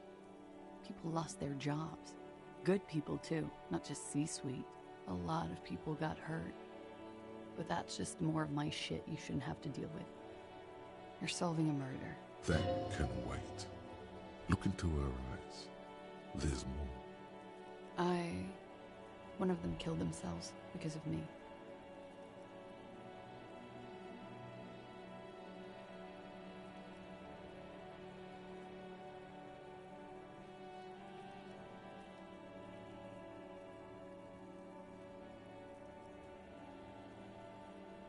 How do you deal with anything? It's all just... How do you do it? That would do the trick.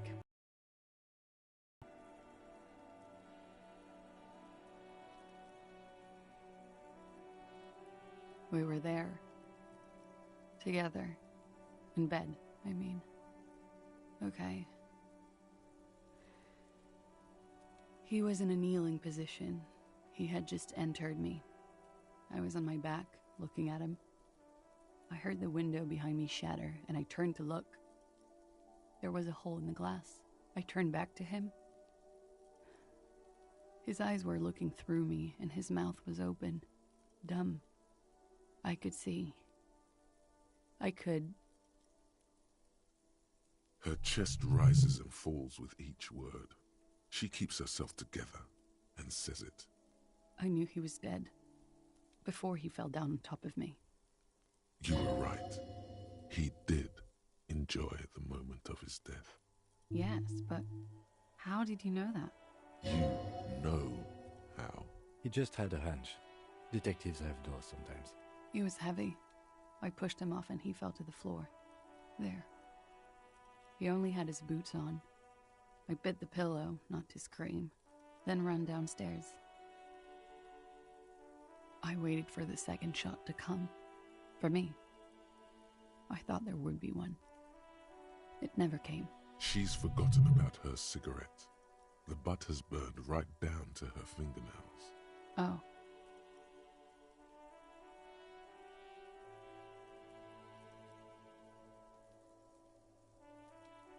So am I. What time was this? When did it happen? It would help us if you could be as precise as possible. 11:30 to 12:15. I don't know the exact time. Around midnight. It's okay. Were you inebriated? Not as much as usual. He'd done a line, plus other things. I was drinking. Wait. Titus said she was gurning her jaw off, much more than usual. Oh, yeah. I did one of his lines, just to clear my head. Good thinking. Clear your head. You should clear your head. Get into his mindset. Did you hear or see the shooter in the course of this? No. Nothing. I was trapped. I was stuck in my room downstairs. I got some clothes on and crawled back up, drew the blinds. Blood was coming from his mouth. Not a lot. Just a little. He was still on the floor, slouched, I couldn't be there with him anymore. So I ran down and out of my room, into the hallway, down the stairs. I knew there would be people there. Run, woman. Run past them and out into the streets where it's dark and people move. To the lorries at the intersection, as far as you can. I already ran. I ran from an entire Isola. I can't run any further. Not with these people. This is as far as it gets. Sylvie was tending the bar. A lot of people were there. The Hardys were at the table in front of the stage. I think the Union box was full. Ruby was there too. They were having such a good time. I sat down and they all welcomed me. I didn't even have to say anything. Ruby knew something was wrong. Ruby? Ruby. You know, the leader. The leader? Of what? The Hardy Boys. Well, nominally, yes. Ruby's the one they go to when things happen, like things they need taken care of. She's the organizer. This Ruby, in her phrasing, is entrusted with great power. She trusts her. So do the others. Would you say she is the 8th Hardy Boy? Why not? Does she also party with Ruby, however? No. Still, there is something there. She won't tell you now. Well, Ruby said let's talk upstairs. I showed her the room. I've known these people since December. They know my situation, but I can't leave a paper trail. Ruby was the first one I told. She said she'd take care of this. It's what she does, you know, take care of things. I helped her get the body to the bathroom. We used a belt to pull him up under the shower, to keep him upright. To produce lividity, matching a hanging? Yes. We completely missed the tampering.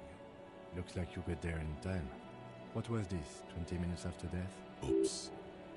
About 20, yes. Ruby explained it would make the blood... You know what it does.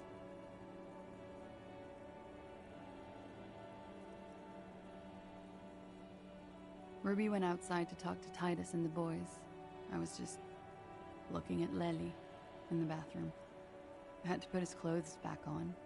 His armor, too. It was tough, but I've seen him take it off and put it on many times. It took Ruby maybe half an hour to come back with Titus.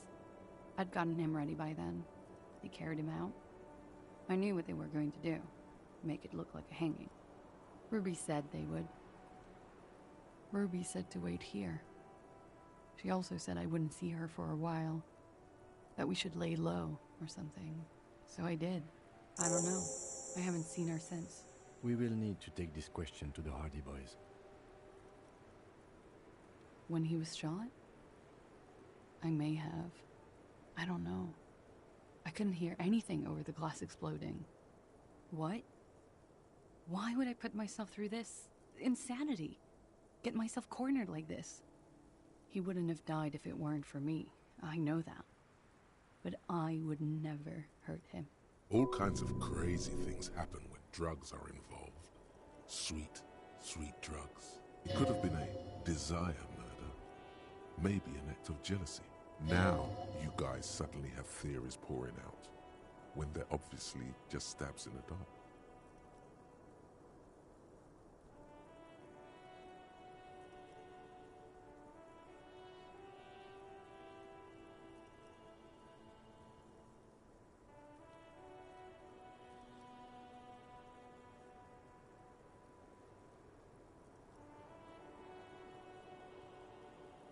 What does that mean? Do drugs make you aggressive? No. People don't take drugs to kill each other. They take them to feel okay with each other. I thought you Ravishol people would be more enlightened on this. I'm sorry, officer. I'm under some stress here. She simply shakes her head. I did not kill him to defend myself from rape. I told you before. That wasn't what happened. I'm sad to hear that. They must have said it in some fit of frustration or under pressure. They couldn't have meant it. I've talked to them after it happened. No one has implicated me. Like what?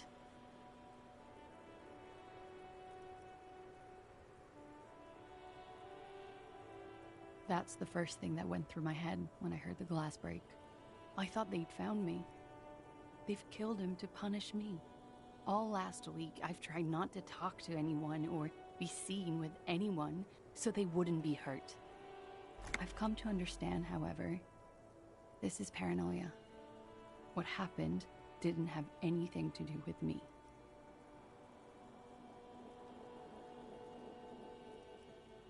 We can't go after Loose Cap. Not yet. There are other, saner leads. I don't ask you to, Lieutenant. There's one thing I know, is that you'll get nothing from there. That's the... I thought they... So they wouldn't... I just don't know. I don't know anything. We can't go after... I don't ask you to, Lieutenant. There's one thing I know, is that you'll get nothing from there. Because I'm an idiot. Which is an indicator of truth.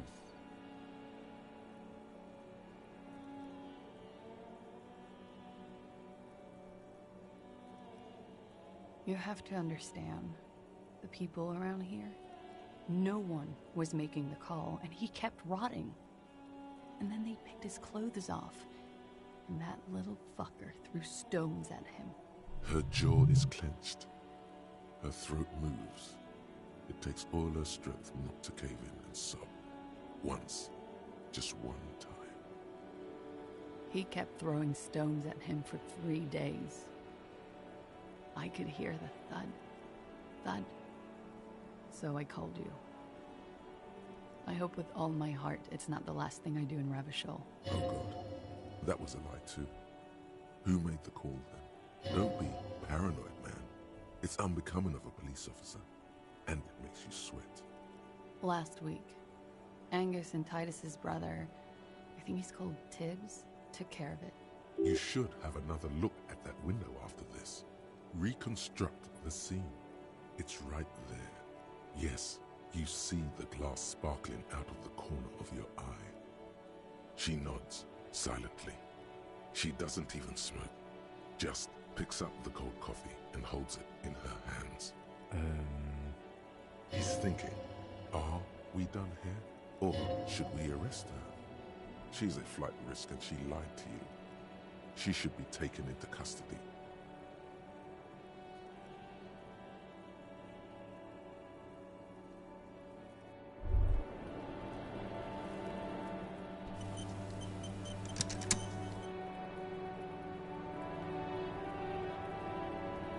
As you look back, you think, so love did do him in, after all.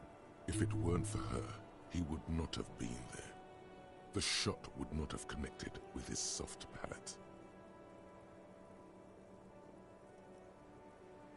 No, communism killed him.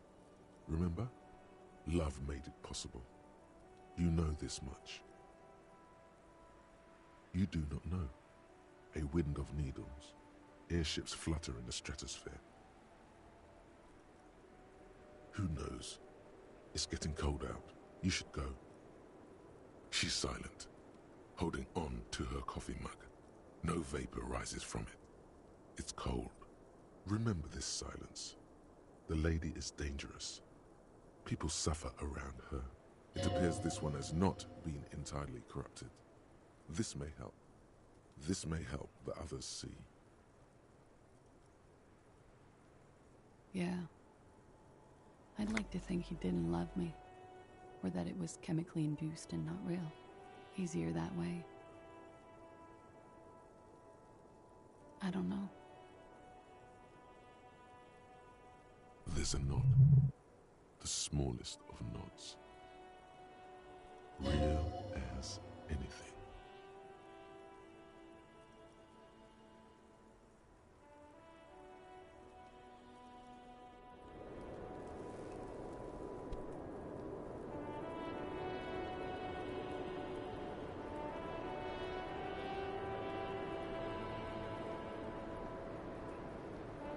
Officer, it's a fine day for questions.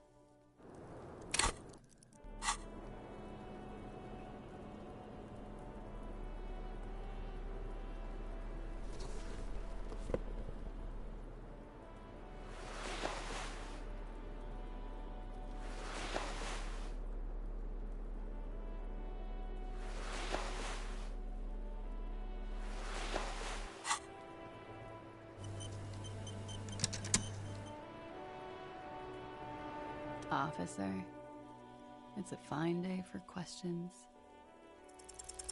Who? What? Dear Lord, you've been lied to. She could have killed her lover and lied to everyone. She's not the most fair and just at all. She's smoke and mirrors and will-o-wisps. She probably didn't give you her real name either. Why would she?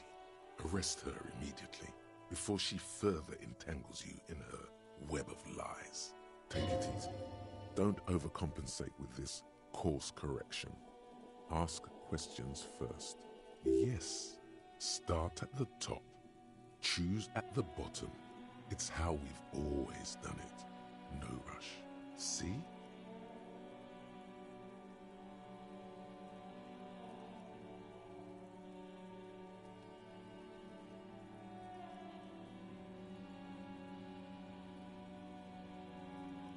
I agree. You wouldn't give us your real name, not when people are after you. Okay.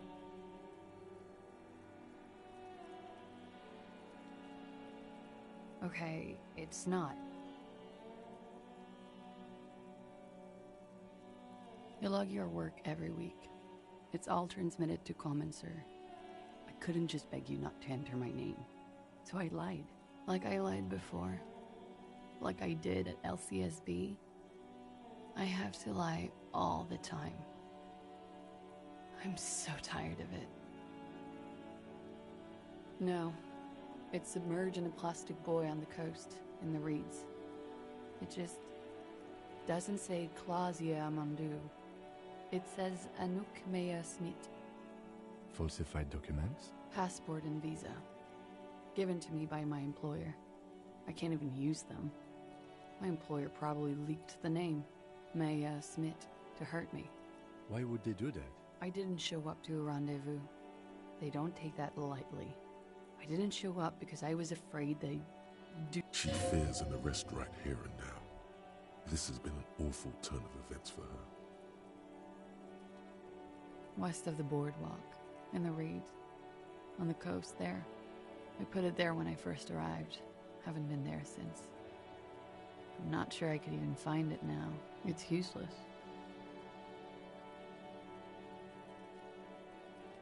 The lieutenant makes a note of it. You're welcome to it. It's in the reeds northwest of here, past a broken sewage pipe, right near the water line. It's Katarzyna Lazie.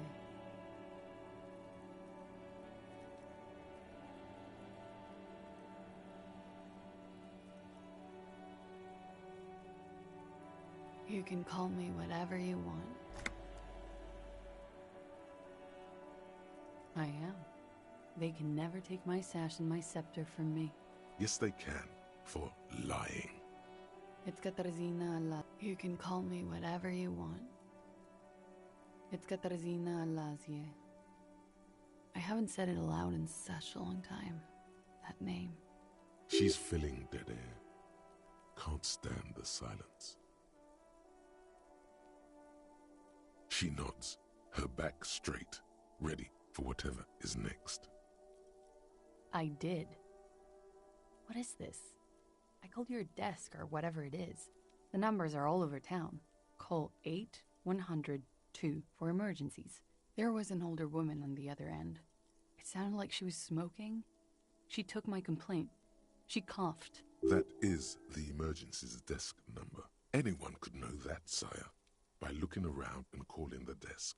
I don't believe a single word she says. What time did you make the call? Thursday night. It was late, sometime after 12. It checks out.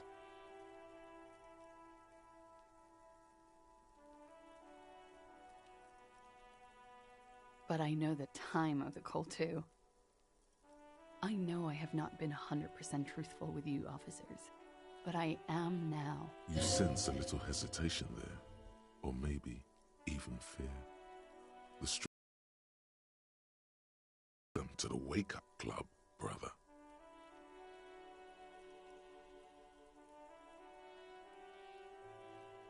There may be grounds here, at least for an extended detention.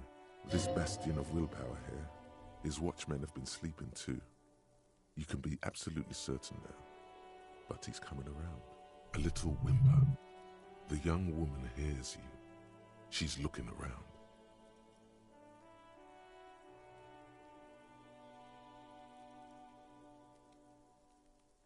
But I haven't done anything. Anything illegal. Failure to aid a police investigation. She purposefully misrepresented information crucial to the case. That's right, gang. Stern and merciless now. Stern and merciless as we reel her in.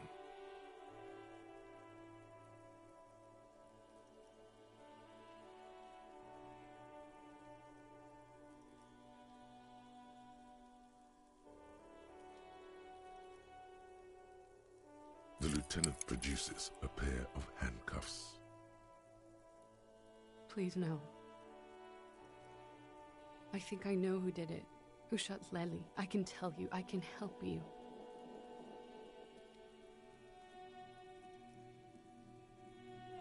She's silent for a second, as if looking into herself for certainty. Then, in a hushed voice, she says, gearing up for this betrayal is hard for her.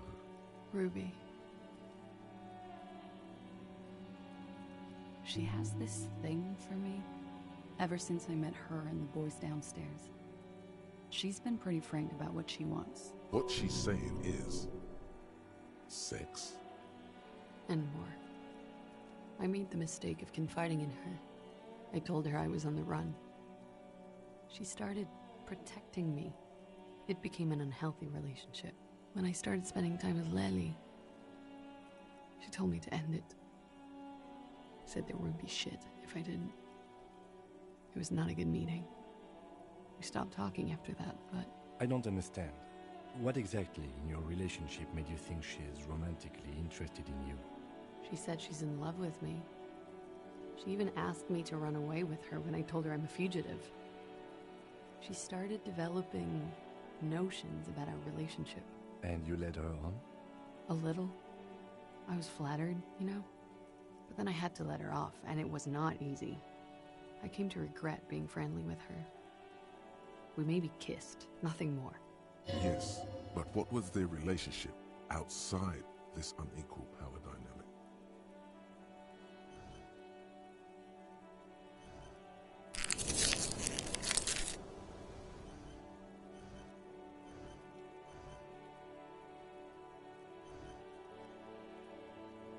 We spent a lot of time together, listening to the radio and such. She had great milieus, and she was good company.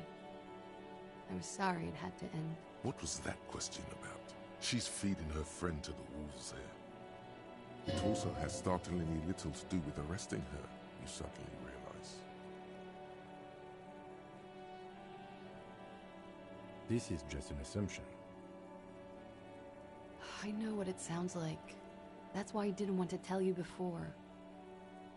But she knew what had happened when I came downstairs. Somehow, she knew Lely was dead. She wasn't surprised at all.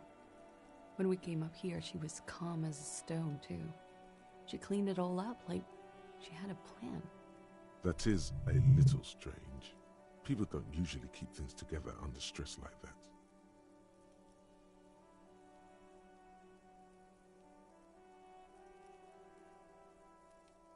She came over one night, drunk, said she'd turn my life into a living hell. I've been threatened before, so I can tell when someone knows how to do it. And she's a pro. She must be. To keep the Hardys in line. I tried severing ties with her after that. I thought it had worked, but... she could have had access to the roof. You've noticed that door there, right? Maybe it leads downstairs. She could have come to the roof through that, then taken the shot right here, where I stand. It was dark outside. I wouldn't have seen her. Interesting theory. Did she know that door exists? Had you been out there with her? Yes, of course. She's been up here many times, jacking private stations off the ring antenna. She used to come here to drink on the roof with me, before it got weird. Okay, and what? Arrest the liar now. Why? She told us some pretty interesting things there. Don't arrest her. Push her a bit more, but then let her off. That ruby theory was solid. And she's beautiful. Her. Stop letting her distract you.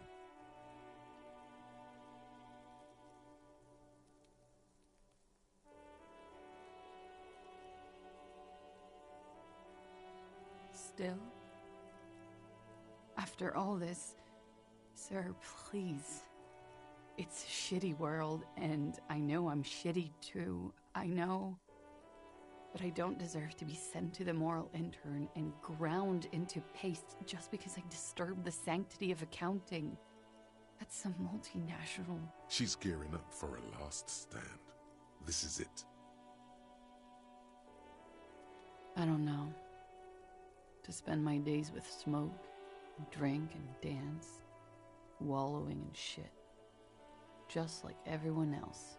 You have those station calls, right? Where I have to show up at the station or I'll become a fugitive. You can write me one. You don't have to take me in right now. I promise I won't go out anymore at night. I'll be right here.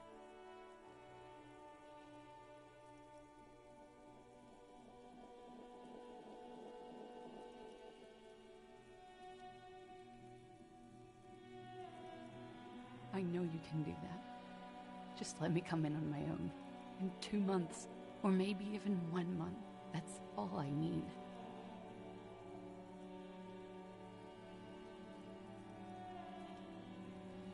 You do have the form. That's it. I'm calling it. Kim is beyond compromised. Definitely, sire. Everything could change. This city, the extradition rules, the people after me could be in jail. Or maybe Ravishal. There is desperation there, in that silence. A cornered animal looking for a way out. Maybe Ravishal could be free. I could be tried in a free Ravishal. An independent state that doesn't hand its detainees over to the moral intern. I find that hard to believe, miss.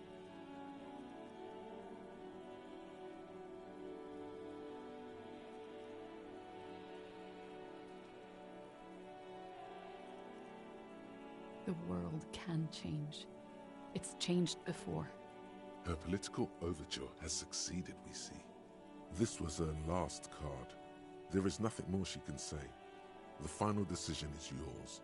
You alone stand on the throne of your mind. Everything. There is... Maybe Rev... I find that hard to believe, miss. Don't. The world can change. It has changed. That's not the answer she was hoping for. Thought that you were some kind of patriot or communard, did she? This was her last card. There is... Everything. Maybe... I find that hard to believe, miss. The world can... This was her last card. Maybe... I find that hard to believe, miss. I know, but... The political gambit. This was her last card. Everything. Maybe... I find that hard to believe. The world... This was her last card. She looks at you in silence, her face filled with fear, lips parted. Wait. If you arrest her, Kim will have to transport her. You'd be without your partner for the rest of the day. Shut up. He's making a decision, and it's his to make.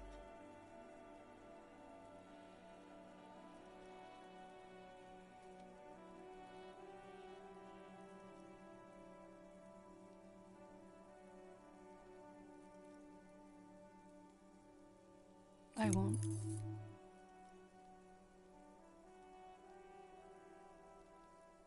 This may have been a grave mistake, sire. Maybe, maybe not. Mercy is rarely a complete mistake. I promise I will be right here all the time, nights too. I'll help you any way I can in this investigation, and I will be at Station 41 in 6 weeks. I promise. She nods, then nervously pulls on her cigarette. Okay.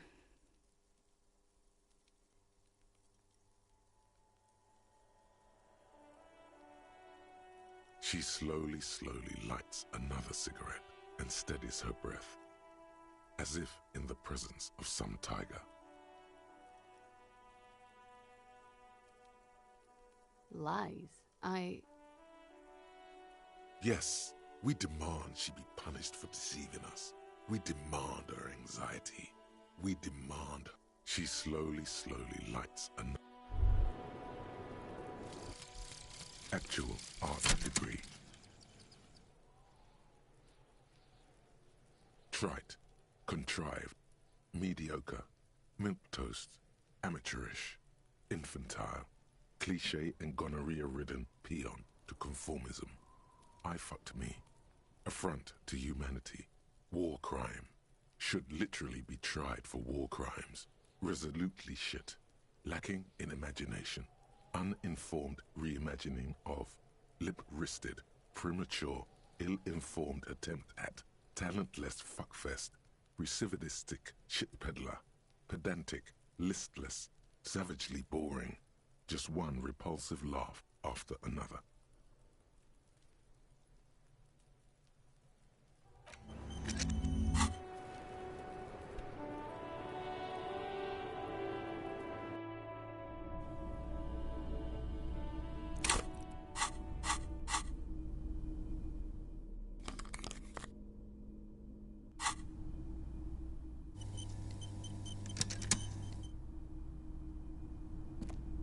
This window is pristine on the inside, unlike the one next to it. Light from the desk lamp reflects off the glass in an untarnished golden halo.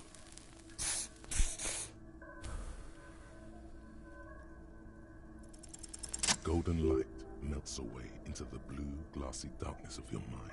In it are two neon-lit shapes, a man and a woman on the single bed. Like the witness said, the man is kneeling, the woman is on her back. It's the night of March 4th and a shot has just been fired. The man looks directly at the woman. The shot's possible directions converge in his mouth, a ray cast from somewhere outside, entering his brain. From the roof outside, location A prime.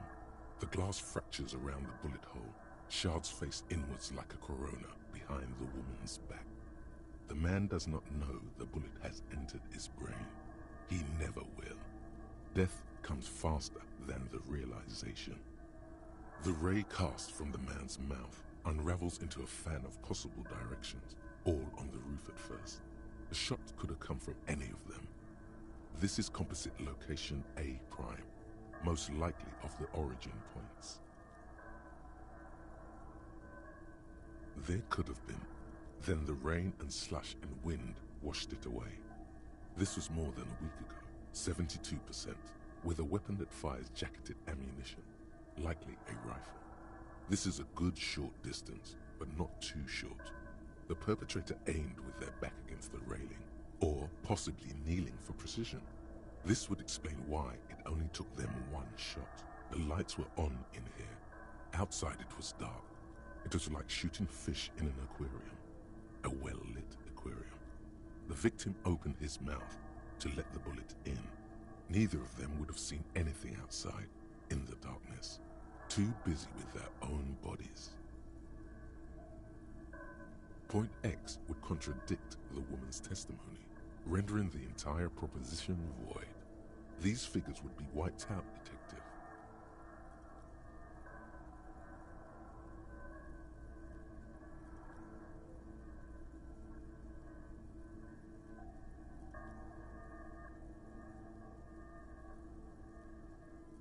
None that you've found thus far, but that doesn't mean there aren't any.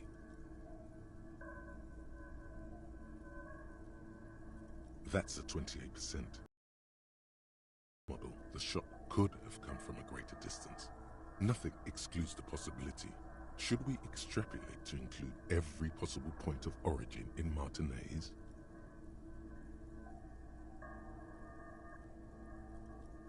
According to your map of the district, this shot could have come from a wide angle of locations, starting with the northern edge of the abandoned boardwalk, ending with an islet in the bay.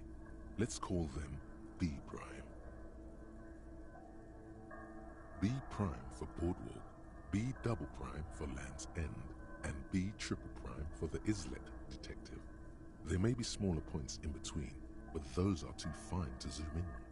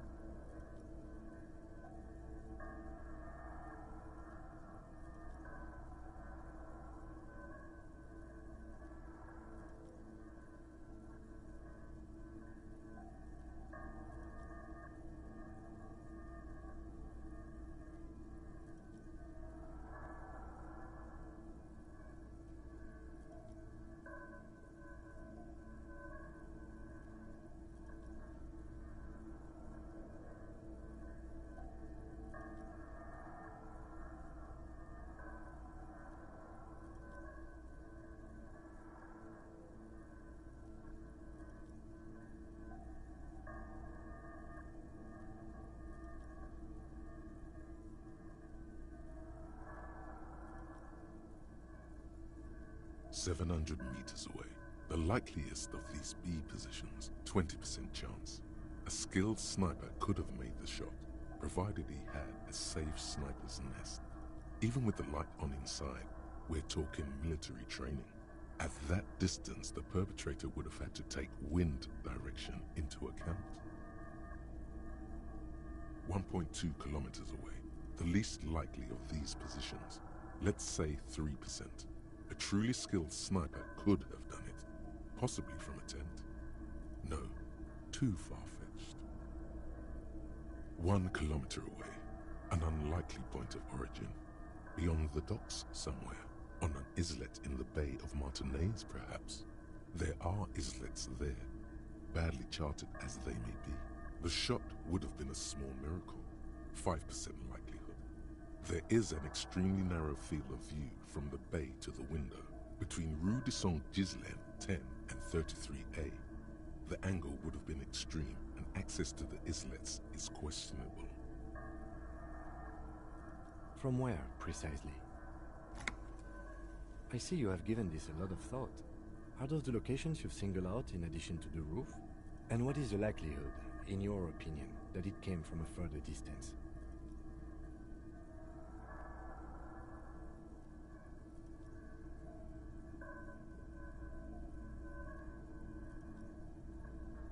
Okay, well, we should see if there is gunshot residue or sniper net.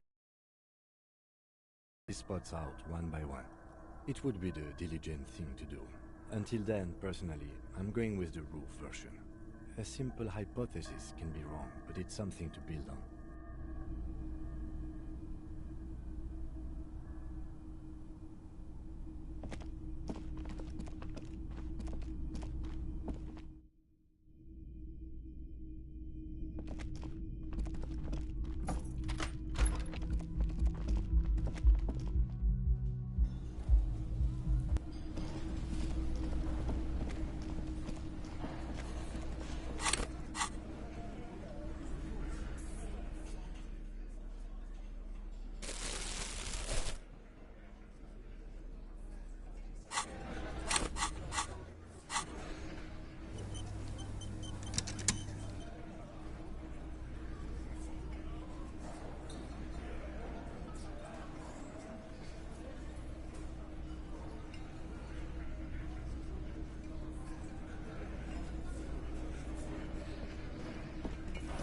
Again, you find yourself looking at that big old window.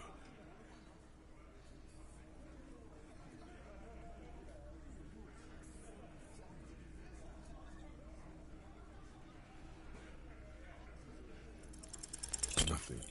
Just black tangles like the hair of an old woman. Motionless. The wind in the yard doesn't reach the hawthorn, nor does the light come in from this window. There's a little slide panel up there to let some air in. No need to open it in spring. It's still too cold outside. You're not so sure about that. Somehow you just know there's something out there, behind the glass.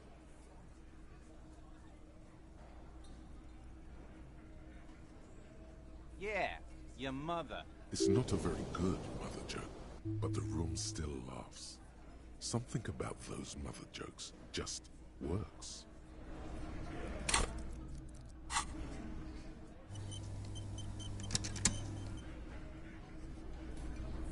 Again, you find yourself looking at that big old window. Nothing, as before. What's this weirdo cop doing now, huh? Window shopping? I think he's trying to find dirt on us, in our box. It's what they do, Shanks. Did you know policemen are sometimes called pigs? Wow, no. I hadn't heard that. Yeah, because they like to sniff around in dirt.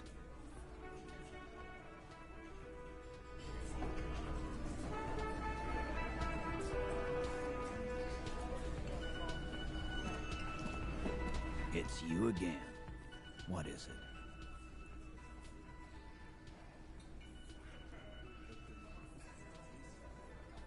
Why?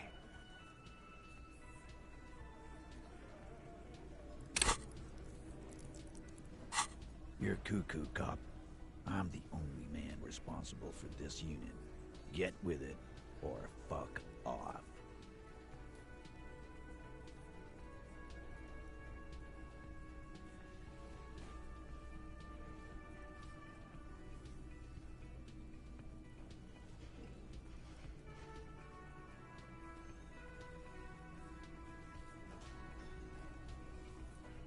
How many times must I tell you?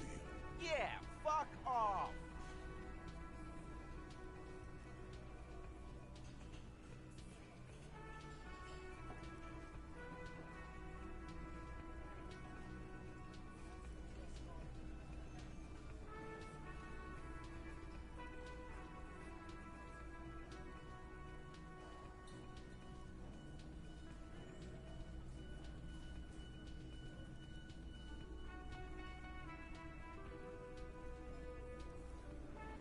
Sounds like you want to push this steaming pile of shit on anyone. And now you pick Ruby. Well, not on my watch you won't. Ruby's one of us. We're not gonna throw her under your moral intern steamroller. Fuck that shit. And fuck you too, moral Ruby is missing. If you hide from the police in a murder investigation, you become a suspect. You know how it works, guys. That's nothing. That's just legalese. You don't even have a sound theory. I don't want to be rude, but we're trying to get some R&R here. Think you could fuck off now? I think we'll keep sticking around, Titus.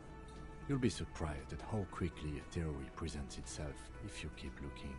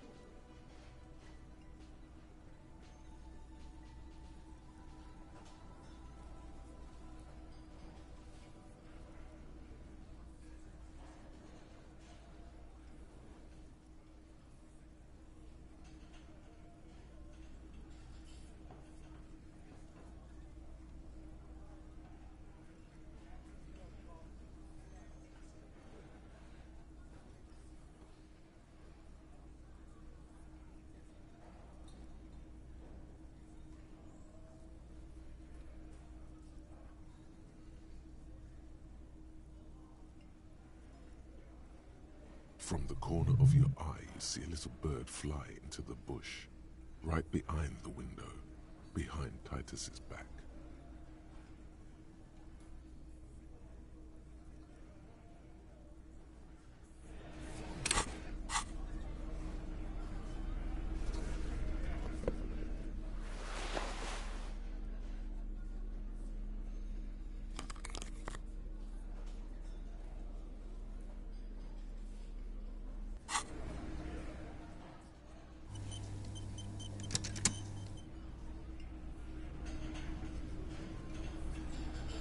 It's you again.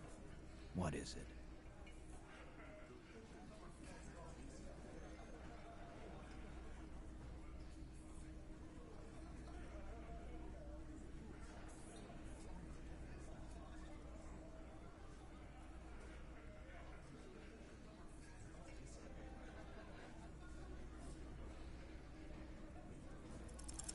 Nothing is happening.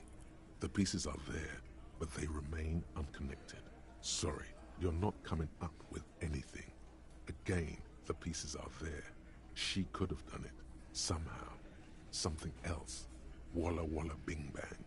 It's just not coming together. I don't know what it means, but it felt like the most appropriate thing to say. That's what the witch doctor would say, at least. No one knows. You're not an idiot. Don't say that. This is a really big mess, and being a detective is hard. Still nothing. But that's okay. This doesn't have to turn into some kind of meltdown. You're just a cop, taking your time to present a theory. Why does Puzzleface get to not melt down? You and I melted down like crazy. Remember? Right. Puzzleface shouldn't be the cool guy when he fails. I was supposed to be that. Shush. I'm just more level-headed than you. That's my thing. Let's look at this as a learning experience. What are the components you need to implicate Ruby? No.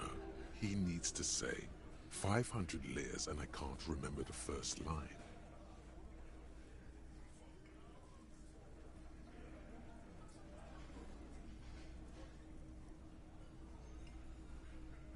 Smart move. The components are access to the roof, weapon, and motive. Here is what you can do to make it easier.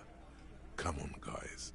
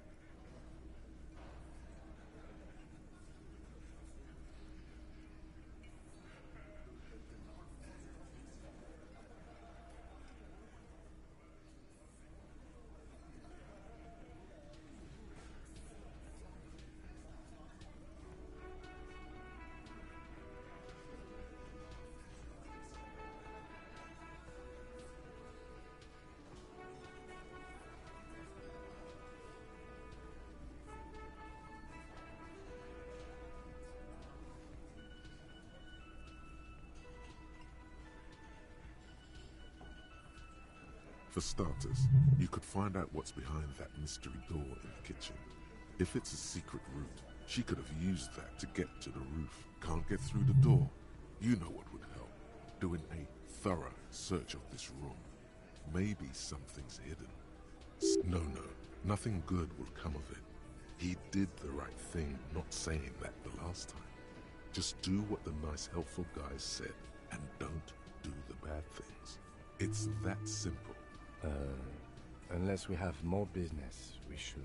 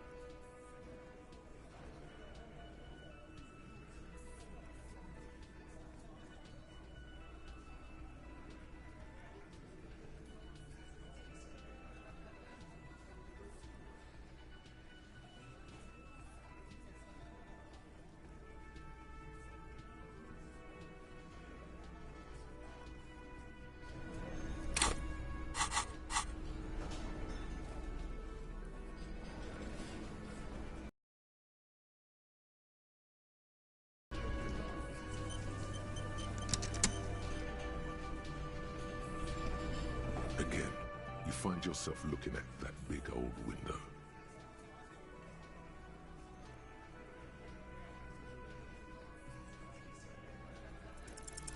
There's a yellow ribbon tied to one of the branches. Light yellow, faded with time. A tiny splash of color in the blackness of the thicket. Hanging from it, a bronze key. Someone hid the key in the bush and attached a yellow ribbon to make it easier to find. It's close enough to the latch up there. One can slide it open and just take it. Surely not a coincidence. Huh?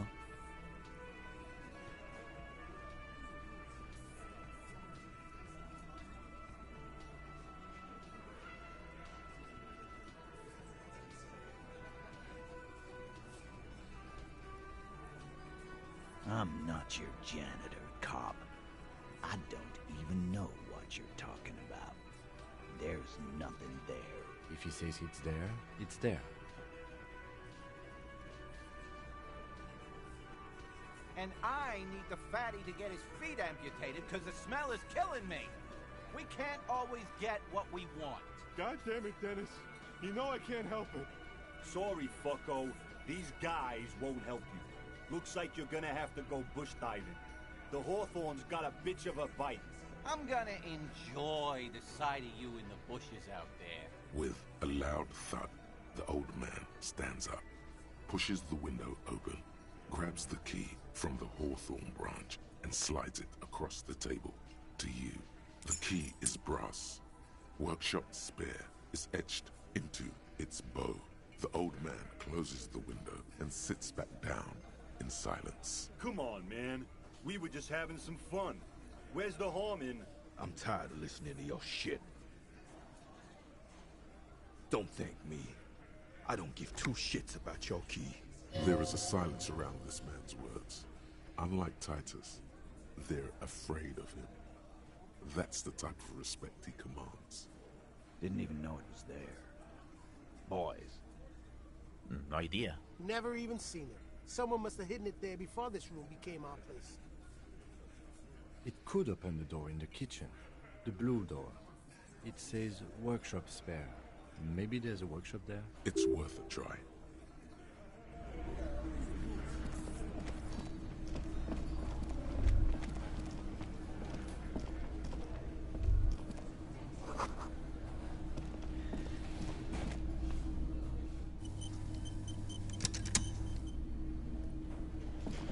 Can I help you? Another thing. Great. I love those. Why? No, fuck it. I don't want to know. I don't want to know why these degenerates do what they do. I thought we had one good guest in the building. He really doesn't like it being classier.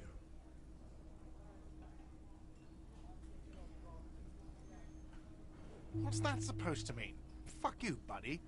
She's not my taste. Good thing she pays for her stuff on time. I'll forward her the bill and be done with it. Wow. She really isn't his taste.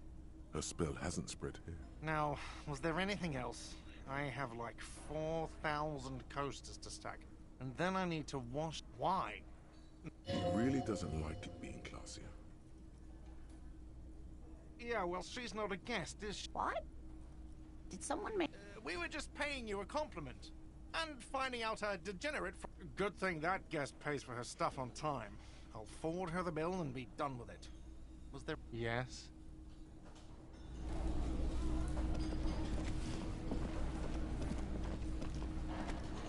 You see a heavy steel door with the key fits the dimple lock. It takes a bit of effort to turn it after all these years.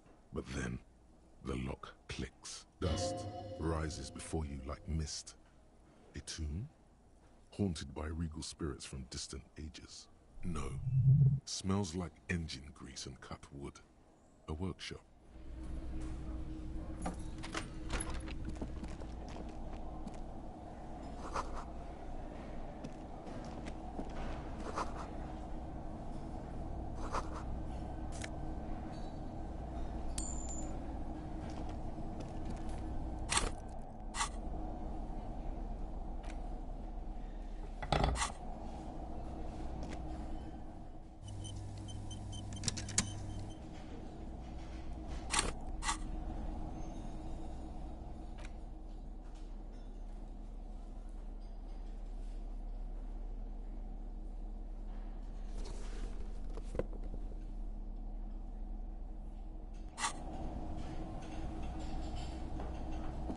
Over there, in the corner.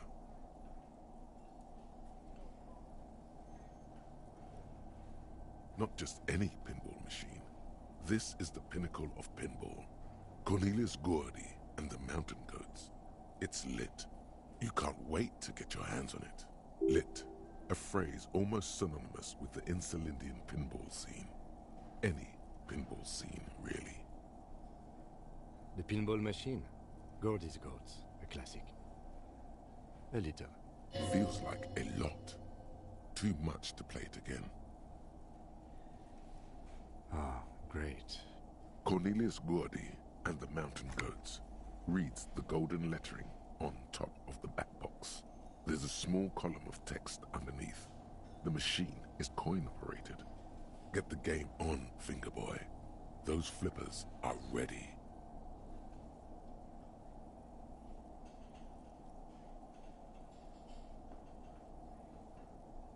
Above the painting of a mustached man climbing a hill, a column reads, inspired by the legend of Cornelius Gordy, taken on the world's tallest peak, Corpus Muindi. The Mesk legend holds that when the nation is in danger, heroic Gordy shall return and save his people. The theme of the game is to explore Gordy's climb through the perspective of goats and to ascend to the top of the mountain in a time of trouble. The peak of the mountain is at the top of the playfield. All the balls have small goat icons on them and represent the goats as they race up and down the mountain. Areas around the playfield represent Gordy's climb, places he was said to have camped, which the goats can discover. Get them to the summit. Indeed, think of them as balls.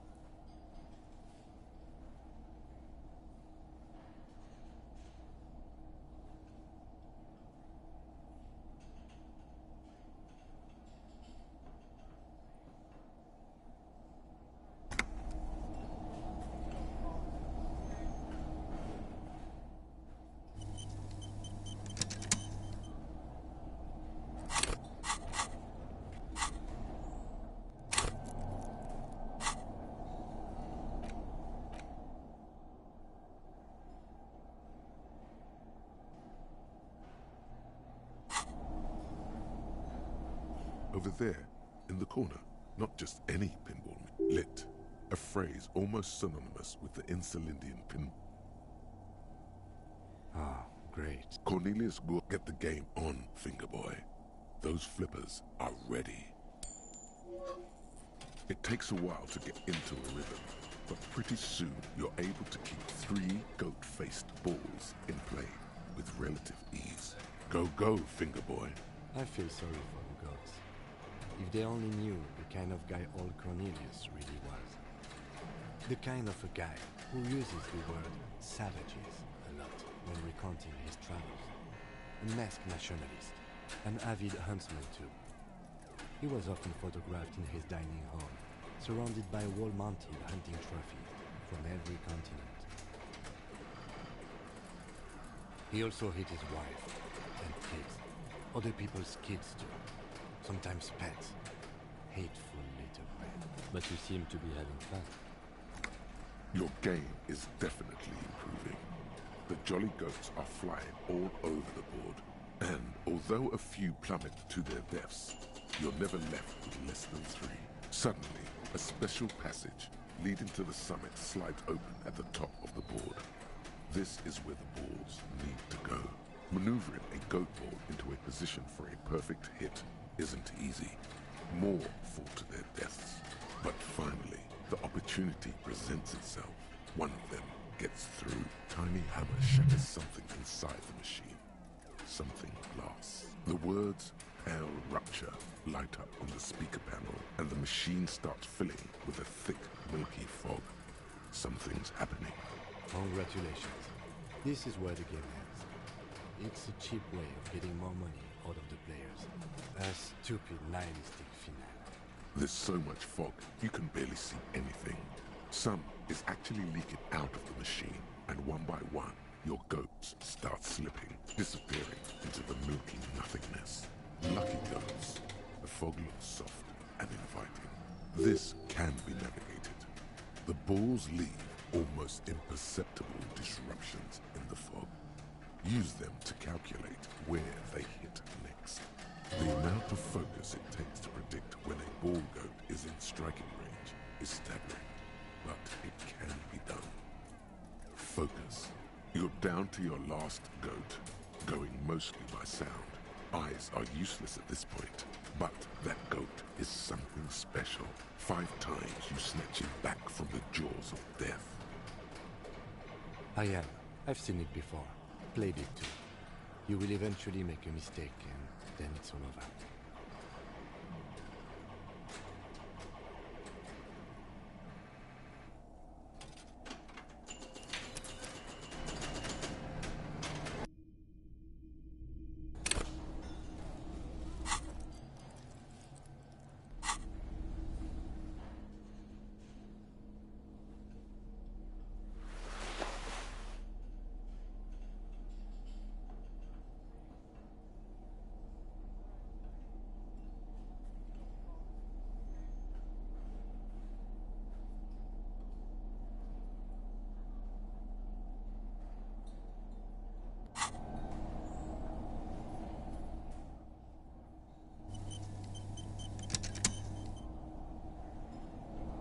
Over there, and not just any pinball machine. This is...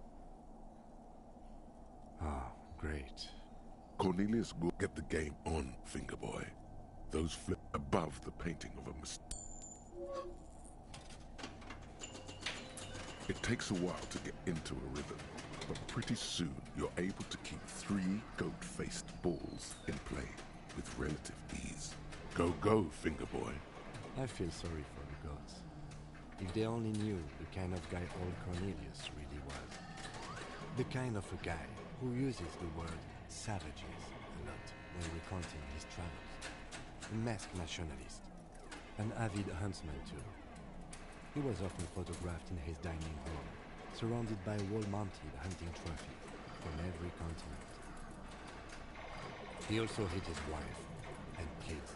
Other people's kids too. Sometimes pets. Hateful little man. But you seem to be having fun. Your game is definitely improving. The jolly goats are flying all over the board, and although a few plummet to their deaths, you're never left with less than 3. Suddenly, a special passage leading to the summit slides open at the top of the board. This is where the balls need to go. Maneuvering a goat ball into a position for a perfect hit isn't easy. More fall to their deaths. But finally, the opportunity presents itself. One of them gets through. The words "pale rupture" light up on the speaker panel, and the machine starts filling with a thick, milky fog. Something's happening. Congratulations. This is where the game ends. It's a cheap way of getting more money out of the players. A stupid, nihilistic finale. There's so much fog, you can barely see anything. Some is actually leaking out of the machine, and one by one, your goats start slipping, disappearing into the milky nothingness. Lucky goats. The fog looks soft and inviting. This can be navigated. The balls leave almost imperceptible disruptions in the fog. Use them to calculate where they hit next. The amount of focus it takes to predict when a ball goat is in striking range is staggering, but it can be done. Focus. You're down to your last goat, going mostly by sound. Eyes are useless at this point, but that goat is something special. 5 times you snatch him back from the jaws of death. I am. I've seen it before. Played it too. You will eventually make a mistake, and then it's all over. With automation-like precision, you keep the final goat board in play, reacting to the tiniest stimuli, floating in the flow state. The fog is clearing, and suddenly, the old speaker crackles. Gordy Ball is lit. Huh? A panel opens up at the top of the playfield, and a new ball charges downhill. It's larger than the goats and matte black. Cornelius spelled the white letters running across the equator. So violent is its descent, it immediately knocks the last goat into the abyss. Then proceeds to bounce all across the board as if carried by some demonic otherworldly inertia. High score, announce the speakers, and the whole machine lights up. Then the flippers retract, leaving a perfect opening for the Gordy Ball to join the goats backstage. Cornelius vanishes, and the machine powers off. That's amazing. You didn't just win. No one I know has ever beaten Gordy's goats. That is a monumental achievement, Detective. Congratulations, Your Highness. That was really impressive. The machine needs a good service before anyone else can even attempt it again. Yes, good times. Once again, the machine becomes one with the dust and the darkness. Life has left it, unlikely to ever return.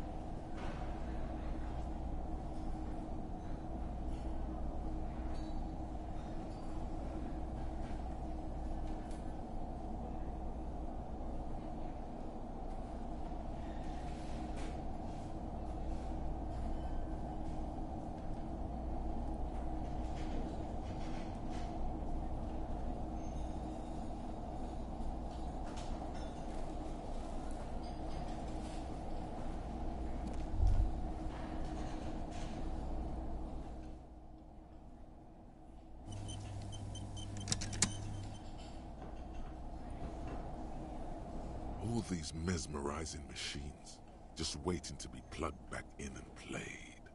Feels like it might jump back to life any moment, the lights illuminating the white-robed woman. Some kind of inane pinball theme, probably related to Messina during the DeLorean age. The history themes are the worst. The lieutenant grimaces, looking at the machines. You can't fire them up. They are broken. Only that one machine in the main hall works. The Royalist pinball.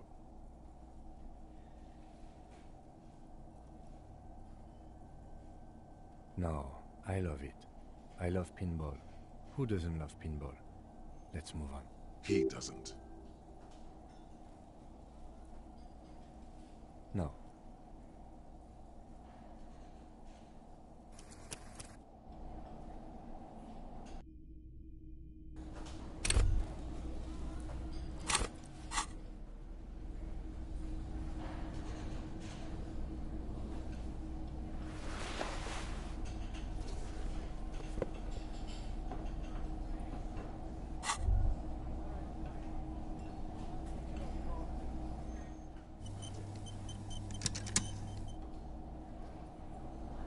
All these mesmerized feels like it might jump. The lieutenant.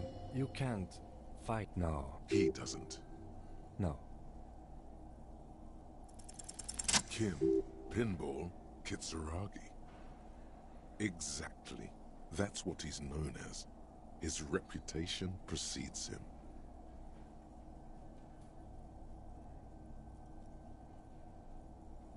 Of course, of course. Just something that swam to the surface. Go on, do real police work. This isn't a pinball mystery. He also really doesn't want to talk about it.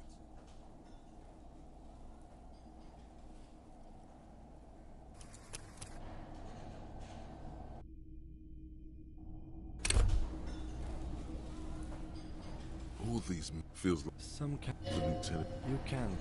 No. He doesn't. No. It's...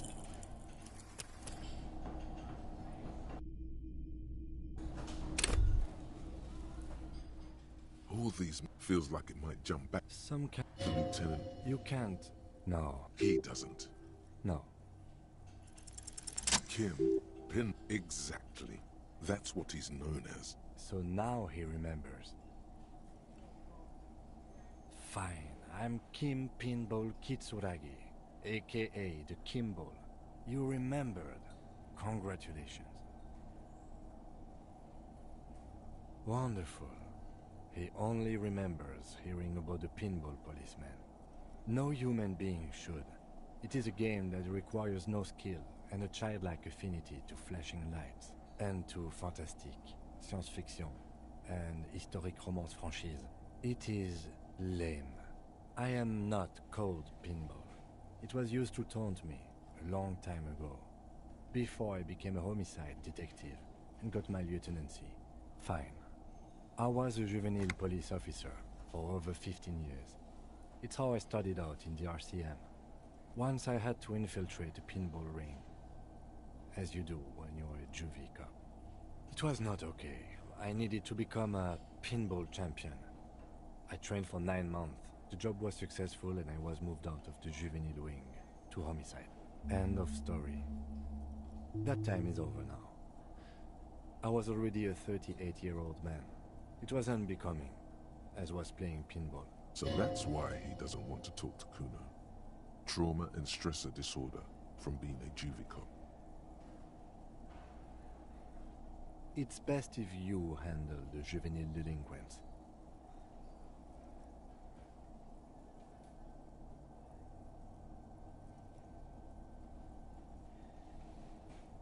Lieutenant Kitsuragi is good too.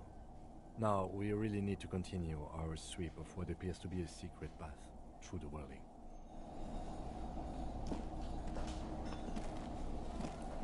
This small elevator is dimly lit by a bulb that's been glowing for ages. The latticed cage is open, inviting you to step inside. Smells of nougat and sweat. Your head brushes up against the ceiling. There is a control panel to your right, and just enough room for 2 people to fit in. The maintenance card under the control panel reads, Last maintenance, 10th July, 88. There are large rectangular buttons, monter, descend, and an international call for emergency assistance. That third one appears to be broken. That it does. I say, let's brave it.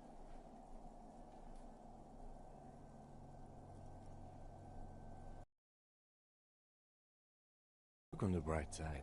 If it fails, we will only sustain minor injuries. I'm talking 3, maybe 4 months in the hospital.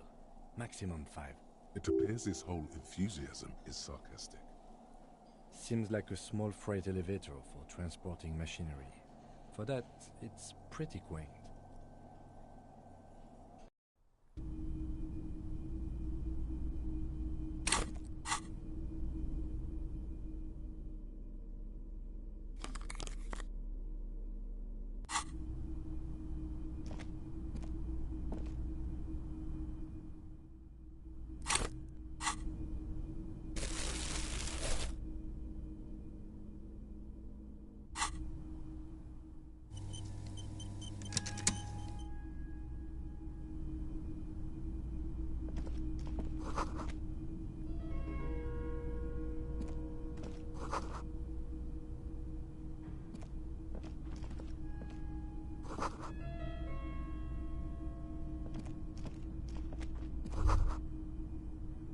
So this is where they brought 40 pinball machines to fix them up, a long time ago.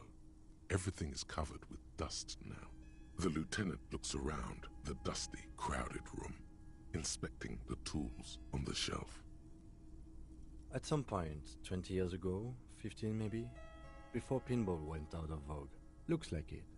I'm guessing Martinez North 22 used to be a pinball arcade before it became a hostel. There are machines left over. A creak. Some dust falls off a shelf. Downstairs in the hall, next to the main door.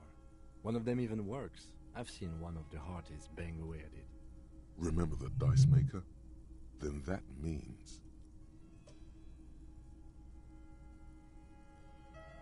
Ah, yes, as the novelty dice maker said.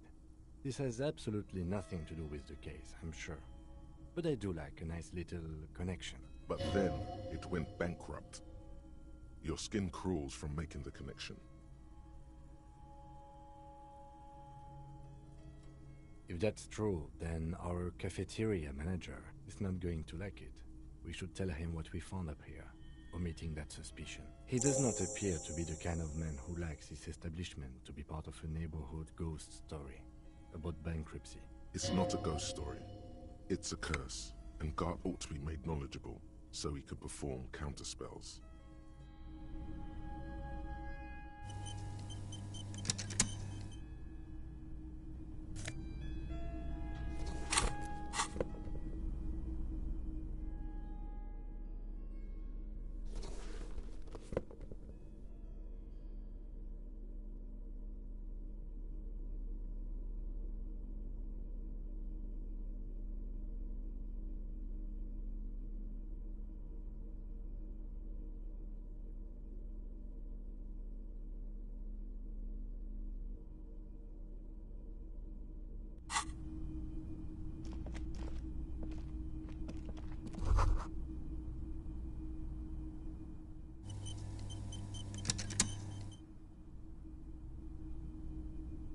You can almost see the shape of a man and a woman, writhing inside, bathed in drug sweat and dirty linens.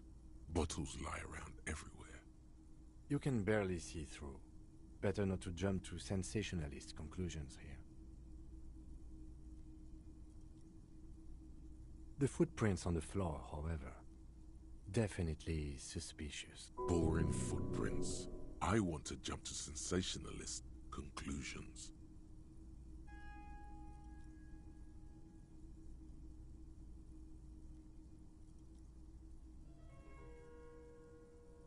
You lean closer to the peephole instinctively. I bet they're doing something quite unnatural there. Sensationally unnatural.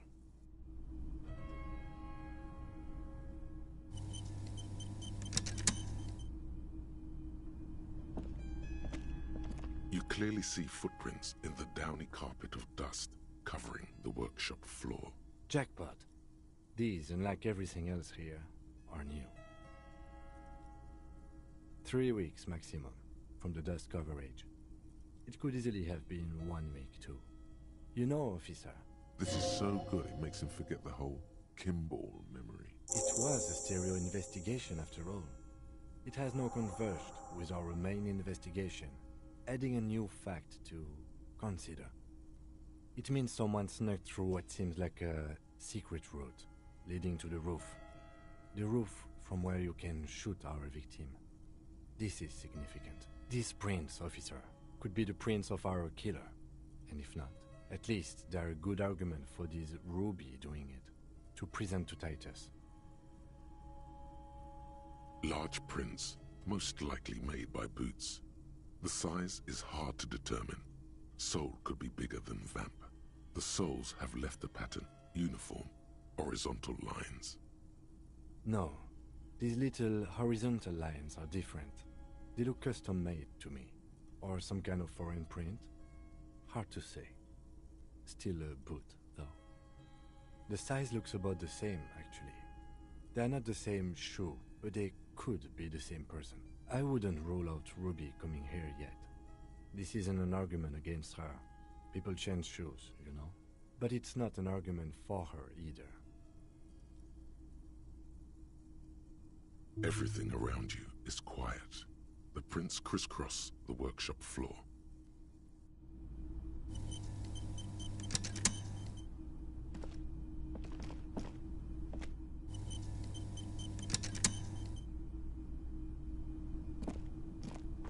This is the inside of the barred door you've seen before. Unless we've veered off into a 4D dimension, I'm expecting to step out on the roof. We could ask Class about this route. See how she reacts? Yes, it is quite likely that we will re-emerge on the M-plane. Brace for psychokinetic impact. Or the roof.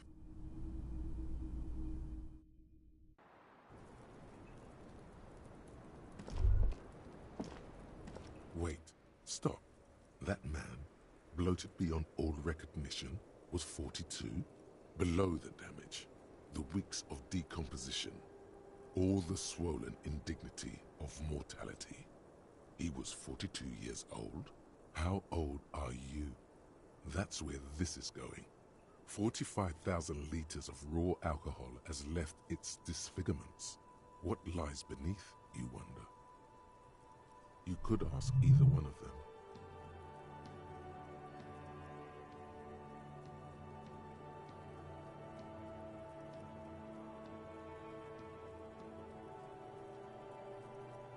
Huh? How old? 58.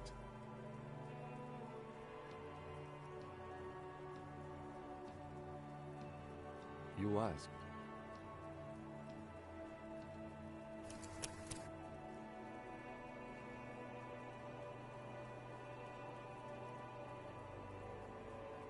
Actually, make that 54.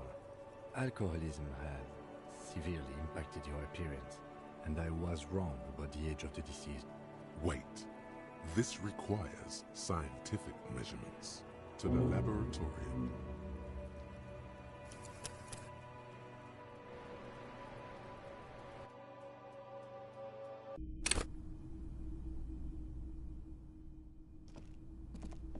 This is the Unless we've... Yes, it is.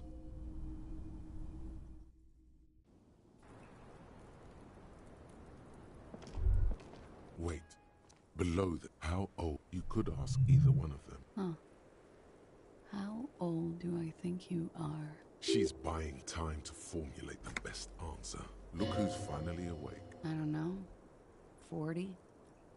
I was like 9 when OO peaked. That was what, 19 years ago? I liked them when I was 9. You couldn't have liked it when you were 40. Let's say you were 20-something. 25. A good disco age. 25 plus 19 is 44. I'm gonna say you're 44. Look, at the end of the day, age is just a number, you know? Yes, miss, but for him that number is 56. Wait. This requires science to the laboratory.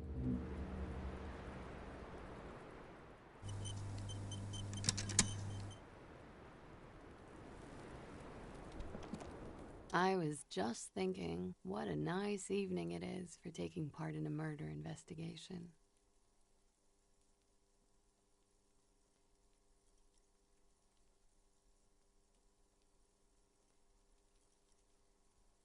Yeah?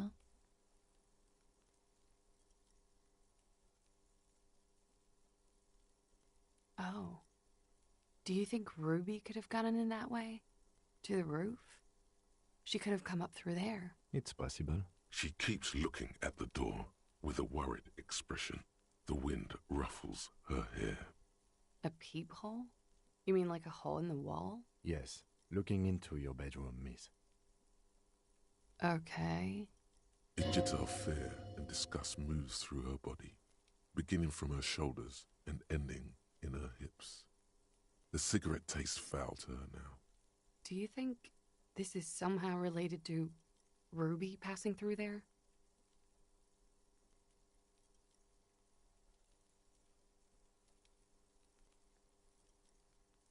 Okay. Do you have any way of knowing how long it has been there? Unfortunately, no. But if I were to guess, long enough. The perforation is under the bookshelf on your wall. It should not be hard to cover with some tape. It's very hard to believe that she'd do something like that, but... No, I don't know. I just don't know about this, officer. She could have. Maybe she did. Or maybe it's been there for a long time. The local kids use it or something. Was there anything else back there? Huh. This isn't good. She's straight as a stick, suddenly. Okay. I'm glad someone's had fun. She's lost in thought. Eyes narrowed. Forehead furrowed. All right.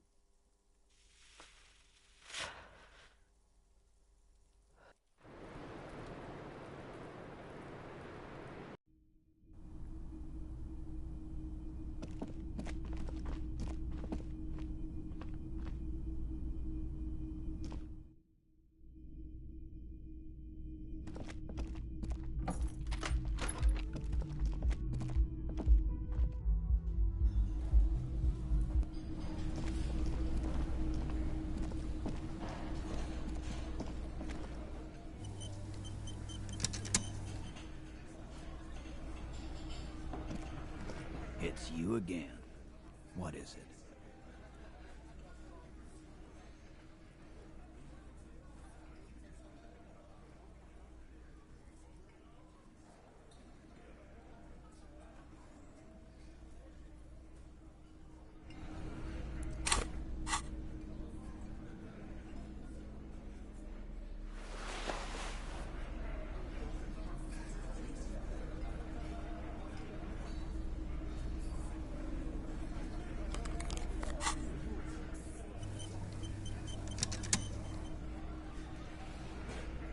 It's you again. What is it?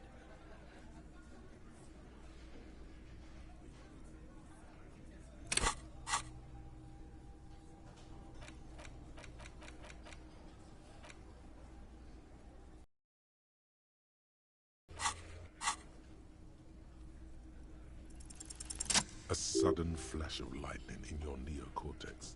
The hostel cafeteria is lit by its airy blaze. Floor plans, bullet trajectories, webs of human emotion, all channeled into a single thought. So that's what you were squinting at. You were trying to come up with a theory, weren't you? That she did it. Yeah, he was cobbling together shit so he could put her away. It's RCM 101. Well, let old Titus set your mind at ease then. She didn't do it. She was here all night. Sunday night, 11:30 to 12:15. She was here all that time? Yeah, with us, drinking, near the stage there.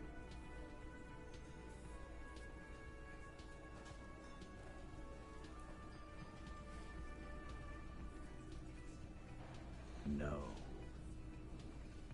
All right, she took a fucking leak, okay? For one moment. Maybe went out too. She has an operation to run from her lorry. We're not getting into what that operation is again, Culp. That's probably for the best.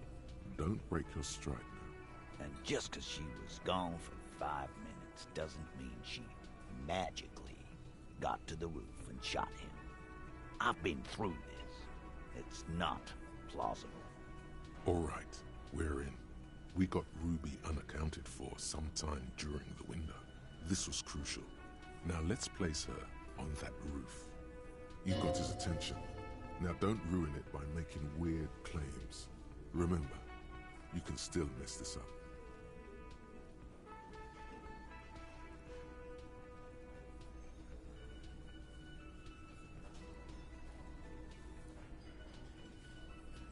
Why not?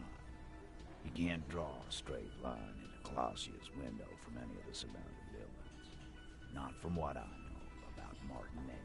Maybe from the coast. But like I said, I've been too busy dealing with you idiots. So no, I don't think it was a sniper. It was close up. 72%. There's a percentage and all. Where'd you get it from? Your guys in the lab? No, you can't. I know what you did here on the weekend. People talk. And what they say doesn't sound like a science call. You're a madman. Those numbers were an ass pull, man. Yeah, and they don't put hair on the roof either. It's just mambo jumbo. He hasn't got shit. I've seen the winch. I'm not blind. You saying she reeled herself up by her collar. Like some kind of... Kidding? Let's go with that. Point is, it's just a rusty winch. It doesn't put her on the roof. How? People say there was a pinball arcade here, sometime before the hostel. What was it called, Theo? East Delta Pinball Arcade. Weird place. Went bankrupt. Weird? How? You're wearing the pinball maker's coat. It's run by a fella called Nerflock something, who wore a yellow dust coat, like the one you have on right now. Weird guy. Never liked him. It is a very comfortable coat for such an oldie. Okay, but how'd you get up? There's no room for a staircase in this building. Or an elevator, for that matter.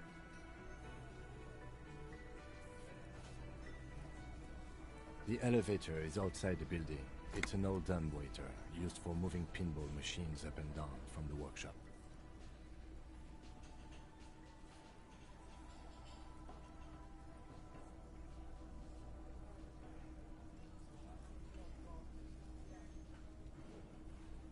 Thank you.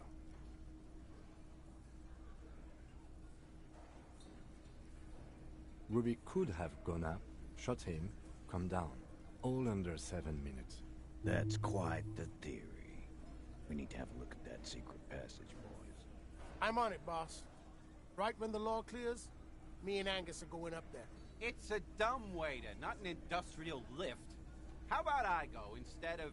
Just now. You got something else to back this route up? Or is that it?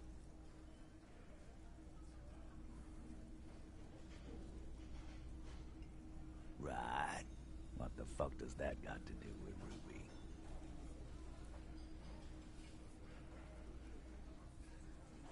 Wow, man, can we? I mean... That'd be awesome. I beat that royalist machine 20 times now. All right.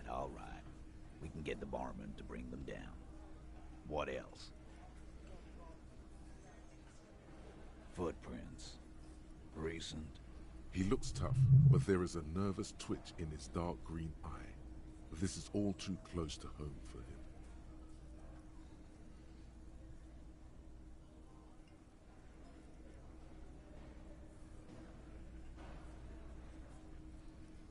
Goes against your little theory, doesn't it? Then again, I've known few people in my life who own more than one pair of boots, and occasionally do change them.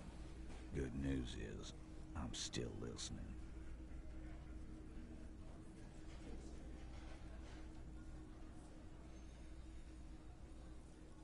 I don't like guessing, Carl. No one does. It opens the steel door in the kitchen, the one that leads upstairs to the roof. This key was right here, with you. all the time.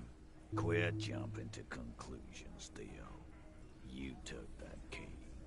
Did it look like it was recently put there? No, the ribbon was old. Faded. It'd have been there for 20 years at least.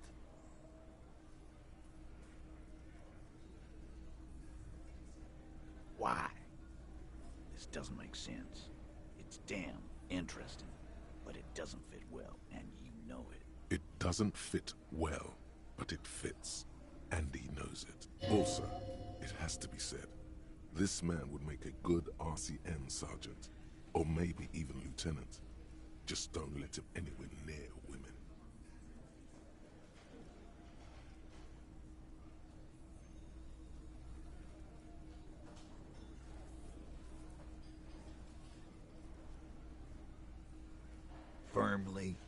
Firmly doesn't go well with could've. There's a route to the roof. Me and the boys need to check it out. That's what we established. But a route does not put that bullet in his head. A gun does that, and Ruby doesn't carry one. Phase 2, murder weapon. Get a gun in her hand. If not that, then at least a shadow of a doubt. In the shape of a gun. God damn. That's just about your favorite topic, isn't it? Every fucking 5 seconds. You were warned not to bring it up. Your best shot here is to just back out of it.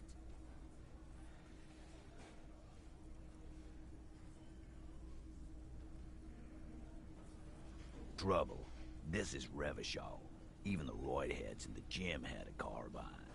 No one has trouble getting a gun. I still never saw her carry one. He must be referencing some past case of theirs. He's angry because he knows you're right. What he's saying only confirms your theory.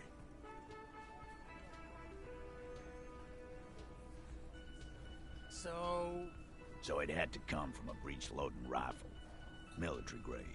Not even you militia monkeys have those. This goes against your everyone has a gun theory. If it was military grade, how'd Ruby get it? Wait, did he say you don't have big guns? No, just say you're honest with him. Don't challenge him.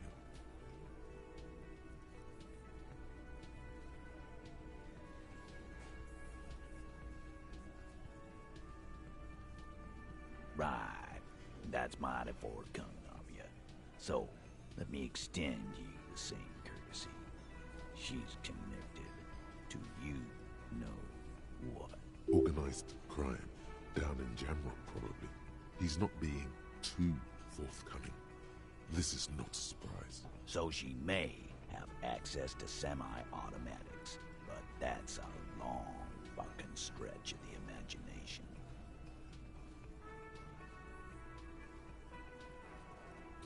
Yes, goddammit, I know what a 72% chance means. It means there's a 28% chance it isn't that.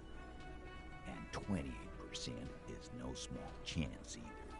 Just making sure we are on the same page. It doesn't all fit. We are just sharing info, candidly.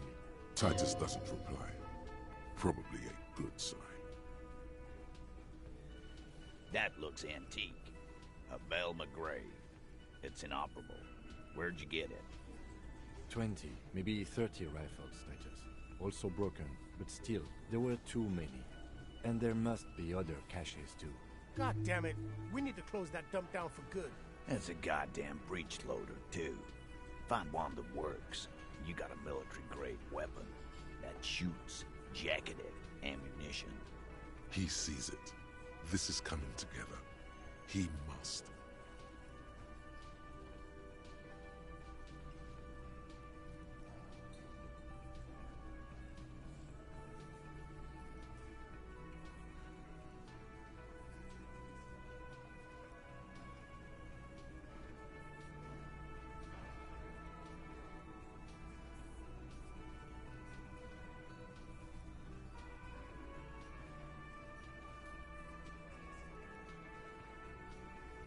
All right, Carl. Keep talking. I'll tell you when I've had enough. Teeth! We're not seriously considering it, are we? Ruby wouldn't do this.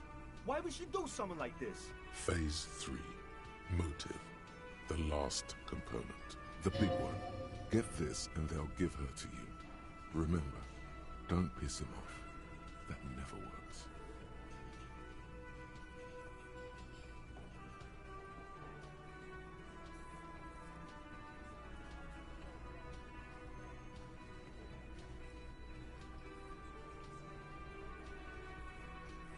Nah, man. That's just Ruby. She's got shit under control. That's her whole thing. That's why she's so good. Plus, man, it's like female intuition. You know, women talk to women. Which is sort of why we need someone on the team who they talk to.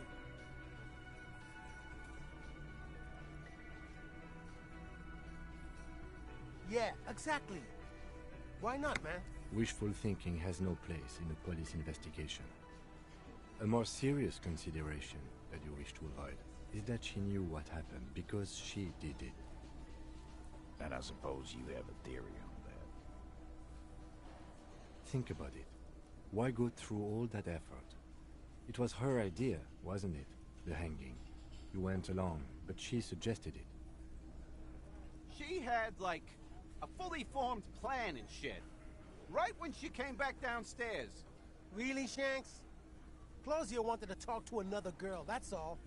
She was just the first one up there. I could have come up with that plan if I'd have been first. Time for a logics demonstration.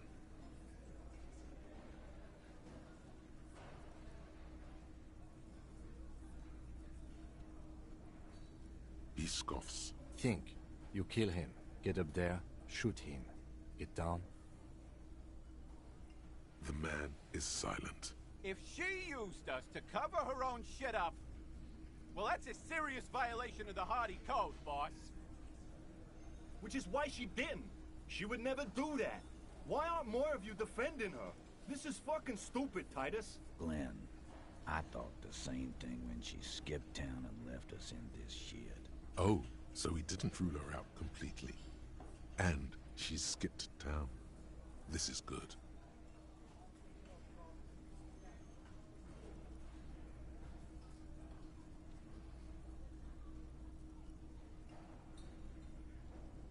Yeah, like what?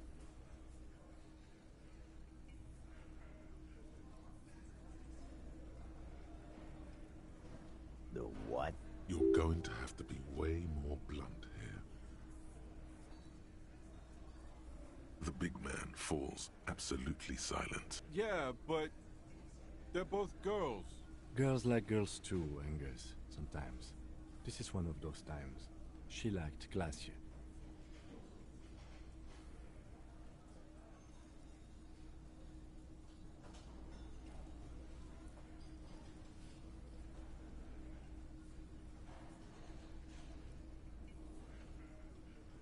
Yeah?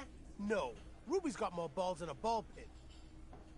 You'd have to be an idiot not to... Guys, I'm not the only one who knew. Right? Knew what? First he said... It's a lie. Come on, Glenn. She likes Monica's titties more than you do. Everyone knows which way the wind blows there. I did. I knew it. That's why she didn't fuck me at Fatty's birthday party. She didn't fuck you. 'Cause you're 40, and you still live with your mom, Dennis.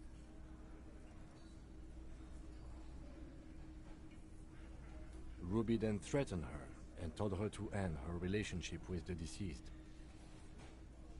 This is some sordid shit. It's also the kind of garbage our Miss Aronier puts out to cover her own ass.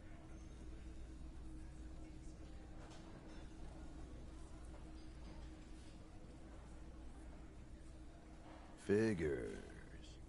But that Ruby is queer as cabaret, now that I start thinking about it.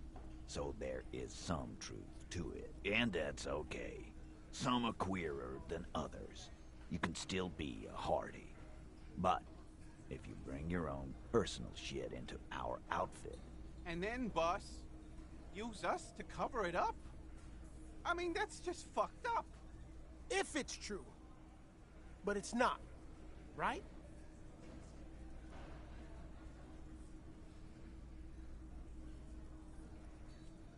There's no fucking leadership challenge. Just when I thought you were taking this seriously, cop, you put your head in your ass. Man, now he's just throwing shit against the wall to see what sticks. Okay. We ruled out infighting. That's how this works, by exclusion. Remember, all we need to do is rule Ruby out too. That's all this is. There's a bit of truth in there for Titus to react so brashly. He does not like his authority questioned. You had expressed, on occasion, your dislike of the mercenaries' presence in Martinez, right? Whack someone in my district? That doesn't carry much favor with Titus Hardy. She has to know that. Silence. He looks around the room. The old man in the corner nods a very small nod, and a trickle of tobacco spit on his lip. This is the only option he cares for. Yeah, I see it. There's one more thing I've been wondering about. Ever since you asked me where she is. Add it to your list of suspicions, if you want. I don't know where she went. She just got up and left. Got real scared, too. Wouldn't tell me where. However, hard I ask. Wanna know why? She was afraid I would tell you. Maybe she was right.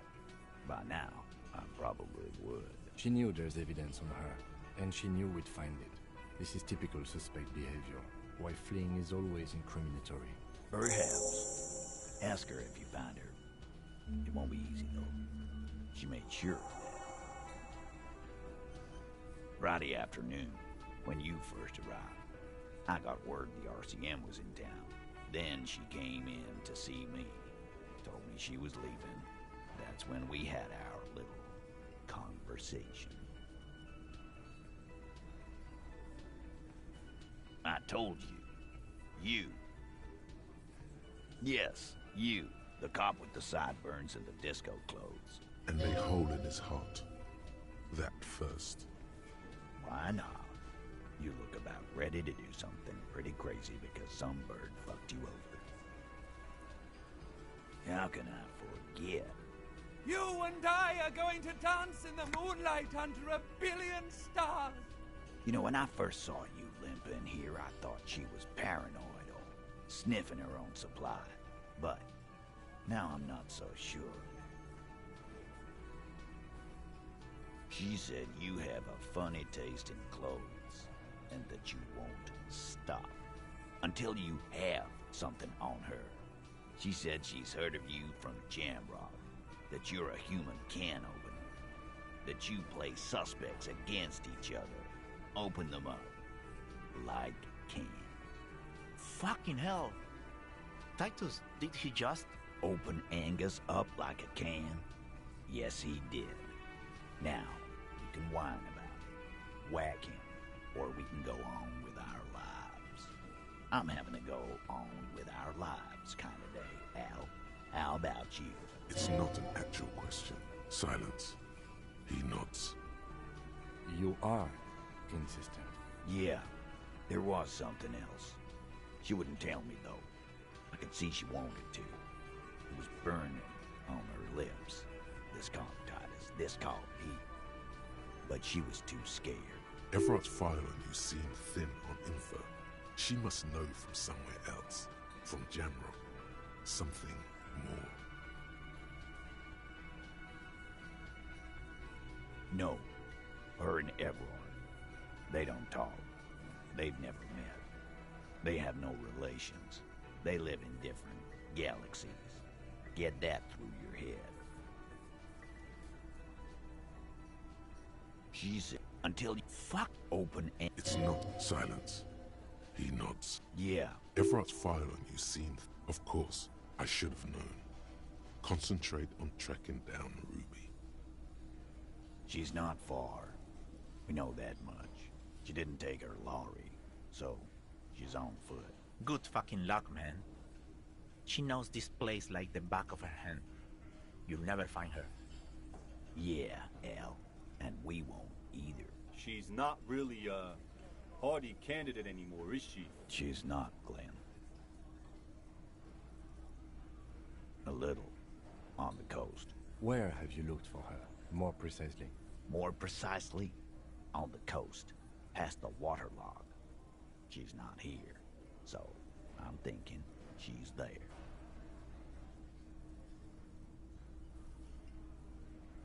Sure, there's some shithouses there. A cinderblock town. Fisher folk there refuse to unionize. So, that's one place we haven't looked. I hear they have a shack where junkies sometimes crash. Time for you to step up. We will start there. One more question. What does Ruby look like? Boyish. Hair's red. Dyed. She looks like a Lowry man. The what now? I have no idea. Boys? She said she's building a pale emitter. What? We were talking about radio equipment. She said she's doing Ulan frequencies and a pale something. I don't know more. This guy barely understands what he's talking about. There you have it. Pale something. It feels like you'll get to know soon enough.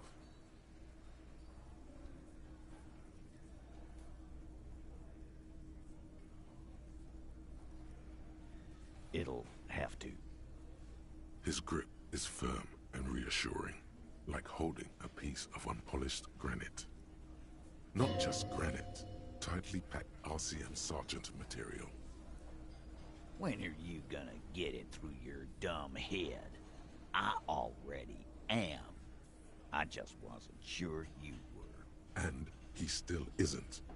People aren't afraid of good cops in the way Ruby was afraid of you, he thinks, then turns back to his men.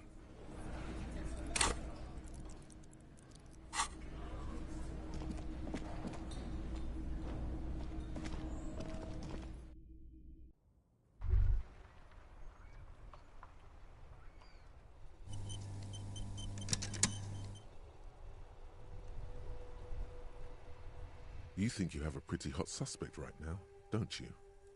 That Ruby of yours? Notice how it came together without casting too much suspicion on Clasia.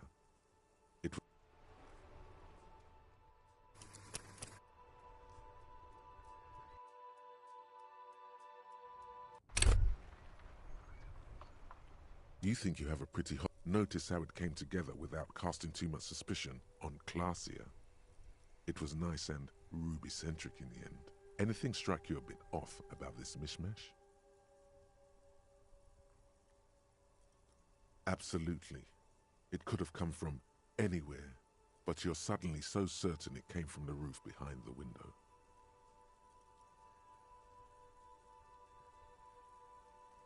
Good point. It is rather rare these days, but do continue. No, they didn't. Notice how this hasn't come up at all. Even Hardy and his boys didn't mention it. Neither did you.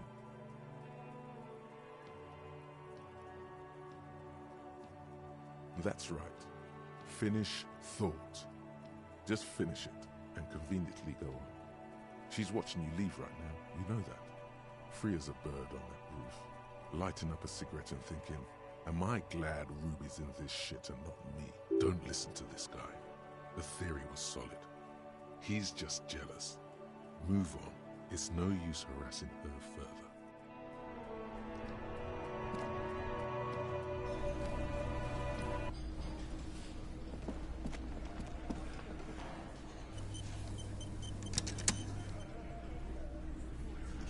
The Coppernado is back.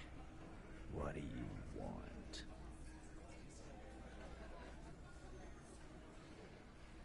Yeah? What?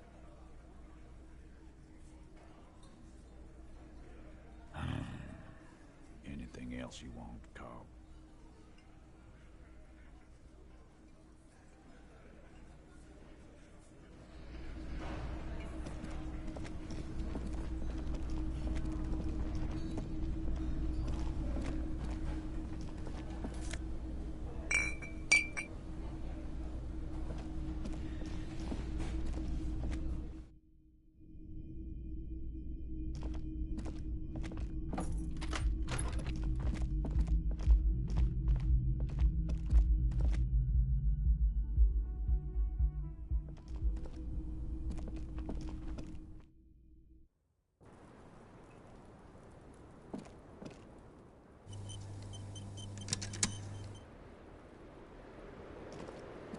I was just thinking, what a nice evening it is for taking part in a murder investigation. I really don't know, sir.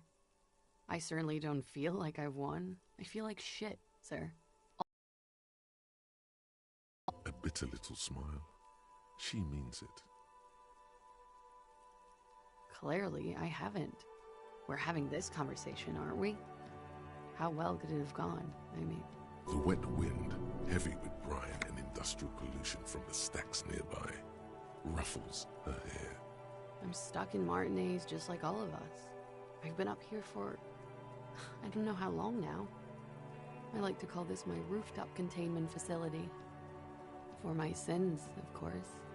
The long-standing sins of a bad, frivolous person. For destroying my first love. For working for bad people. The list goes on and on.